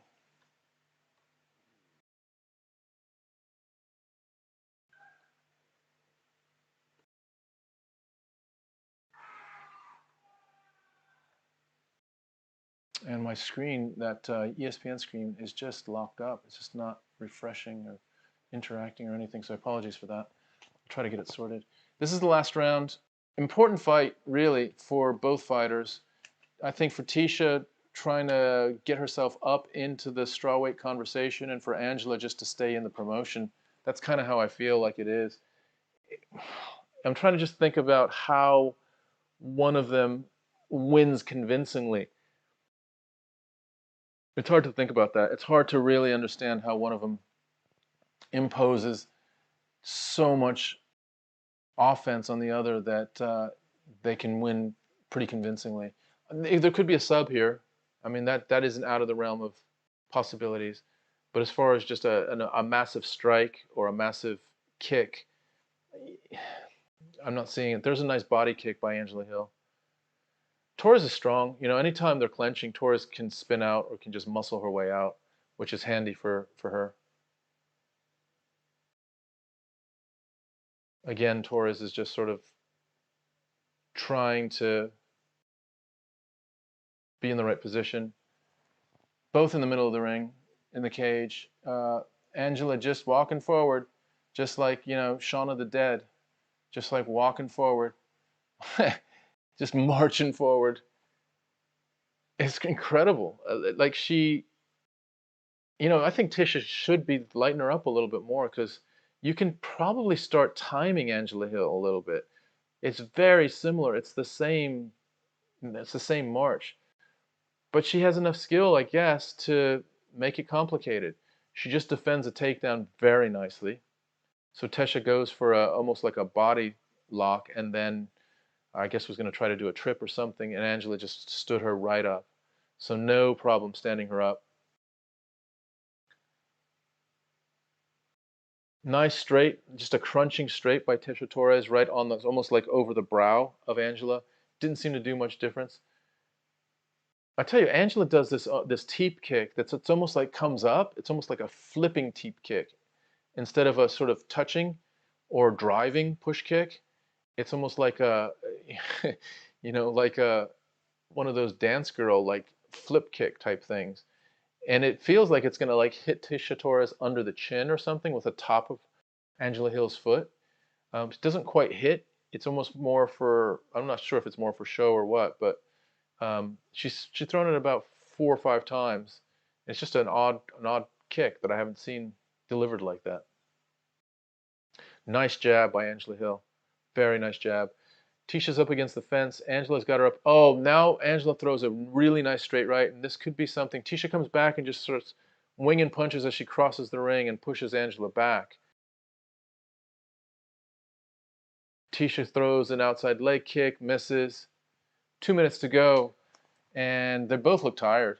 I mean, they both look really tired. But Angela's still marching forward. Just marching forward.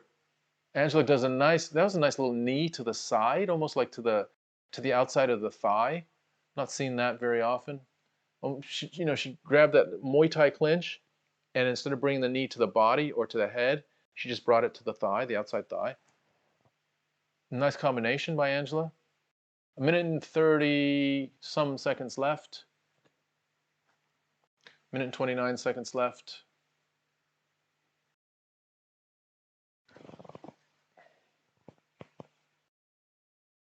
Minute and 20 seconds left.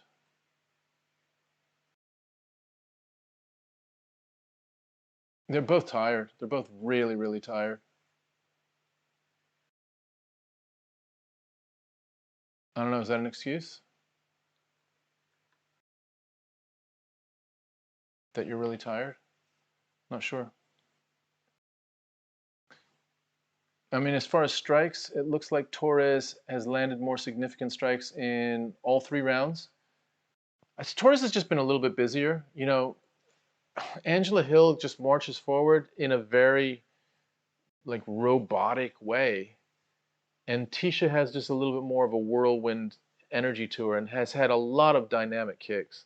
Just thrown a ton of kicks. I want to see what the I don't know if we can see the kick stats at this point, but Tisha has, I think, won this with just a little bit more energy and a little bit more quantity of, and she just got a takedown. Nice takedown of Angela there as we're down to 12 seconds, 10 seconds. Very nice controlled takedown, and she's almost got Angela in a Angela pops back up though. She had Angela in a very, very controlled position. Oh, they're just throwing each other around now. Amazing. Amazing. Let's see if I can get, I don't know how to do this. This is the bit where Bodie's really good at, so let's see if we can actually get this. I'm going to try to, what might end up happening is we'll lose the entire browser of the ESPN, but I'm going to try to just see if I can get it back. It's a bummer that we don't have the stats.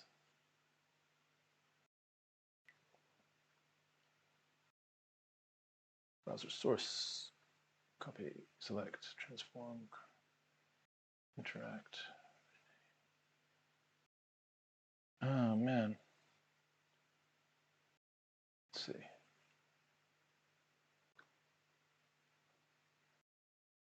Fresh cache front page. Let's see if that did anything. If it did, I'm a genius. Right? Interact. Yes, it did. There we go. We're back. Very cool. Okay. Here we are with a decision, and it's got to go to Torres. It just has to go to Torres. I'm looking at the stats, and it's just a whitewash in stats. I mean, the only thing that Angela has is the ground control, but it's a Torres win. It will be a Torres win. There she is. She gets a unanimous decision, and that's a big win for her. And like I said, she is literally, so she has, let's have a look at her wins here.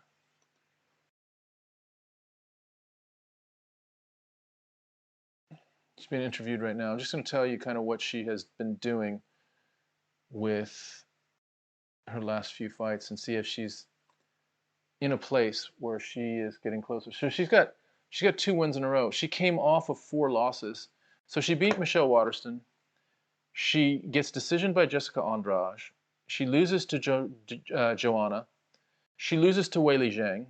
She loses to Mariana Rodriguez. So 4 in a row. And now she's beaten Brianna Van Buren, Sam Hughes, and Angela Hill. She's back. She's back. You know, every one of those that she lost to, well, except for Mariana Rodriguez, it was a champion, right? So Weili Zhang, Jessica Andrade, and Joanna were all champions. So she's not far off from getting another championship shot. This time, potentially, depending how it shakes out with Weili and Rose, she may be, you know, second in line or something like that if she keeps winning. But that was a nice victory for her. Guys, this one is one that I am amped about. Super, super, super excited about. This is Michael Chiesa versus Vicente Luque. And I'll tell you what, I've been thinking about this fight for a while. I'm just really, really impressed by Chiesa and Luque. I mean, both of them. Let's have a look at what you guys have. JB Betts, Rodriguez put me out of my misery. What chick isn't good at tripping? Wow, JB Betts, that's that's hard. That's harsh. Future Anime, man, oh my God, I forgot my pizza. It's so burnt. That was my last pizza. That is hilarious. Future Anime, focus, dude. Oh, we just see Brendan Moreno in the crowd. Fantastic. Jamoni Schofield, Torres up 2. Yeah, you called it, brother. You definitely called it. So she's going to be in line here for the for a title shot. She just will be. This is our in-between. Let's just look. Guys, can I just ask you, if you are on the stream right now, there's about 35 of you. If you haven't yet, if you have, that's cool. Can you, if you're on Facebook, can you like and follow us on Facebook? That means a lot to us. And if you're on YouTube, can you click on the link? It's either in the description, at the very top of the description, or it's at the very top of the comments. It's pinned at the top of the comments, and just click it once and then click it again for subscribe. That really helps us get closer to 1,000 subscriptions. So let me just say where we are. By the way, we're not losing anything as far as the fights. We're right in the middle of the fight. So there hasn't been a walkout or anything yet, is what I mean. 739. Let me refresh this. We are at 740. 740. We're 10 away for 750. If we get 750, I reckon that would be amazing. So who hit us with one just recently? I don't know who it was, but whoever it was that hit me with a subscribe just now, thank you so much. I really, really, really appreciate it. If you could come back and hit us again if you haven't hit us with either a Facebook like, follow, or a YouTube sub, that would be amazing. Okay, it is still a commercial on UFC. Let's look a little bit more at the stats for this Vicente Luque Michael Chiesa fight. So Michael Chiesa's nickname is the Maverick.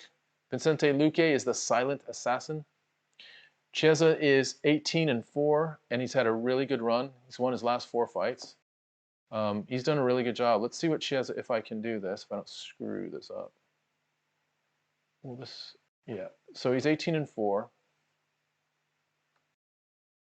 Last 4 fights, he has beat. That Neil Magny fight was a really important fight because Neil Magny was on a run. He had won like 3 or 4 in a row, looked really, really good, and Chiesa just dominated him, just manhandled him. He beats Rafael dos Anjos, he beats Diego Sanchez, and he beats Carlos Condit. Right before that, he lost to Anthony Pettis, but that's a nice run. Carlos Condit, Diego Sanchez, RDA, and Neil Magny. He is now getting to, you know, sort of the outside of this top 5. He is now sniffing the top 5 in the welterweight division. Let's look at Luque. By the way, oh no, it's not the walk-in. That's Ciryl Gane is just in. Let me see if I can get us back to the match, hopefully. Here we go. Yeah, so let's look at Luque. Oh, by the way, the odds for the Ciryl Gane Derrick Lewis have just, oh no, I was going to say they've just swapped, but they haven't. They were doing, what do they call it? All the different weird bets. So here's Vicente Luque. So we're saying that Michael Chiesa's record was impressive. Look at this. In August 2019, he gets a split decision over Mike Perry. Then he loses to Stephen Wonderboy Thompson. That was a great fight, by the way. Wonderboy was at his best during that fight. Then he beats Nico Price with a TKO. He beats Brown with a KO. And he submits Woodley. Those are decisive. The last 3 fights are decisive wins. So this is going to be a really interesting fight. Very, very much. Again, this is to have claim to the top 5. You win this, you're in the top 5. That's just how it is right now in the welterweight division.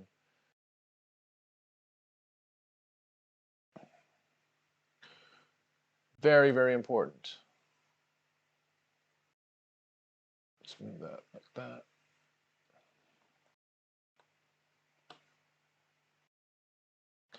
There we go.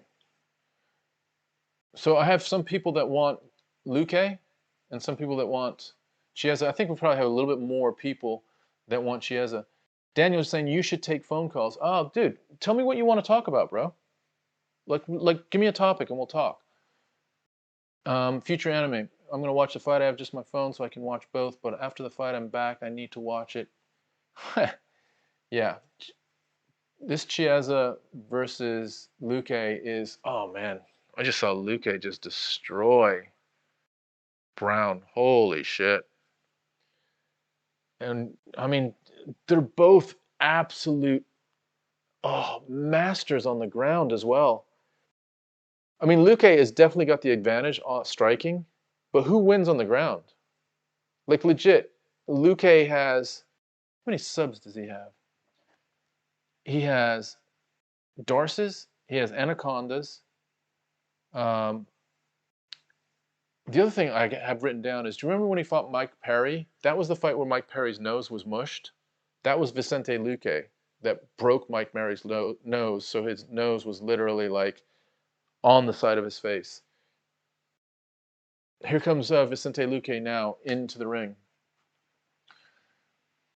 Or into the octagon, rather. What am I saying, the ring? We're getting down to the nitty-gritty, guys. These are the last three. Fantastic.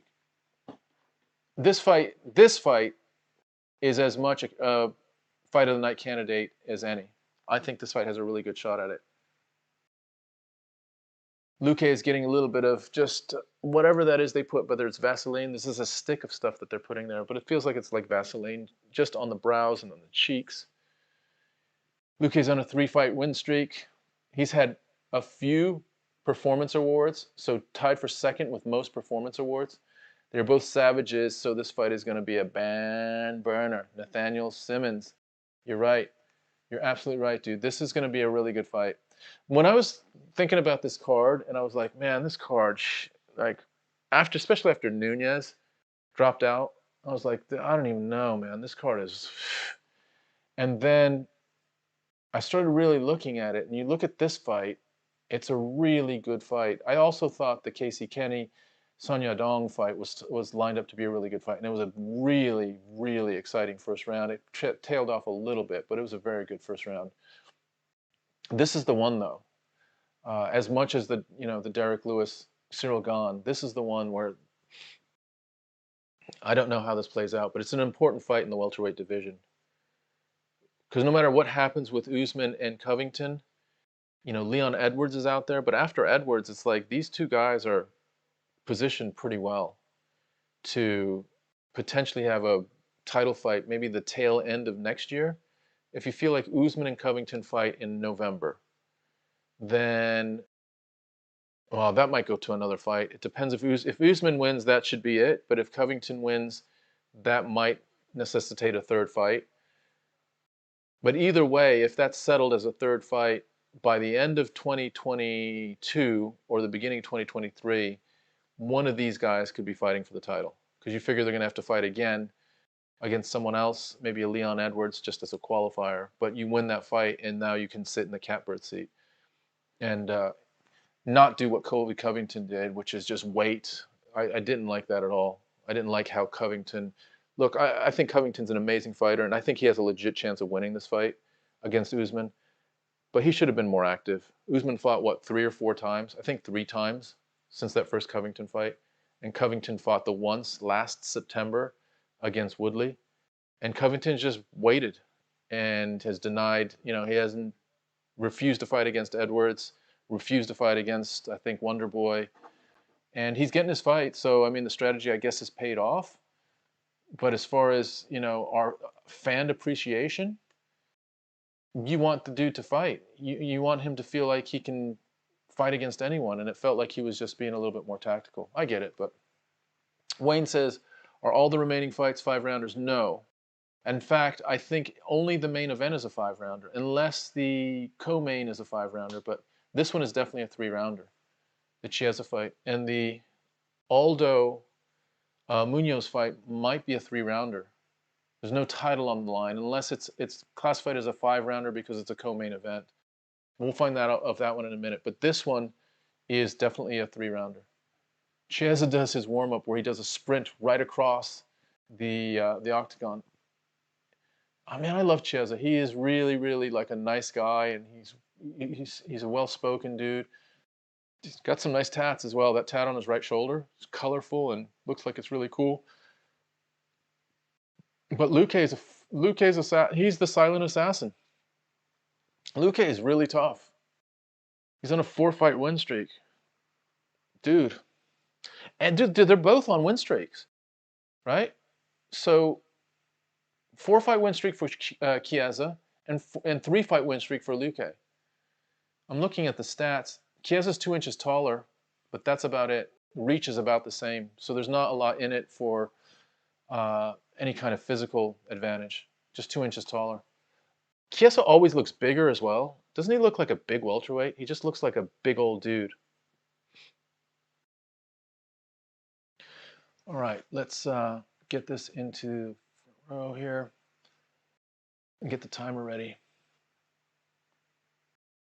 Just doing the introductions right now. Bruce Buffer's got his. Ever seen Bruce Buffer's card? It's got all kinds of notes in it and colors. I think he does highlighting, circles, and all. I mean, look at it and you're just like, wow, I don't know how you can read all that, but it's a formula that he has developed. We talked about it a little bit during the podcast with him, and it's a formula that he kind of can, because when he's using it, he's just looking at it for a second, and then he's like pointing it at them, and he's fucking winging around and all this other shit. And he's just really like right in Michael Chiesa's face right now, just yelling at him. Bruce Buffer is amazing. Literally, they're literally nose to nose. It's ridiculous. Amazing. That will get you amped up. That was really cool how we did that. All right. It's interesting.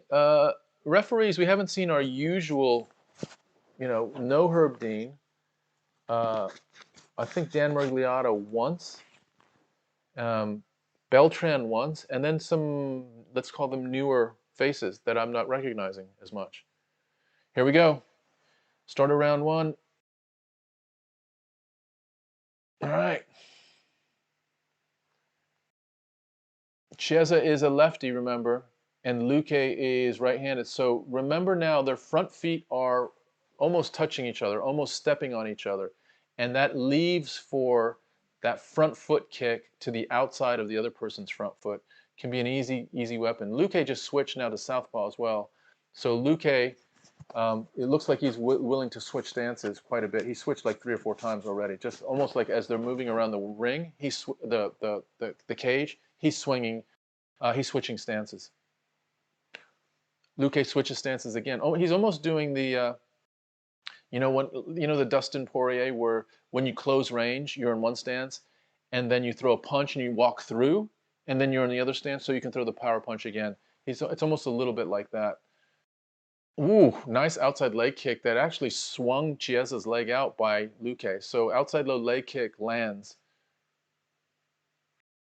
Chiesa goes for a nice straight left. I'm not sure if it landed. The angle was a bit off. Chiesa's moving around quite a bit, almost uncomfortably. Luque's very, very settled in the middle of the ring, almost quiet in the center of the ring, and Chiesa's just bouncing around, going back and forth, but in almost like a nervous way. Luque does almost like a 1-2 and now switches back again to southpaw. Luque is now back to orthodox, now back to southpaw. So he just literally, as Chiesa moves, it depends which direction Chiesa moves in. That's which direction Luque will just change into that direction with his stance. So his stance is completely fluid. He doesn't have a stance. He's moving fluidly from one to the other. Oh shit, Luque just dropped. I don't know if Chiesa got dropped or he tripped or what, but that was a hook that dropped Chiesa, and there's an outside leg kick that I think already is hurting Chiesa, but Chiesa gets Luque to the ground already. And Luque's digging for something. Luque has Chiesa in his guard. No, it's got it's in half guard right now. Chiesa's on top, and when Chiesa is on top, wow, Chiesa's on top, and he's digging for his second hook. His second leg hook in, but he's got Luque's back and he's trying to dig an arm under. Chiesa's trying to dig an arm under. He's trying to wrench a choke right now.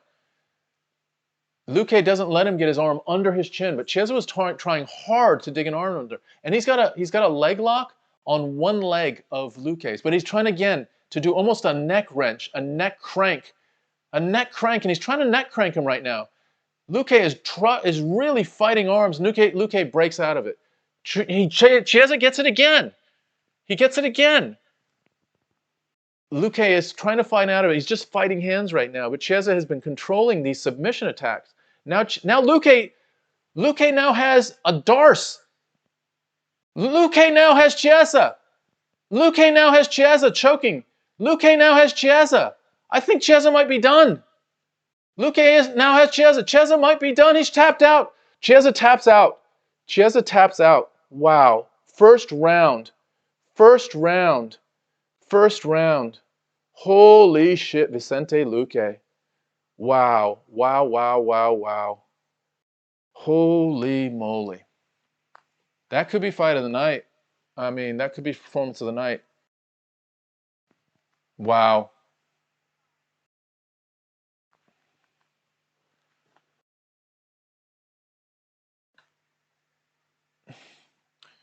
Got him with a Darce. Got him with a Darce. I thought it was a Darce. So Chiesa is just hunting rear naked chokes the whole time. He tries 3 or 4 of them. And then Luque comes over the top and just gets a Darce almost immediately. And that Darce is just strangling Chiesa. And they're north and south on the Darce. And Luque's got his back to him. And Chiesa's just, you can see, he can't do it. He just chokes. He's literally fighting for his life. At some point, you could see Chiesa tapped almost just to get out of that situation. It was brutal. What a Darce that Luque throws on him. Holy shit. We talked about his Darces. We said he had Darces and anacondas. Man, oh man. Look at Chiesa. He's just, he's almost like flinching. He can't get out. Man, oh man. That is a big win for Vicente Luque. That is a big, big win. Wow. Wow, wow, wow. Holy shit. Future Anime, you lost. What? So how much was the bet, dude? Tell us what was going on. Yeah, Nathaniel, that was epic, wasn't it? That's what I have, dude, as well. I have the fight muted as well. Nice, thanks, Mute. Thanks, Nathaniel. All right, here we go. Chiesa must be absolutely bummed. Chiesa is an absolute beast on the ground. To get submitted by Vicente Luque is, you have no idea how huge that was. And by the way, Chiesa's hunting rear nakeds 3 times. 3 times he tried to get a rear naked. And he gets reversed into a Darce and choked out in a Darce. Holy moly. That was crazy. That was crazy. Wow. Huh. Let's look at the, there's not a lot of stats from that. Let's have a look, though. I'm kind of in shock. How are you guys? I'm literally kind of in shock. 325 of the first round. I mean, strikes, nothing happened in strikes. Here's the deal. Chiesa has a minute of ground control. Vicente Luque has 10 seconds of ground control. 10 seconds versus a minute, and he submits him in 10 seconds with a Darce. That was ridiculous. Man, that was a great Darce. He just locked it in, and that was it, man. That was it. He rolled him over, and he was just a stuck pig. He was a stuck pig, man. He couldn't do anything. Rolls him back over again. I mean, Vicente Luque is strong. Super, super strong. Makes him tap. He just, Chiesa had nothing he could do. He's actually, it's like he's drowning. When he taps, it was like he was drowning. It was very similar to the Dustin Poirier tap against Khabib Nurmagomedov. That desperation tap, which is, it's a horrible thing to see, but that's kind of what it was. Man. All right. Well, we're on to the next one, which is Aldo versus Pedro Munoz. And this is, man, is that fight of the night? It could be performance of the night. He might get performance of the night for that.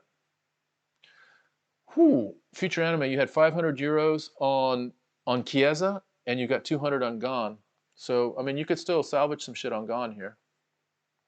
But that's rough, bro. That's real rough. Yeah. Let's see. So Luque is on another level on the ground. One tiny mistake and you're done. Yeah, dude, I'm telling you, dude. It was like, not only was his offense great, but his defense was great because Chiesa was digging for that rear naked 3 separate times.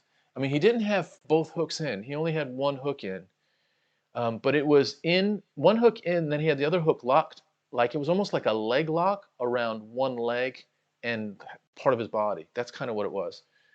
and he was digging for those for that rear naked choke a couple different times, a couple different ways, and couldn't get it. And man, as soon as he released it, Luque was there, and he dug the darce in, and the way he flipped Chiesa over twice. So Chiesa's this way, and then he just flips him over like it was, and Chiesa's a big dude. And he flips him over like he's on his back, and then Chiesa fights himself back over into a position where he's not on his back again. Flips him over again, and that was it. And then Chiesa's like drowning. He's just like, I gotta get the fuck out of here. It was crazy. Crazy, crazy fight. I'll tell you what, man, Vicente Luque. Who do you feel like is gonna overwhelm Vicente Luque? Legit. Do you think Leon Edwards is gonna overwhelm him?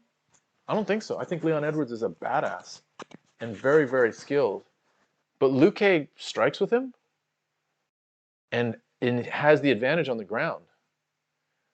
What about, let's go to Covington. Do you think Covington has the advantage against Luque on the ground? Or striking? Usman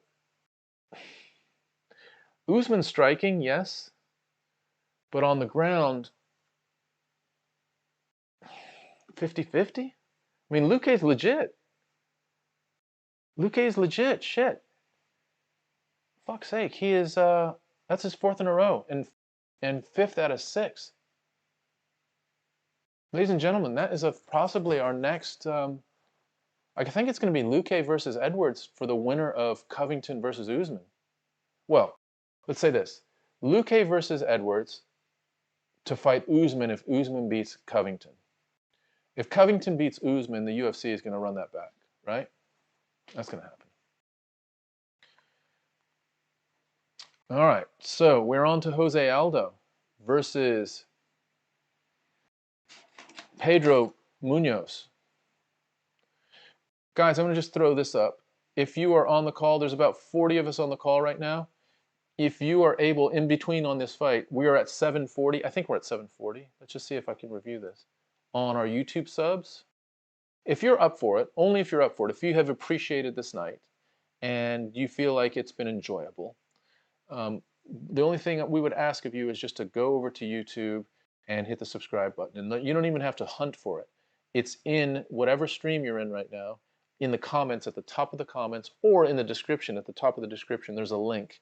And that link is a special sub link for YouTube. You'd click on the link, and it'll pop up a window if you haven't subbed, and it'll just say, do you want to subscribe to Homie and the Dude? And you just hit yes, and you're back to where you are. If you can do that, that would be amazing. If you don't want to, that's fine as well. But either way, let's enjoy the night. All right, so Aldo versus Pedro Munoz. Let's look at some stats. See what we got. I'm looking at Aldo's last 5 fights. Let's just see what we have here. 17-4, flippin' legend. Oh, sorry. 17-4 in TKOs. He's 29-7. So his last 5 fights, we got a win versus Moicano, a loss versus Volkanovski, a loss versus Moraes. He got destroyed versus Peter Yan, and he beats Chito Vera. So, you know, he's doing all right. And by the way, he's now dropped down into this bantamweight division, which is a 10-pound weight cut. He needs another win. He needs another win. Let's look up Munoz.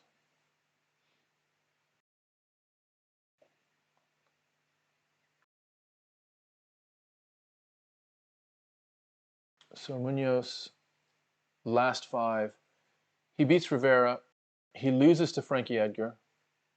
He loses to Aljamain, unanimous decision. Knocks out Cody Garbrandt and knocks out Caraway. The thing is, Munoz he's 34. Do you believe that these two guys are the same age? I don't believe that, but they are. They're the same age. Jose Aldo, look, okay, if you tell me Jose Aldo versus Pedro Munoz, in my mind, I'm thinking Aldo's about 36 or 37, and I'm thinking Munoz is about 31. And when in fact, they're both the exact same age.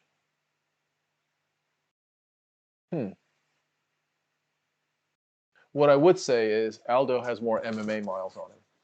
Wouldn't you think? He just does. Aldo's been in more wars. I mean, Munoz takes headshots as well, but Aldo has just been in more wars. He's been in more fights. Aldo's 29-7, so he's fought 36 times. Munoz has fought 24 times, so it's 12 more fights. So about 1/3 more fights that Aldo has had. They're the same age. Should be a good fight. People love Aldo. Love them some Aldo. Wow, they're just showing a picture now of the Toyota Center, and it is packed. The Toyota Center is where the Houston Rockets play the basketball games, and it's pretty full. It's pretty full. This could be, I really think this could be fight of the night as well. Nathaniel says, I've been watching Aldo Jr. since he was in the WEC, and I remember him beating Mike Brown for the title. Dude, exactly. Like, he's been around forever. He's fought Chad Mendez a couple times. Like, his record is long and distinguished. You know, he's just been, and that was when, I think he was at his best probably either right before the Conor fight or like right around the Conor fight. Probably just a little bit before the Conor fight was when he was at his best. And you'll remember the aura around Aldo. It was, you know, Khabib-esque. It was John Jones-esque. Aldo was like just a straight up Brazilian legend, you know, in the same category as Anderson Silva, you know, and then he loses to Conor, and then he goes on a bit of a skid where I think he lost to Holloway twice, and then he had a really bad run against Jan, Marlon Moraes, and Volkanovski. But he is, check this out, he is 4-6 in his last 10 fights. He's lost 6 out of his last 10 fights. That is crazy, you know. He's, you know, right before our eyes, he is on the same sort of ending career path as Anderson Silva. Now, he's had this rejuvenation in his bantamweight class, which has been pretty amazing. If you think, it's hard to cut to your ideal weight when you're younger, right? So he basically decides, okay, I've lost a few times now in my preferred weight class, so I'm just going to drop down to I'm going to drop down to bantam. I'm going to cut 10 more pounds and fight the savages in bantamweight. And you know, when we saw Jose Aldo fight in featherweight, we didn't think, it wasn't like we were thinking, oh man, he's carrying a lot of weight. He was ripped then. So where did those extra 10 pounds come from that he just shedded?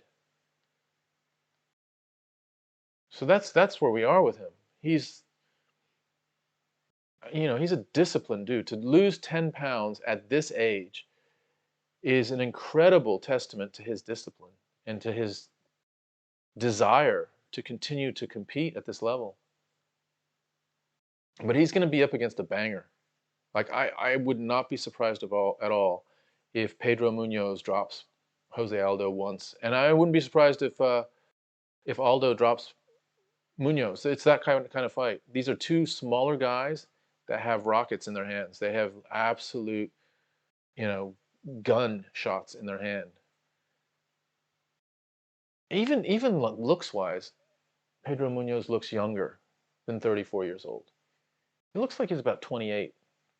Just got this youthful look to him. He's taken off his sweat jacket. He's got a sweat jacket and a shirt on just to stay warm.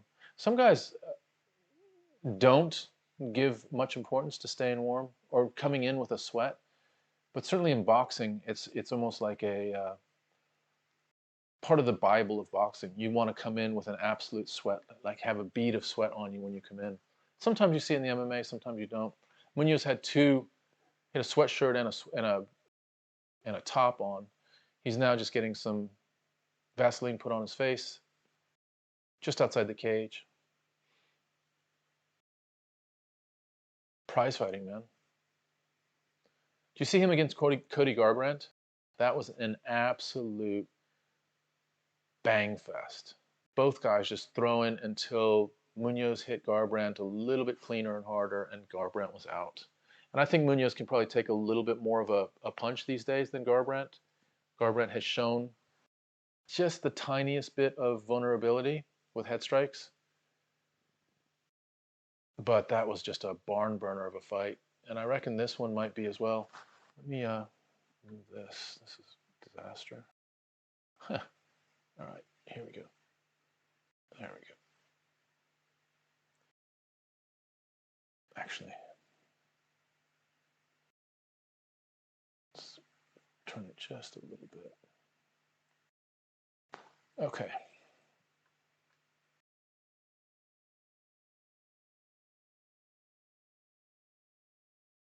All right, guys, we're in the ring, in the cage. Bruce Buffer is in the cage, and here comes Jose Aldo. Aldo looks good. It really has been quite impressive to watch him throughout this last part of his career, because he is, I can't overestimate how impressive it is to lose 10 pounds to get to this division and be competitive, not just be completely washed out, completely drained out, and somehow, you know, manage your way through a fight. He's actually competitive. He's actually fighting the top guys in this division. Very, very impressive.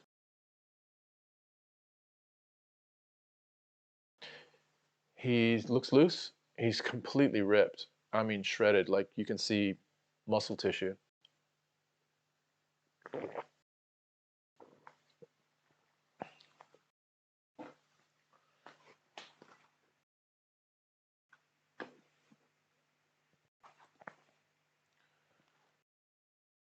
Jackie Guzman, thank you for the like. Very much appreciate it. On Facebook. If anyone else is on Facebook, if you want to throw us a like, that would be amazing. All right, here we go. Jose Aldo is in the octagon. Did he always have a tattoo on his left shoulder? Feels like that's a new tattoo. You got Aldo and you've got Pedro Munoz. Pedro Munoz is 19-5. He's known as the Young Punisher. I wonder when he gave himself that nickname, because he's now 34.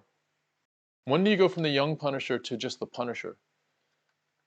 Do you have to, or do you go from the Young Punisher to the Senior Punisher? I don't know. Anyway, Jose Aldo, his nickname is Junior, and that's what his tag is on his socials as well. Jose Aldo or Junior MMA or something like that. All right, here we go. Buffer's in the ring. Aldo's there. Munoz is there. We're here. Let's get this thing going. Let's get this thing going. Buffer's introducing them. Aldo has his eyes closed, almost like in really concentrated meditation almost.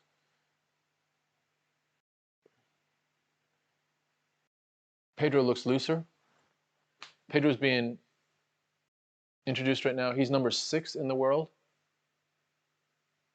in the bantamweight division. Is that 6 or 8? I think that's a 6. Sorry, that was, I think, an 8 in the world in the bantamweight division. You got Aldo, Munoz. I mean, bantamweight is, it's got a few good fighters in it for sure. Jan, Sterling. They're now announcing Jose Aldo. I mean, Jose Aldo is a legend, isn't he? He's got a big old head, though, doesn't he? For his body, he has a big head for his body. Holy shit! I don't know if this is the camera angle. Salute me, familia. It's almost like they've done a bad Photoshop, but it's really Jose Aldo. It's so weird. His head is almost as big. It's got to be a bad camera angle. He's got a big old balloon head on his shoulders. All right, people are just going crazy for Jose Aldo. Mike Beltran has the co-main event here. So it looks like we don't have any of the usual top referees. We don't have Joe Rogan, but we do have Jose Aldo and Pedro Munoz and Mike Beltran, who is an excellent referee. Here we go. Let's see if this is, how many rounds this is. So it is 3 rounds. Someone asked if it's a 3-round or 5-round fight. This is 3 rounds. Spinning back kick by Pedro Munoz to start the festivities off.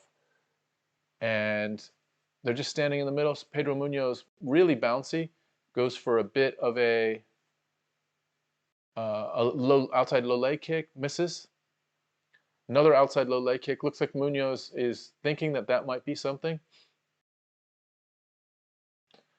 Another one, so that's 3 in a row. He hasn't hit yet.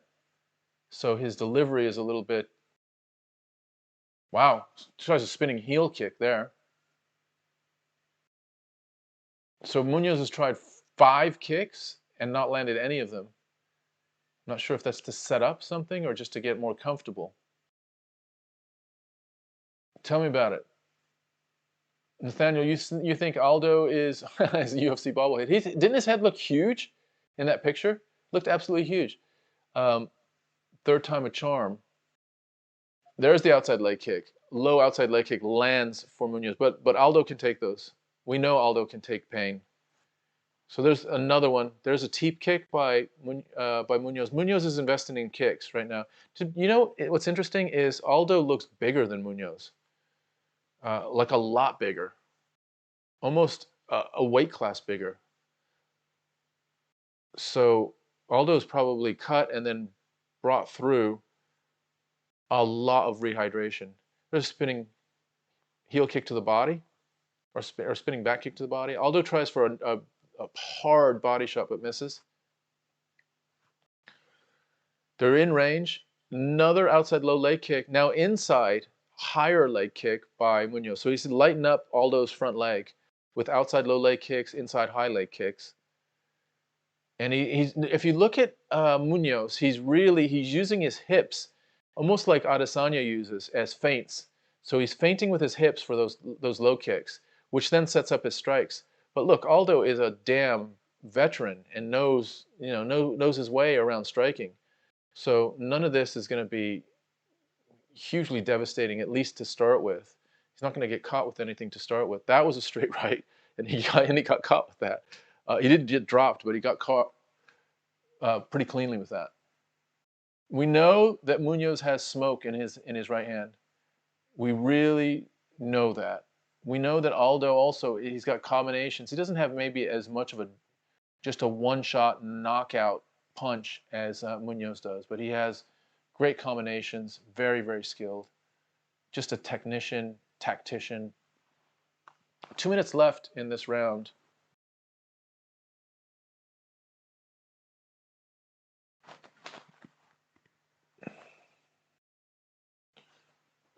Just standing, just measuring each other. Aldo just kind of sweeps Munoz aside. I really like how much Munoz has invested in the legs in this round. Aldo is just out of range. It looks like Aldo's trying to do a little bit more body punching. Oh, there's a nice sort of like, I don't know what you would call it, like a hook, a sort of an uppercut to the body. Devastating from Aldo to Munoz. Wow, Aldo with a nice heavy right, a very condensed, compact right that I think landed on Munoz. Munoz took it very well. Aldo's moving really well, he's feinting well. He looks like he's got a lot of energy. Reacting quite well. Munoz keeping his hands up. They're still figuring each other out. Still figuring out like who's got advantage, how am I gonna impose myself. Big shot by Munoz. Does a step through right cross that reaches Aldo. He had to step through to reach him because Aldo's controlling distance. We'll have to see if he does that again, because that was a really nice move that closed distance in a way that it made a difference with that right. There's a nice bit of reaction by Munoz. Munoz is a nice counterpuncher. You can tell. Very, very high level striking going on right now. Both guys can counter, can strike, can lead, can body shot, hooks, jabs, straight punches, round punches. Lots and lots of variation here. Outside leg kick by Munoz misses. Aldo does that uppercut to the body again that lands. It's a devastating blow. It's like a lot of power, but it's lunging from outside. It looks kind of weird when he delivers it. A spinning back kick by Munoz to the chest. I think it was glancing. End of the first round. All right. What do you guys think?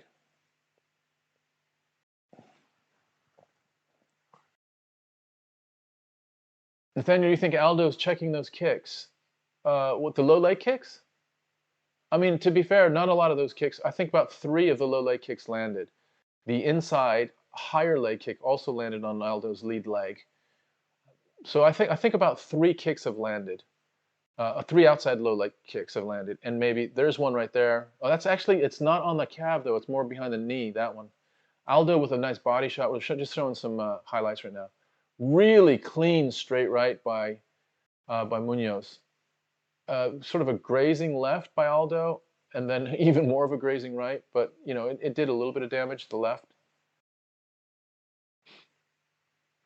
We'll have to look at this a little bit more, Nathaniel, because I did see a couple of those land of Munoz's leg kicks. So let's have a look. All right, here we go. They touch hands again. This is round 2. Aldo just looks like a bigger dude. Nice double, triple jab by Aldo. Munoz is coming in with a lot more aggression. Right now. Inside leg kick, that wasn't checked. So Munoz is quick with his leg kicks. He checked that one. You're right with that one, Nathaniel. Check that one. Little left hook, almost like a jab hook by Aldo. Didn't do much damage. Ooh, heavy outside low leg kick by Aldo. 2 inside leg kicks by Munoz. Munoz is almost investing more in the inside leg kick, and I wonder now if that's because of what you had just said, Nathaniel, that perhaps the checking of the outside leg kick has dissuaded him from using that outside leg kick. So he's investing in the inside, which you can't check quite as easily, especially when you're going to the inside of the thigh. It's hard to bring your knee up to check that. 3 minutes in, 59 seconds. Let's see here.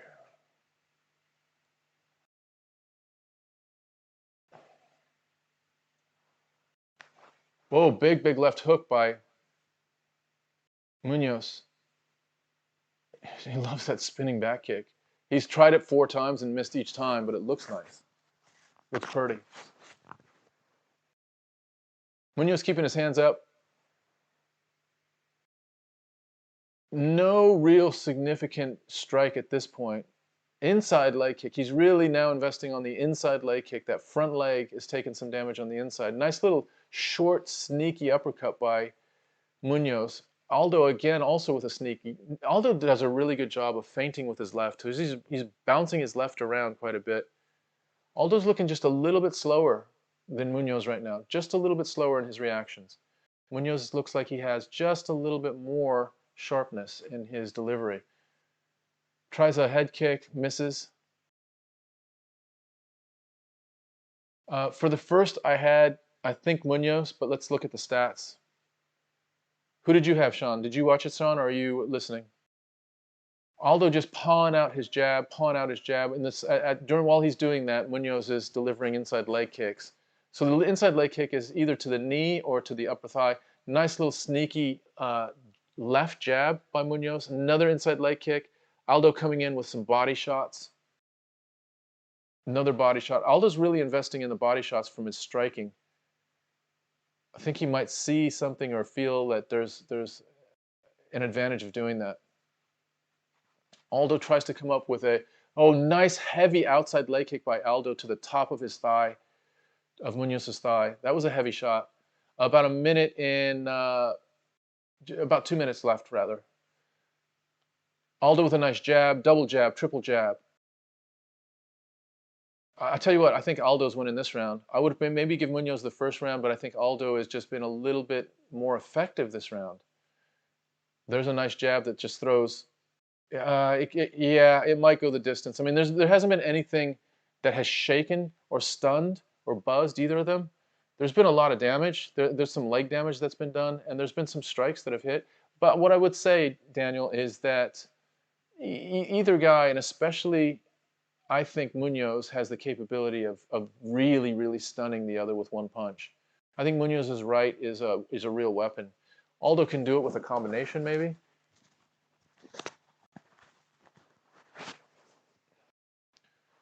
Jab by Aldo. Inside. So I'll tell you what, Munoz is he's just racking up points with, it's interesting. Munoz is racking up points with leg kicks, and Aldo has been very, very active with body shots. So Aldo's deciding, I think, not to hunt the head and just to rip shots to the body. And he's done really well with that. This time, Munoz is alternating inside leg kick, outside leg kick. And I think it's hard for Aldo to check those because he doesn't know which one's coming. Aldo done very good, though, with the body shots. Very, very nice job with delivering power shots to the body. Inside leg kick again. I don't know how heavy those shots are that Munoz is delivering, because he's landed about, we'll see on the punch stats afterwards, but he's landed about, would you say, 15 leg kicks?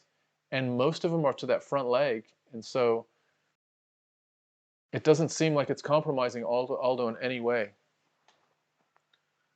Let's have a look.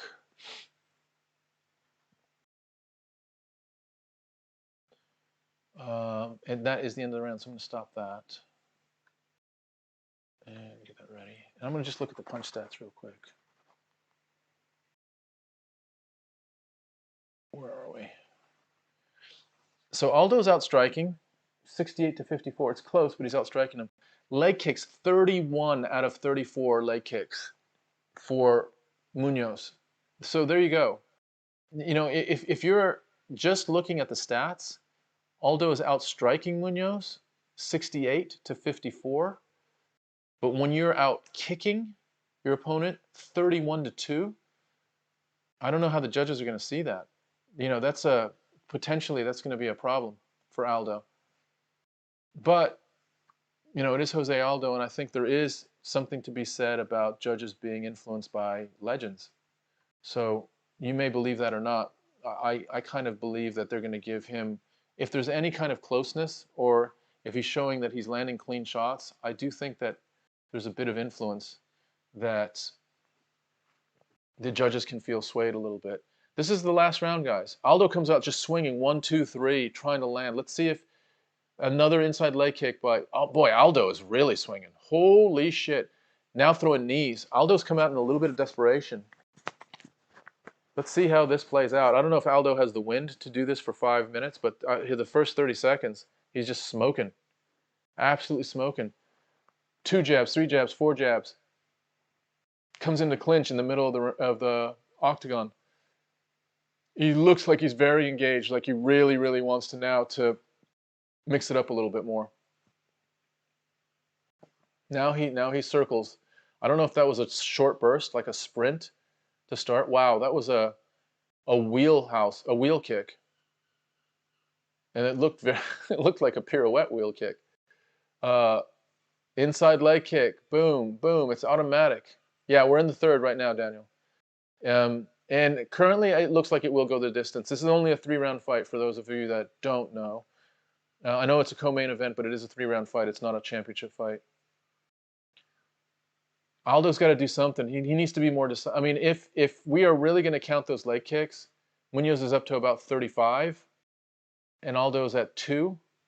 That's going to count. So Aldo has to really be significant right now in his strikes. He has to do something that is going to be noticed, that is significant. And the first 30 seconds he did, and now he's quieted down quite a bit. Now he's thrown a nice, strong outside leg kick, Aldo has, to Munoz. They're right in the pocket, so they're just standing in the pocket, just feinting, but they're both within striking distance of each other. This isn't a, you know, oh wow, 1, 2, 3 by Aldo, very, very clean, and now 2 body shots, countered by a left by Munoz, but Aldo looks very sharp right now. Nice outside leg kick by Aldo as well, and that did some damage. Now Munoz hits Aldo with a straight right. It's mixing up quite nicely now. 2 minutes and 45 seconds left. There's a lot at stake for this, and it feels like the balance of the fight is still sort of in play right now with 2 minutes and 36 seconds left. Double jab by Munoz. Let's see if Aldo can put together just a little bit more steam.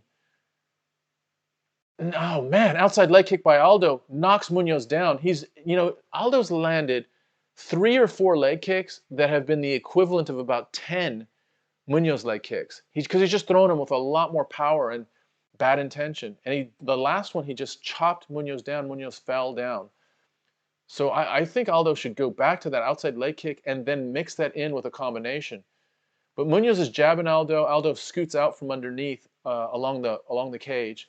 Looks like Munoz has a little cut underneath his left eye. Let's go, guys. Let's mix it up here. Last minute and 49 seconds. Jab, jab, jab by Aldo. Just like pawing jab just to measure something more heavy that's going to come, hopefully. Spinning back kick by Munoz. Munoz has thrown, I think that's the 6th spinning back kick. And I don't know if he's actually hit Aldo with any of them. But they look nice. Aldo with another body jab. Munoz with a nice jab. Aldo's beating Munoz to the punch right now, which I didn't think I would say. Wow, nice combinations by Aldo. Aldo's looking good. Another outside leg kick, low leg kick that did some damage. Aldo's winning this round. Aldo is winning this round. It's 1 minute and 10 seconds left. Aldo needs to just keep going right now. He just needs to keep, and I think he puts himself in good position to get the decision because it's showing very nicely. He's finishing strongly. It's almost like the John Jones versus Dominic Reyes finish, where even though Munoz may have won the first round and who knows the second round, it's going to be very tough to give him the fight if Aldo finishes like this. Now Aldo's kind of slowed down. He's going back and forth. He needs to have one more run that he pieces up Munoz if he expects to win. Otherwise, it looks like it might be tough for Aldo to overcome all of the leg kick points that Munoz has gotten. I'm not saying I would be surprised. I would. Munoz does another spinning heel kick. Excuse me. So I don't know why I'm laughing, but that's the 6th or 7th one, and it's almost like it sets him up. Another outside leg kick by Aldo. Wow, they're mixing it up here in the last 10 seconds. Very nice finish to the fight. Aldo with another jab. 1, 2, 3. Aldo. 2, 1. That's the end of the 3rd round. I don't know, guys. I don't know. Wow. I'll tell you this. Here's what I would say. I think, let's look at the points. Let's look at the points before I say what I'm going to say. So, okay. Well, here. It's going to be weird because Aldo has almost doubled the output on strikes, and most of that was done on the last round. So Aldo has 113 strikes. Munoz has 64 strikes, so almost double the amount of strikes. Let's say 50 or so more strikes. Munoz has 37 kicks, and Aldo has 9 kicks. So almost 30 more kicks, about 28 more kicks for Munoz. I got a feeling they're going to give this to Aldo. And, I don't know if I have a problem with that. With that much of a difference in strikes, I was going to say, I think Munoz should win this, but I'm okay if they give it to Aldo. Now I'm starting to think, I think actually Aldo will win it, and I don't have a problem with that. If you outstrike the guy 113 to 64, and a lot of that was in the last round, I don't have a problem with that. That's a big statement. Both guys 34 years old, both guys fighting like they're about 28, 29, 30. Lots of sportsmanship between the two of them. They're kind of messing around with each other. Aldo had Munoz, he just kind of grabbed the back of his shoulders and was just like laughing and almost like, yeah, just having a good time together. So let's see what it is. Aldo wins it. Aldo wins it with a unanimous decision. And I'll tell you what, Munoz is a very, very good sport. Aldo is on his trainer's shoulders, and Munoz is there almost like lifting him up, showing him lots and lots of respect. They're hugging each other in the middle of the cage right now. Hugging each other in the middle of the cage. This, like, guys, this is what we want. This is what we need. Not the other nonsense of, you know, the bad sportsmanship of guys running out of the cage because it's been a bad decision, or, you know, not talking to the announcer afterwards. I mean, you know, if you're hurt or that's fine. But just bad sportsmanship in the press conference or making excuses or that other stuff, it really sheds not a great lesson to, let's say, the younger generation on how to deal with defeat. This was awesome. This was awesome. Both guys just, before the decision, both guys are hugging each other. So they don't know, and it's a close decision. They don't know who's going to win, and they're giving each other huge, huge respect. So I absolutely fucking love it. Jose Aldo continuing his journey, man. Jesus. What a story. What a story. That is so cool. The next, I don't know why Aldo doesn't use his kick. Dude, I'm telling you, dude, his kicks, he did in the third round. Nathaniel, those kicks in the third round, like I said, he landed probably about 5 outside leg kicks in the third round and was sweeping, literally sweeping Munoz just about with every kick. So it was an incredible display. And that's probably, you know, if I'm a judge, I'm thinking, okay, Munoz lands 37 kicks, but Aldo's 9 kicks may have done as much damage. And by the way, now Aldo has landed 50 more punches, so I got to give it to Aldo. I don't have a problem with that. Cambam HE, anyone know where to watch it for free? It's up to you, bro. You're going to need to go hunt that down if you want to, or otherwise I'll give you the play-by-play here. Good luck on that, but I can't give you any info on that because I don't know. Gvener Gigi, I wish I wouldn't be here. Why do you wish you wouldn't be here, dude? That's disappointing, bro. That's a bummer that you wish you wouldn't be here. All right, we're in between. And I just want to shout out, we've got about 50 people on the call right now. The little goal that I had, so my name is Tom, and I am half of the team of Homie and the Dude. My son is the other half of the team, and we have been producing podcasts and live streams for the last almost year and a half, year and 3 months. And my son is taking his first weekend off in the last year and 3 months. I took my first weekend off last weekend. So he isn't here. He's usually here. And we usually have a bit, it's 2 chairs, and we have a bit more banter, and it's more of a 2-man team, a tag team. So we'll be back together as a team in September, and October, November, December, until the end of the year for all the UFC pay-per-views. But if you were able to reach out over to YouTube and subscribe, if you haven't already. If you have subscribed, thank you so much.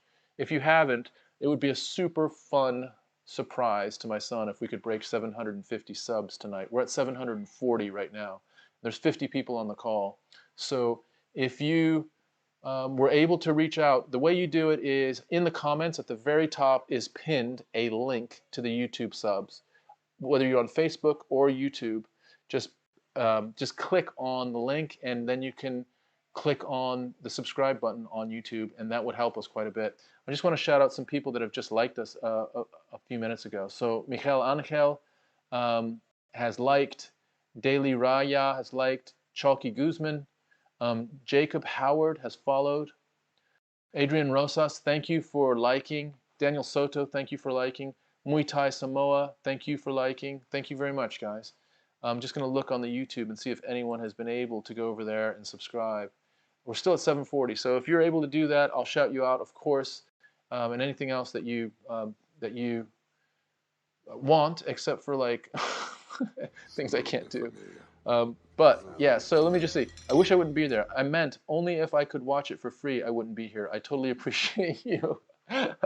I get you, dude. I feel you. I'm going to try to do as good a job as possible for this last fight for you so that I'm going to paint a picture, right? I'm going to paint a mental picture for you. Daily Raya, you rock, buddy. Thanks for the play-by-play. Dude, thank you. It's Dali Raya. Thank you, man. If you can reach over to the YouTube, that would be amazing. But I understand. Gwenerigi, thank you for the... you're over at Twitch, man. Thank you for that. Shout out from Twitch. Very much appreciated. All right, we're getting a little bit of prelim mumbo jumbo. Let me just get us set up for what we need here. All right, pre-fight.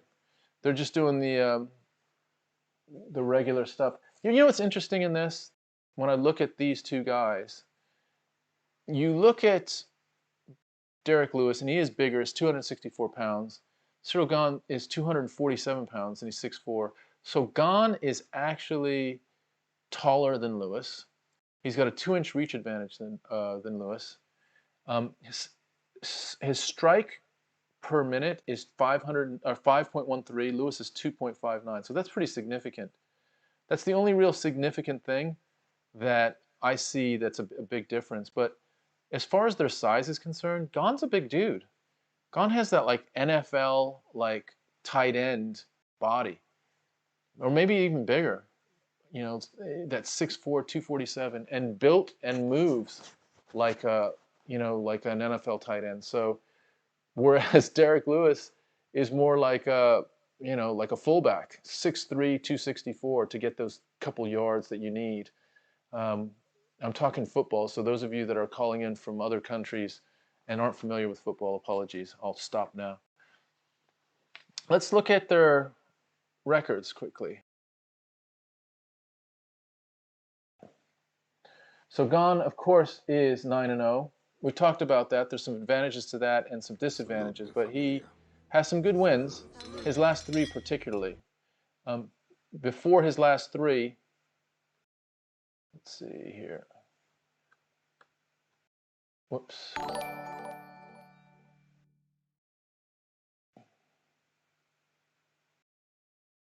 Let's go back to that. Before his last 3, though, he didn't fight too many people that were recognizable. But his last 3 are legitimate wins. So he fought... Volkov was a great win. Jardinia Rosenstruik was a great win. And then TKOing Junior Dos Santos is a great win. Those are 3 significant wins to get him to this position. And let's look at Lewis, though, as Gane is being walked out right now. Lewis has an incredible record. I don't know if I can pull up the whole record on this, but his record is, I mean, he's fought so many guys. He beats Curtis Blades with an incredible uppercut that knocks out Curtis Blades very recently in February. Knocks out Olenek. Unanimous decision against Latifi. Split decision against Ivanov, and loss against Junior Dos Santos. The other people that he's fought, so check this out. He's fought Daniel Cormier. Of course we know he's fought Francis Ngannou. He's fought Mark Hunt, Travis Brown. Just a whole list of people from the older generation of heavyweights all the way through now to this, what people are calling the next breed of heavyweights, and that's Ciryl Gane, basically. Ciryl Gane is at cage side. He's a big dude. He's a big old dude. And he's just hugging his team. His team are from France. Very much supported in the country of France. There's a lot of people that are watching right now and hoping that he will be the first French champion in the UFC.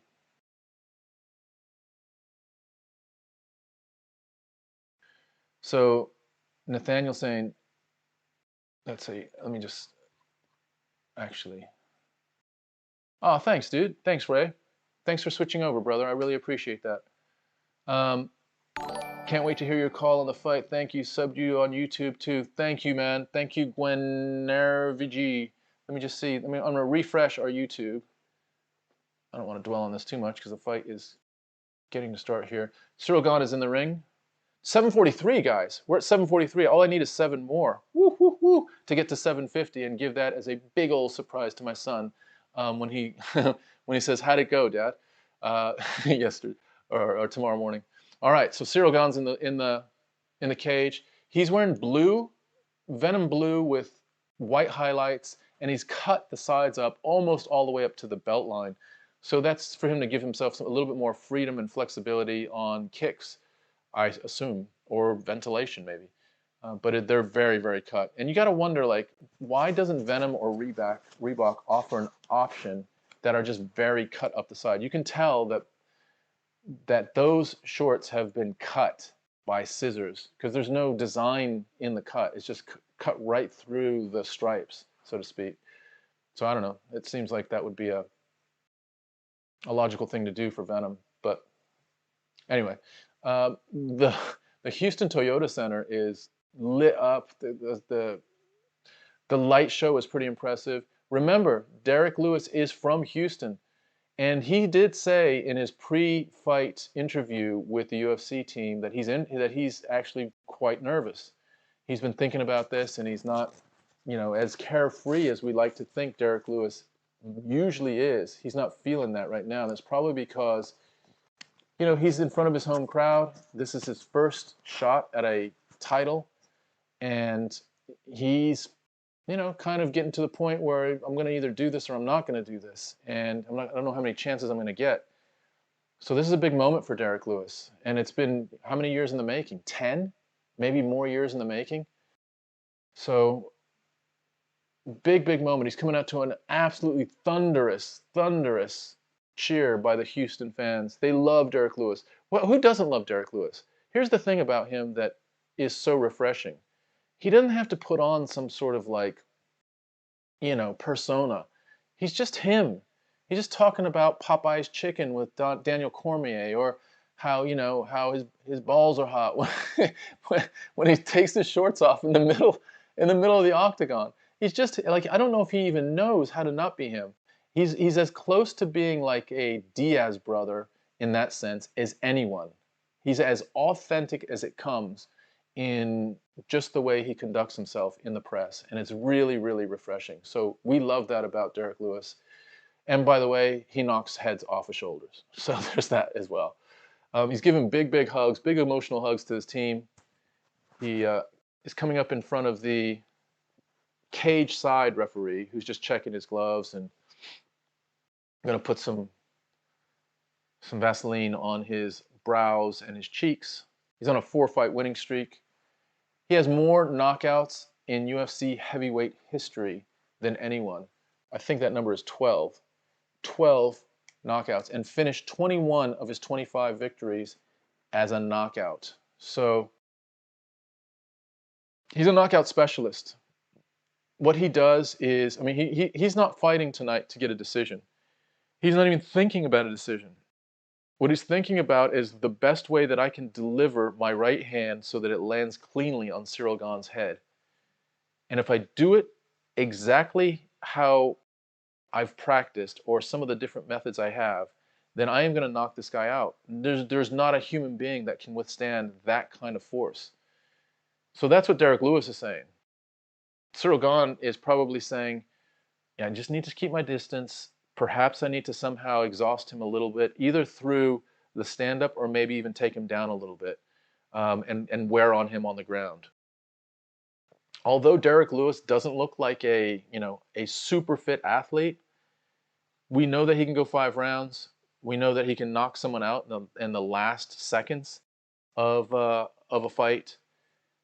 We know that he is always a danger. Like, legitimately, there's some guys that they lose the power as the fight goes on.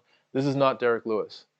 Derrick Lewis maintains his power for as long as this fight goes. This fight could go 20 rounds, and he would still have that right hand hammer that if it hits you, it's going to knock you out. That's different than some of the other people that we know. Even when we saw Francis Ngannou versus Stipe in that first fight, after about 2 rounds, Ngannou was very, very compromised. It's not the case with Lewis. He keeps a couple bullets in the chamber. Always. There's always one more in the chamber. All right. Let's get to Bruce Buffer, who is now introducing the fight. Ray Murgliata is the third man in the ring, in the cage. Just getting the timer ready. Derrick Lewis looks very, very serious, almost a little nervous. He's making me look a little nervous, making me feel nervous for him. He just looks almost frozen. Not to say Ciryl Gane doesn't look a little bit nervous as well. Both of these boys look nervous. And I'll tell you what, let's just hope it isn't Let's just please hope it isn't like the Derrick Lewis versus Francis Ngannou fight where they barely touched each other for 3 rounds. I don't think it will be. I think there's too much on the line for that to happen, and at some point someone's going to say, look, I need to take this instead of hope that I win it. Very excited right now. Bruce Buffer doing his thing. How sore do you think Bruce Buffer's bloody throat is? Like, how many days does it take him to recover? Is he okay on, is he going to be okay tomorrow, or is he just drinking lemon and honey tomorrow? Because he just goes for it, man. He rips it, absolutely rips it. Yelling from the deepest part of his throat. Just stretching those vocal cords. All right, here we go. Ciryl Gane is being introduced. He is 9-0. He is the 3rd ranked, already the 3rd ranked heavyweight in the UFC heavyweight division. I can't believe he's the 3rd ranked. Can you believe that? That happened fast. Man, I can't believe that. Does that feel like it's a little quick? I don't know. It feels a little quick to me. But here we are. Now they're introducing Derrick the Black Beast Lewis. I mentioned this earlier. So Derrick Lewis's nickname is the Black Beast. Ciryl Gane's nickname is Bon Gamin, which means good kid. So we have that. Not only are they, opposites in styles, they're also opposites in their nicknames. There could be nothing more, more evocative of the good kid. I'm a good kid. So that's Ciryl Bon Gamin Gane and Derrick the Black Beast Lewis. Does his traditional beating of his chest, Lewis, and here we go. We are now getting to the point where, God, guys, this could end super quickly. They're to the middle of the ring. They're both, so Gane is an inch taller for sure. Gane is definitely an inch taller. Miragliotta is about 6'2". He's right there as well, but he weighs about 50 pounds less, it looks like. They touch gloves, and they're clearing everyone out of the octagon. Gane is just bouncing a little bit. So Gane is in blue with blue tape around his gloves. Derrick Lewis is in black with red tape around his gloves. All right, here we go. The start of round 1. Let's get this here.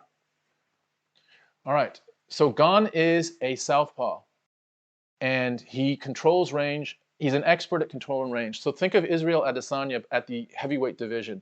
That's how much experience he has in kickboxing and Muay Thai. He also has Muay Thai kicks, so sort of that front side kick.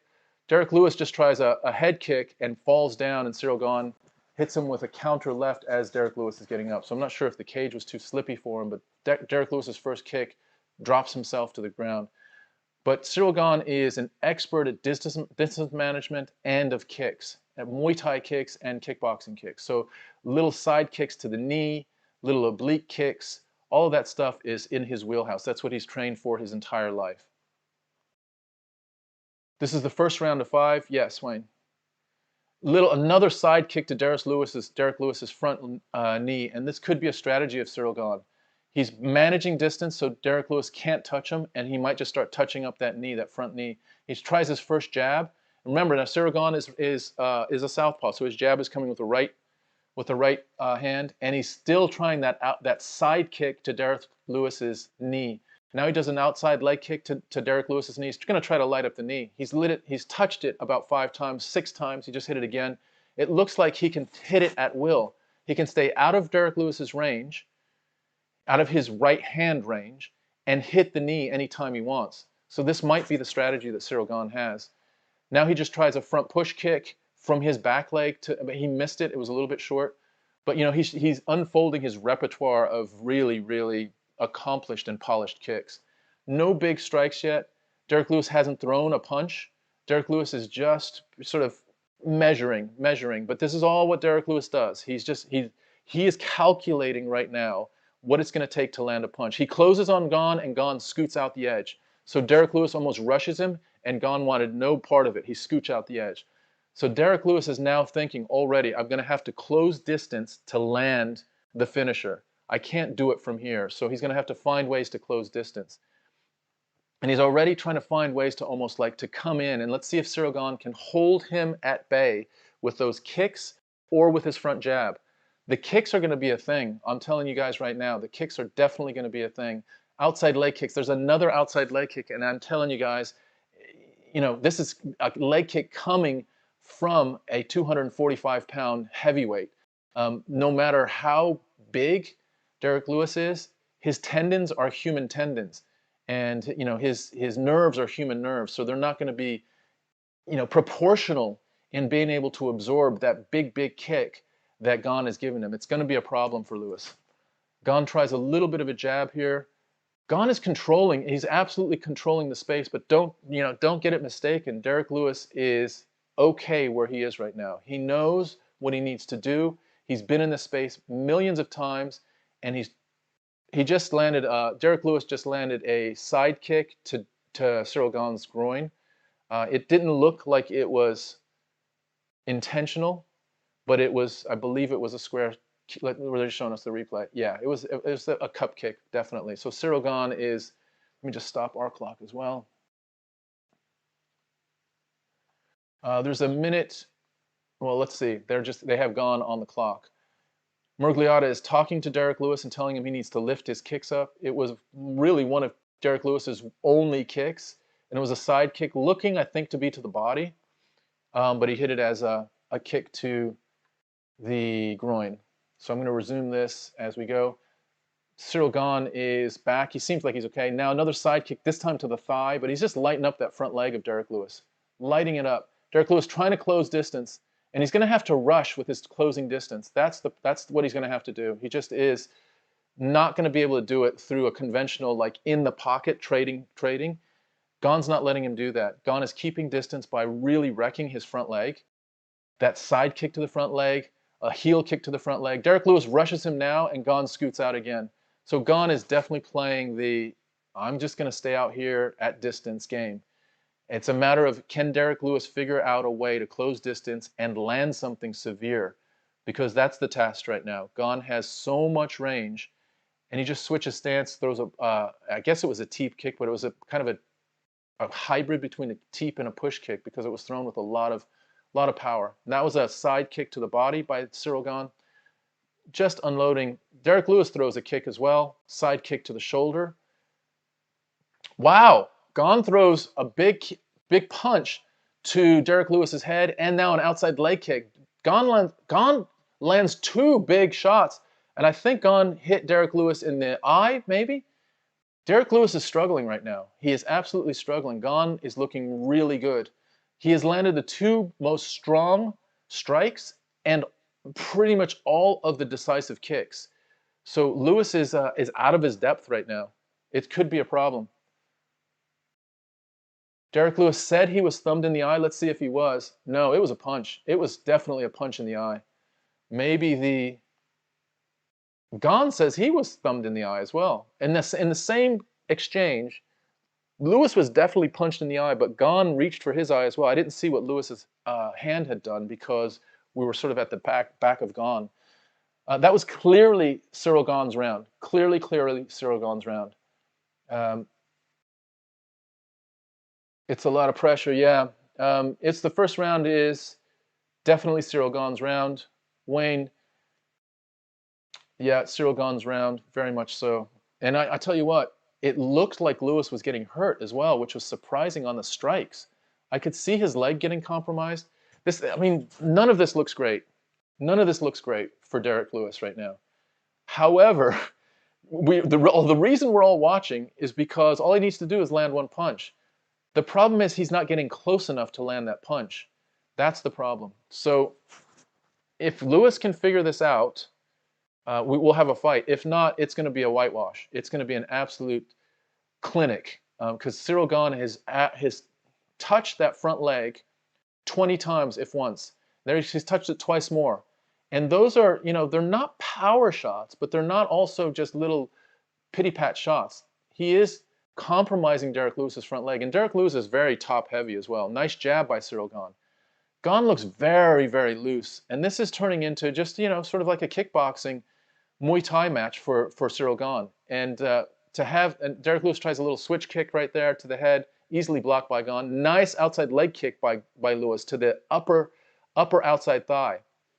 Gane switches to his orthodox stance and now does a teep kick up the middle. Gane still looks in control, but hey, I always think, man, if Lewis lands just one, it changes everything. The problem is right now, Gane isn't even getting him the key to the door. Like he can't even get in the room. The punching room, he doesn't have the key to the door. He's like on the outside of the punching room. Is a very poor analogy. There's another outside leg kick to the knee. Gane is really focusing more on the knee than the calf currently with the outside low leg kick. Lewis is trying to close distance, trying to figure out how to close distance, but every time he does, nice straight right by Gane, and Lewis apparently fingered Gane in the eye. Gane said, he's reached for his eye twice. I haven't seen it either time, so I want to see what's happening, Lewis grabs Gane and just holds him.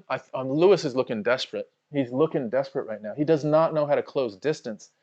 So his solution that time was just to bull rush Gane and try to body grab him to just kind of clinch his body, and Gane just scooted out. But he needs to somehow close distance, and he just tried with an outside leg kick, but those are being easily blocked.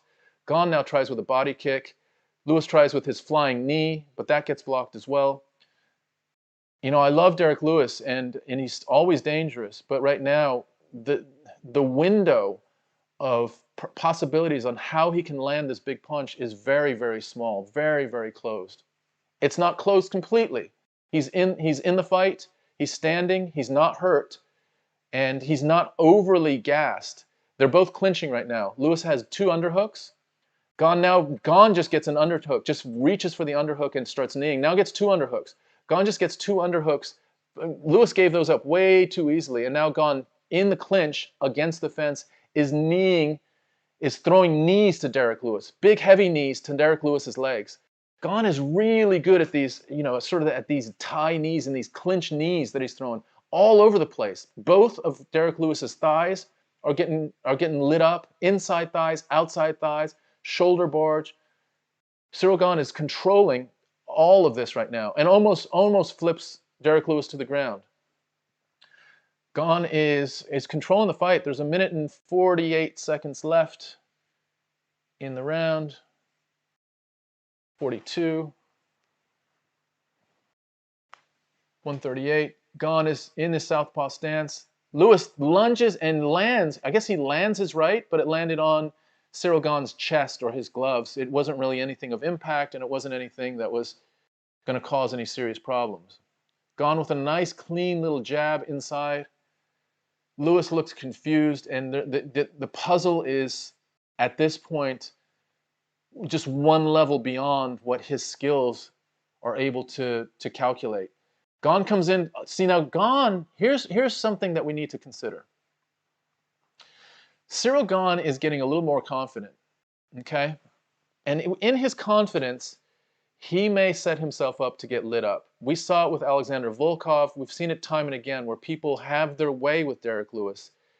And at some point, they get into range because they start feeling so comfortable with him that, oh, wow, big left by Gane. Lewis throws a big right. Now they're exchanging. So Gane is now in Lewis's pocket. I don't like this for Gane. And Lewis is loving it right now because now there's no leg kicks happening. They're just exchanging big shots.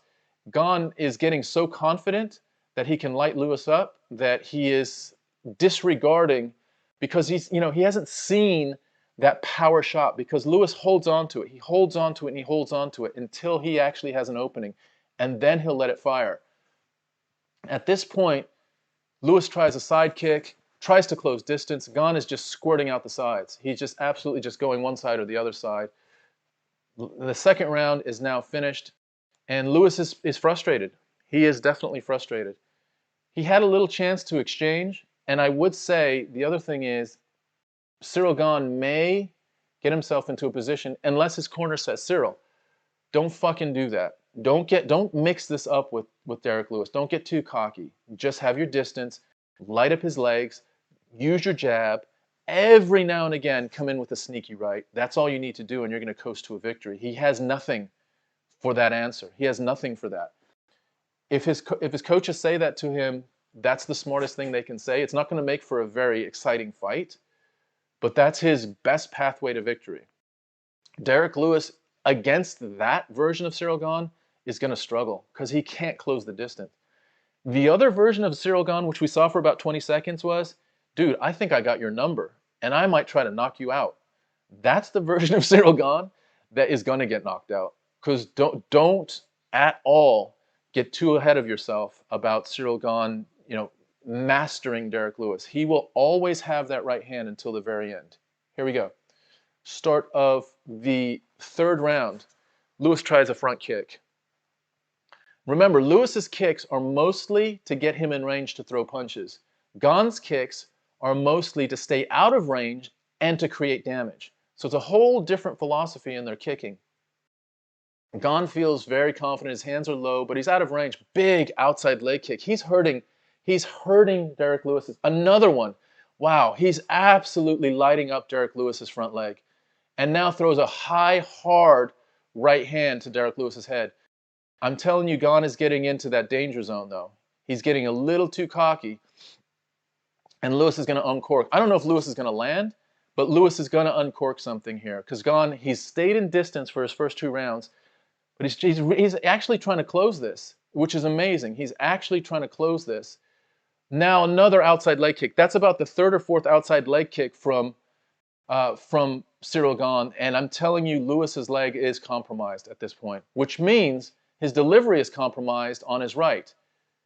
So all of this that Ciryl Gane is doing is now slowly but surely almost like taking horsepower away from Derrick Lewis's right hand. If he can't plant that front foot because his front foot is so weakened from those outside leg kicks, then he has even less a chance of landing the big shot. So Gane is absolutely controlling things right now. Distance, leg kicks. We'll have to see what the leg kick numbers are after this round, but I'm guessing that he's kicked him at least 30 times, and it's probably 95% on his leg kicks. And now he's kind of clowning. He's very, very loose. He's kind of moving his hands around. He's being very sort of confident, and that's the type of thing. Derrick Lewis had to change his stance now to his southpaw stance. Which what is Derrick Lewis going to do in the southpaw stance? He can't keep a southpaw stance if his right hand is his lead hand and he's going to be throwing it as a jab instead of a thunder punch. Wow, Gane closes distance and tries to throw an elbow on Lewis. Lewis now has Gane wrapped, but Gane is every bit as strong, and Gane is very good at trying to sneak underhooks. So he's got 1 underhook now. He throws an inside leg kick, and now he's got underhooks. Gane has 2 underhooks. Lewis looks confused, and he's a bit debilitated. Just the fact that he switched stances tells us everything we need to know, which is his front leg is hurting. Derrick Lewis would never switch stances if his front leg wasn't hurting. He's now back in his conventional orthodox stance, but let's see what happens once the next Ciryl Gane front kick comes. There's another one, and Derrick Lewis is hurting. He's absolutely hurting. Like physically, his leg is hurting. I don't know if he gets through this, guys. I don't know if he gets through this. He's getting lit up now. Derrick Lewis is getting lit up. He's going to get stopped. Derrick Lewis is going to get stopped. Wow, he's covering up. He's covering up. He's covering up. He's looking to land something, but Derrick Lewis is looking like he is being schooled by a more skilled martial artist right now. Derrick Lewis slips to the ground just because he can't stay on his feet with that punch. He's very close to being stopped. This is very close to being stopped. Gane is just outgunning him. Whose mouthpiece? Derrick Lewis's mouthpiece gets falls out. I don't know if it was punched out or he spat it out or it just fell out. Wow, Gane hits him with a head kick. Now an uppercut. Gane's right in the wheelhouse right now, though. Gane is in the wheelhouse. You don't want to be in that wheelhouse with Lewis. This is where Lewis at least has a chance, a fighting chance. Lewis is now saying that Lewis is going to get stopped. He's going to get stopped here. He's going to get stopped. You can't just sit there and not, and yep, they just stopped it. Lewis loses the fight in the 3rd round. Holy moly. Ciryl Gane is the interim heavyweight champion of the world, and it was never close. It was never close. Derrick Lewis in his hometown must be devastated. He didn't land one significant right hand. And he's still on the ground. I'm not sure if he is on the ground because of his leg or because of the shots he was taking at the end. The shots he was taking at the end is he was sort of in the fetal position, but like, you know, on his hands and knees, and Gane is just raining elbows and hammer fists on him. And Ciryl Gane just beats Derrick Lewis with clearly the biggest victory of his career.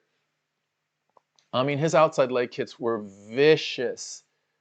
And they were mostly up higher on the outside of the back of the outside of his leg. And there was one that Ciryl Gane hit Derrick Lewis with that literally Lewis looked like he didn't want it. He didn't want any more. And that's when Gane started opening up.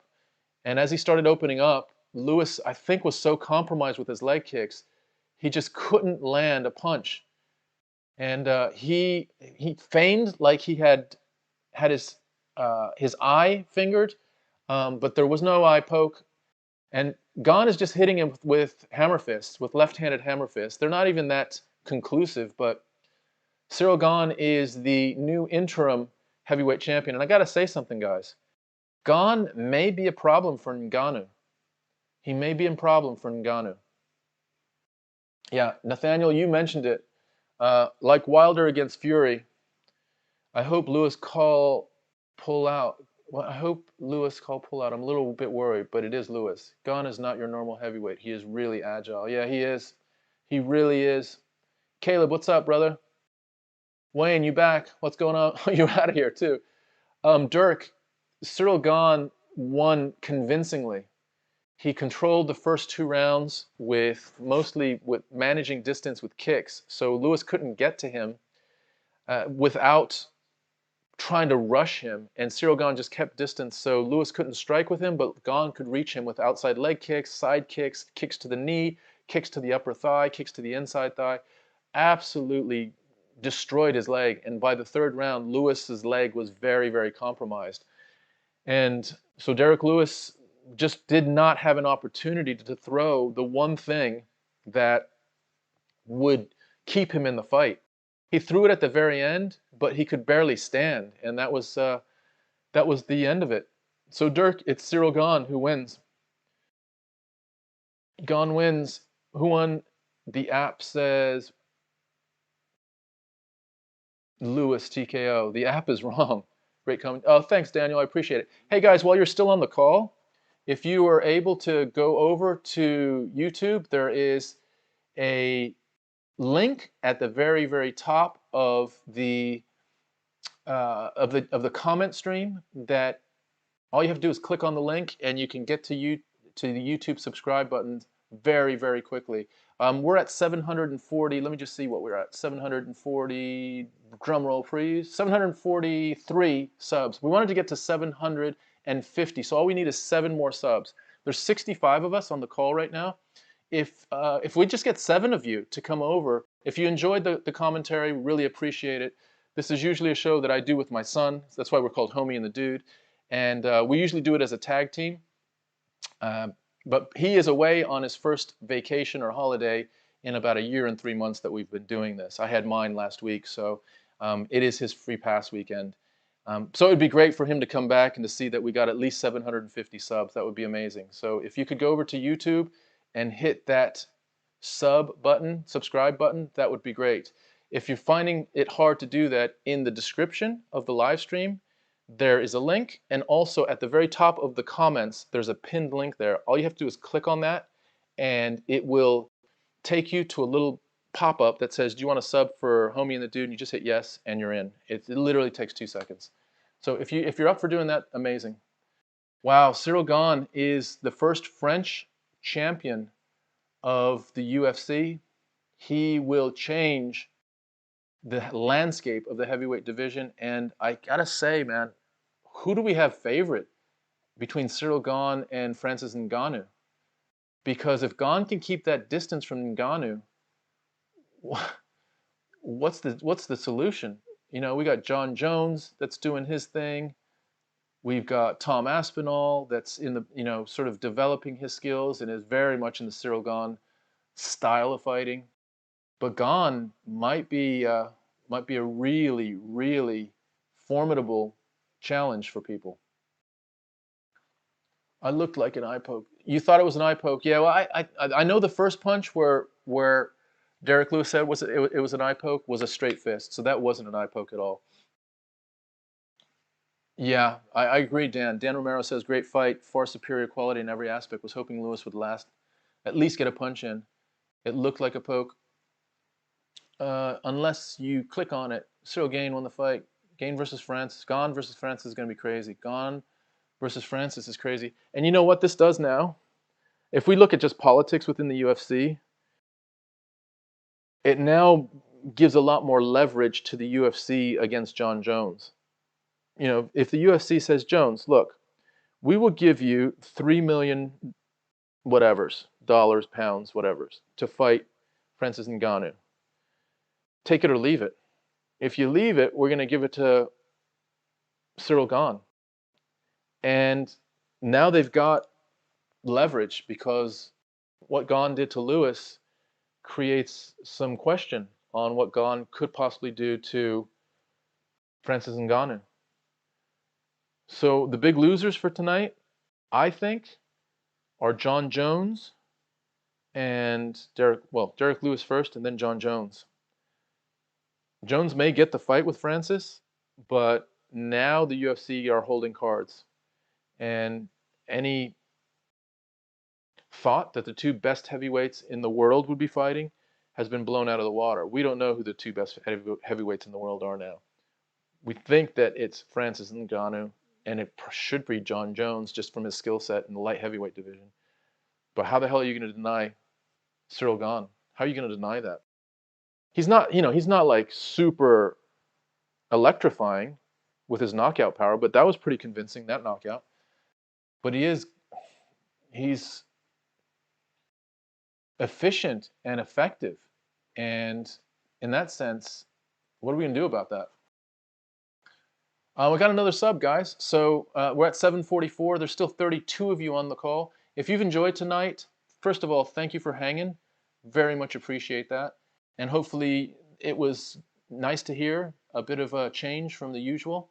And if you are able to or up for it, if you can swing over to the YouTube, there's a link in the description and in the comment section. We're at 7:44, 6 away. There's 30 of you in the call right now, 6 away from getting to 50. So if any of you are inclined for it, much, much appreciated. Would very, very much be grateful. Thanks, guys, for a great night. Let's review the whole card before you guys go. Let's see here.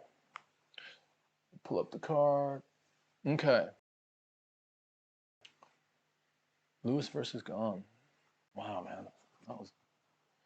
I mean, Lewis must be absolutely devastated. All right, go from the beginning. So, Munoz versus Simmons. It was a rear naked choke in round 2, 235. It was a right fight. Leonardo versus Gatto. That was a okay fight as well. Fairly straightforward decision. Johns versus Dos Santos. That was very similar to this fight, where Johns just lit up Dos Santos' front leg and then finished him. So it was a KO in round 3. Kape versus Osborne. It was a KO by Kape, just a straight right out of nowhere that finished Osborne just right in the center of the octagon. And then we went to that was the early prelims. In the prelims themselves, Karolina Kowalkiewicz gets armbarred by Jessica Penne. It was a shame. Kowalkiewicz is I guess a fan favorite, and to see her get armbarred and lose her 5th fight in a row is troublesome. And then the next one was Menifield versus Herman. Menifield just had too much. He possibly could have knocked out Herman, but Herman's just a tough dude. That was also a fight where Herman's front leg was absolutely demolished. And so Menifield gets a big win there, important win. Then we had Morales in a pretty uneventful fight against Draco Rodriguez, a unanimous decision for Morales. Fizziev beats Bobby Green in unanimous decision. Bobby Green represented himself really well, struck pretty much almost punch for punch with Fizziev, yet Fizziev had a little bit more kicks and a little bit more control. I think he actually outstruck as well, but very, very, actually, yeah, I think he got a few more strikes in that third round as well. So Fizziev is on his journey, continues on his journey up into the featherweight division, I believe. Son Yadong beats Casey Kenney. There was some controversy there. I didn't see it as controversial. When you looked at the stats, Son Yadong won every single round by striking. So I know those Casey Kenney fans are probably upset, and I like Casey Kenney as well, but your boy just didn't have the amount of output that Son Yadong had. So congratulations to Son Yadong, commiserations to Casey. Tecia Torres and Angela Hill, final for a unanimous decision for Torres. She just had just a little bit more energy, more kicks, more punches. Angela Hill was like a zombie walking forward, a little bit stiff. So a big win for Torres. She kind of rights the ship and could be in the strawweight division of the women's division.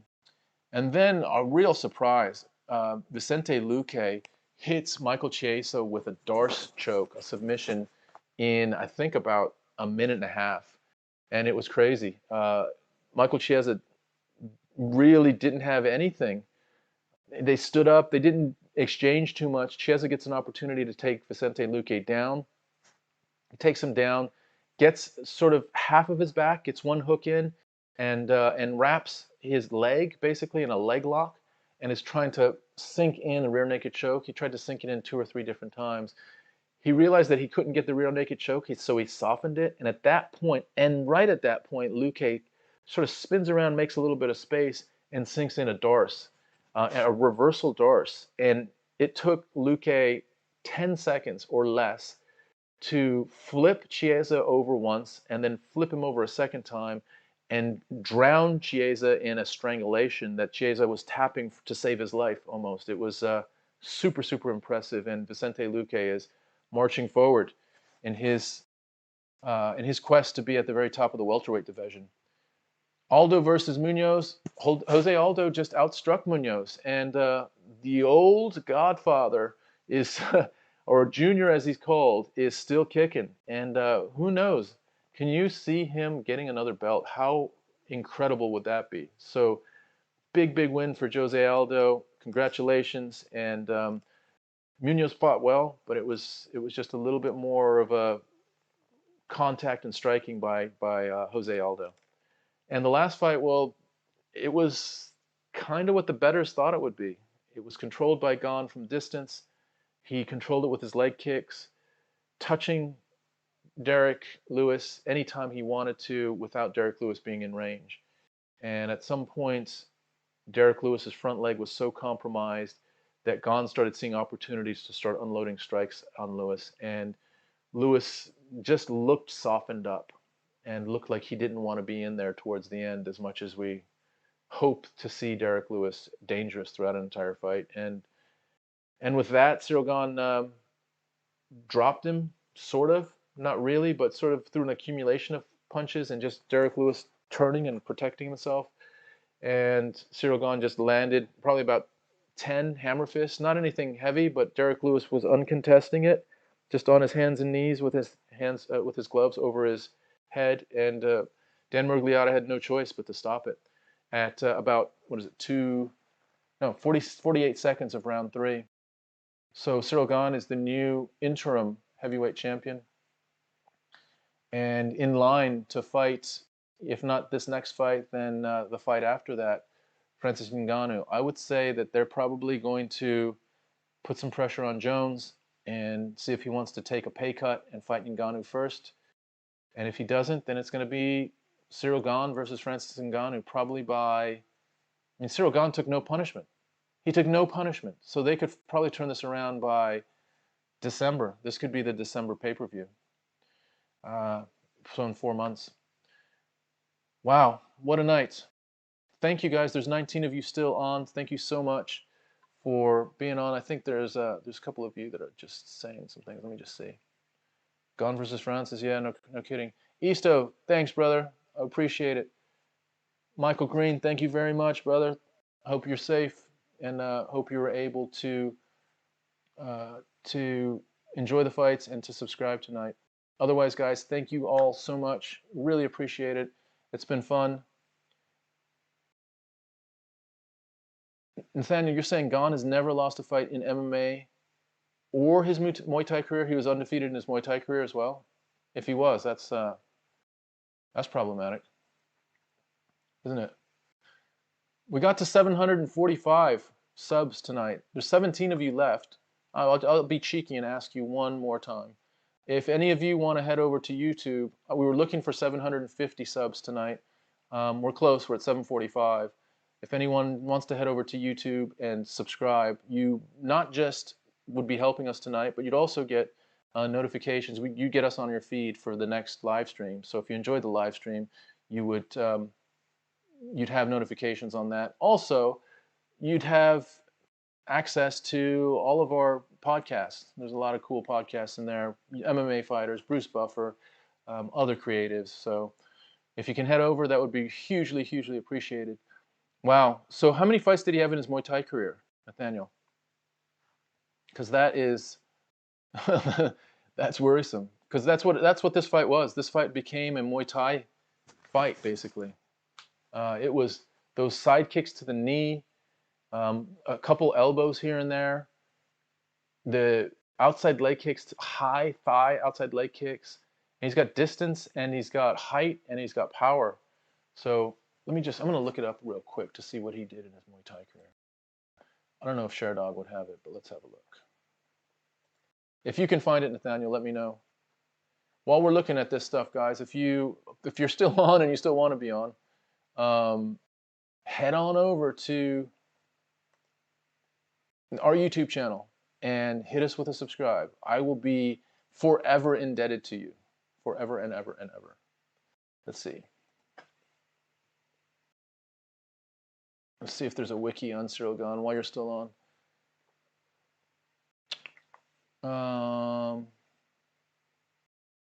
What flip is it? Okay, here we go. Okay. I mean, I think it's been a quick ascension to the #3 ranked heavyweight and now the interim champ, but I guess he deserves it. Okay. Muay Thai career.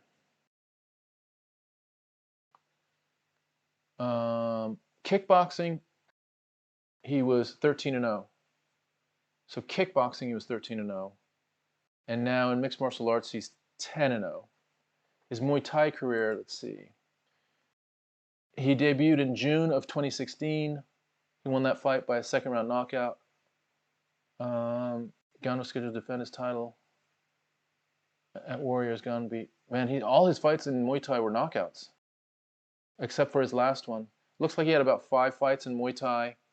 He has 13 fights in kickboxing and 10 fights in mixed martial arts, and I don't think he's lost any of them. Mixed martial arts, he's 10-0. Muay Thai. Okay, here's the Muay Thai record. Fuck. Muay Thai, he was 13-0 as well. Lots of knockouts as well. Muay Thai, he's 13-0. Boxing, he's 13-0. Or sorry, kickboxing, he's 13-0. And mixed martial arts, he's 10-0. So that's 26, 36-0. Fuck. That's crazy. That's a problem. That's the problem. Unless they're counting the Muay Thai as kickboxing, because they're both 13-0. That might be what they're doing, because I don't see his kickboxing record here anywhere. Yeah, I think what it is they're saying kickboxing is 13-0 and mixed martial arts is 13-0. So, yeah, I think Francis versus Ciryl Gane for the December pay-per-view, because all the other pay-per-views have been lined out and we haven't heard anything about December. I think that's how we're going to end the year. Francis is dying to fight. Crazy. All right, guys. Well, there's 11 of you here. I'm just going to look on Facebook, on YouTube one more time. We were at 7:45. Has anyone else come in? No, still at 7:45. That's all right. Thanks, guys. Really appreciate you all tonight. I'm going to check out. It is about 6:06 here in the UK. Wherever you are, be safe, be happy, and we'll see you for UFC 266. Really looking forward to that, and see you soon. Catch you either on that or check out some of our podcasts.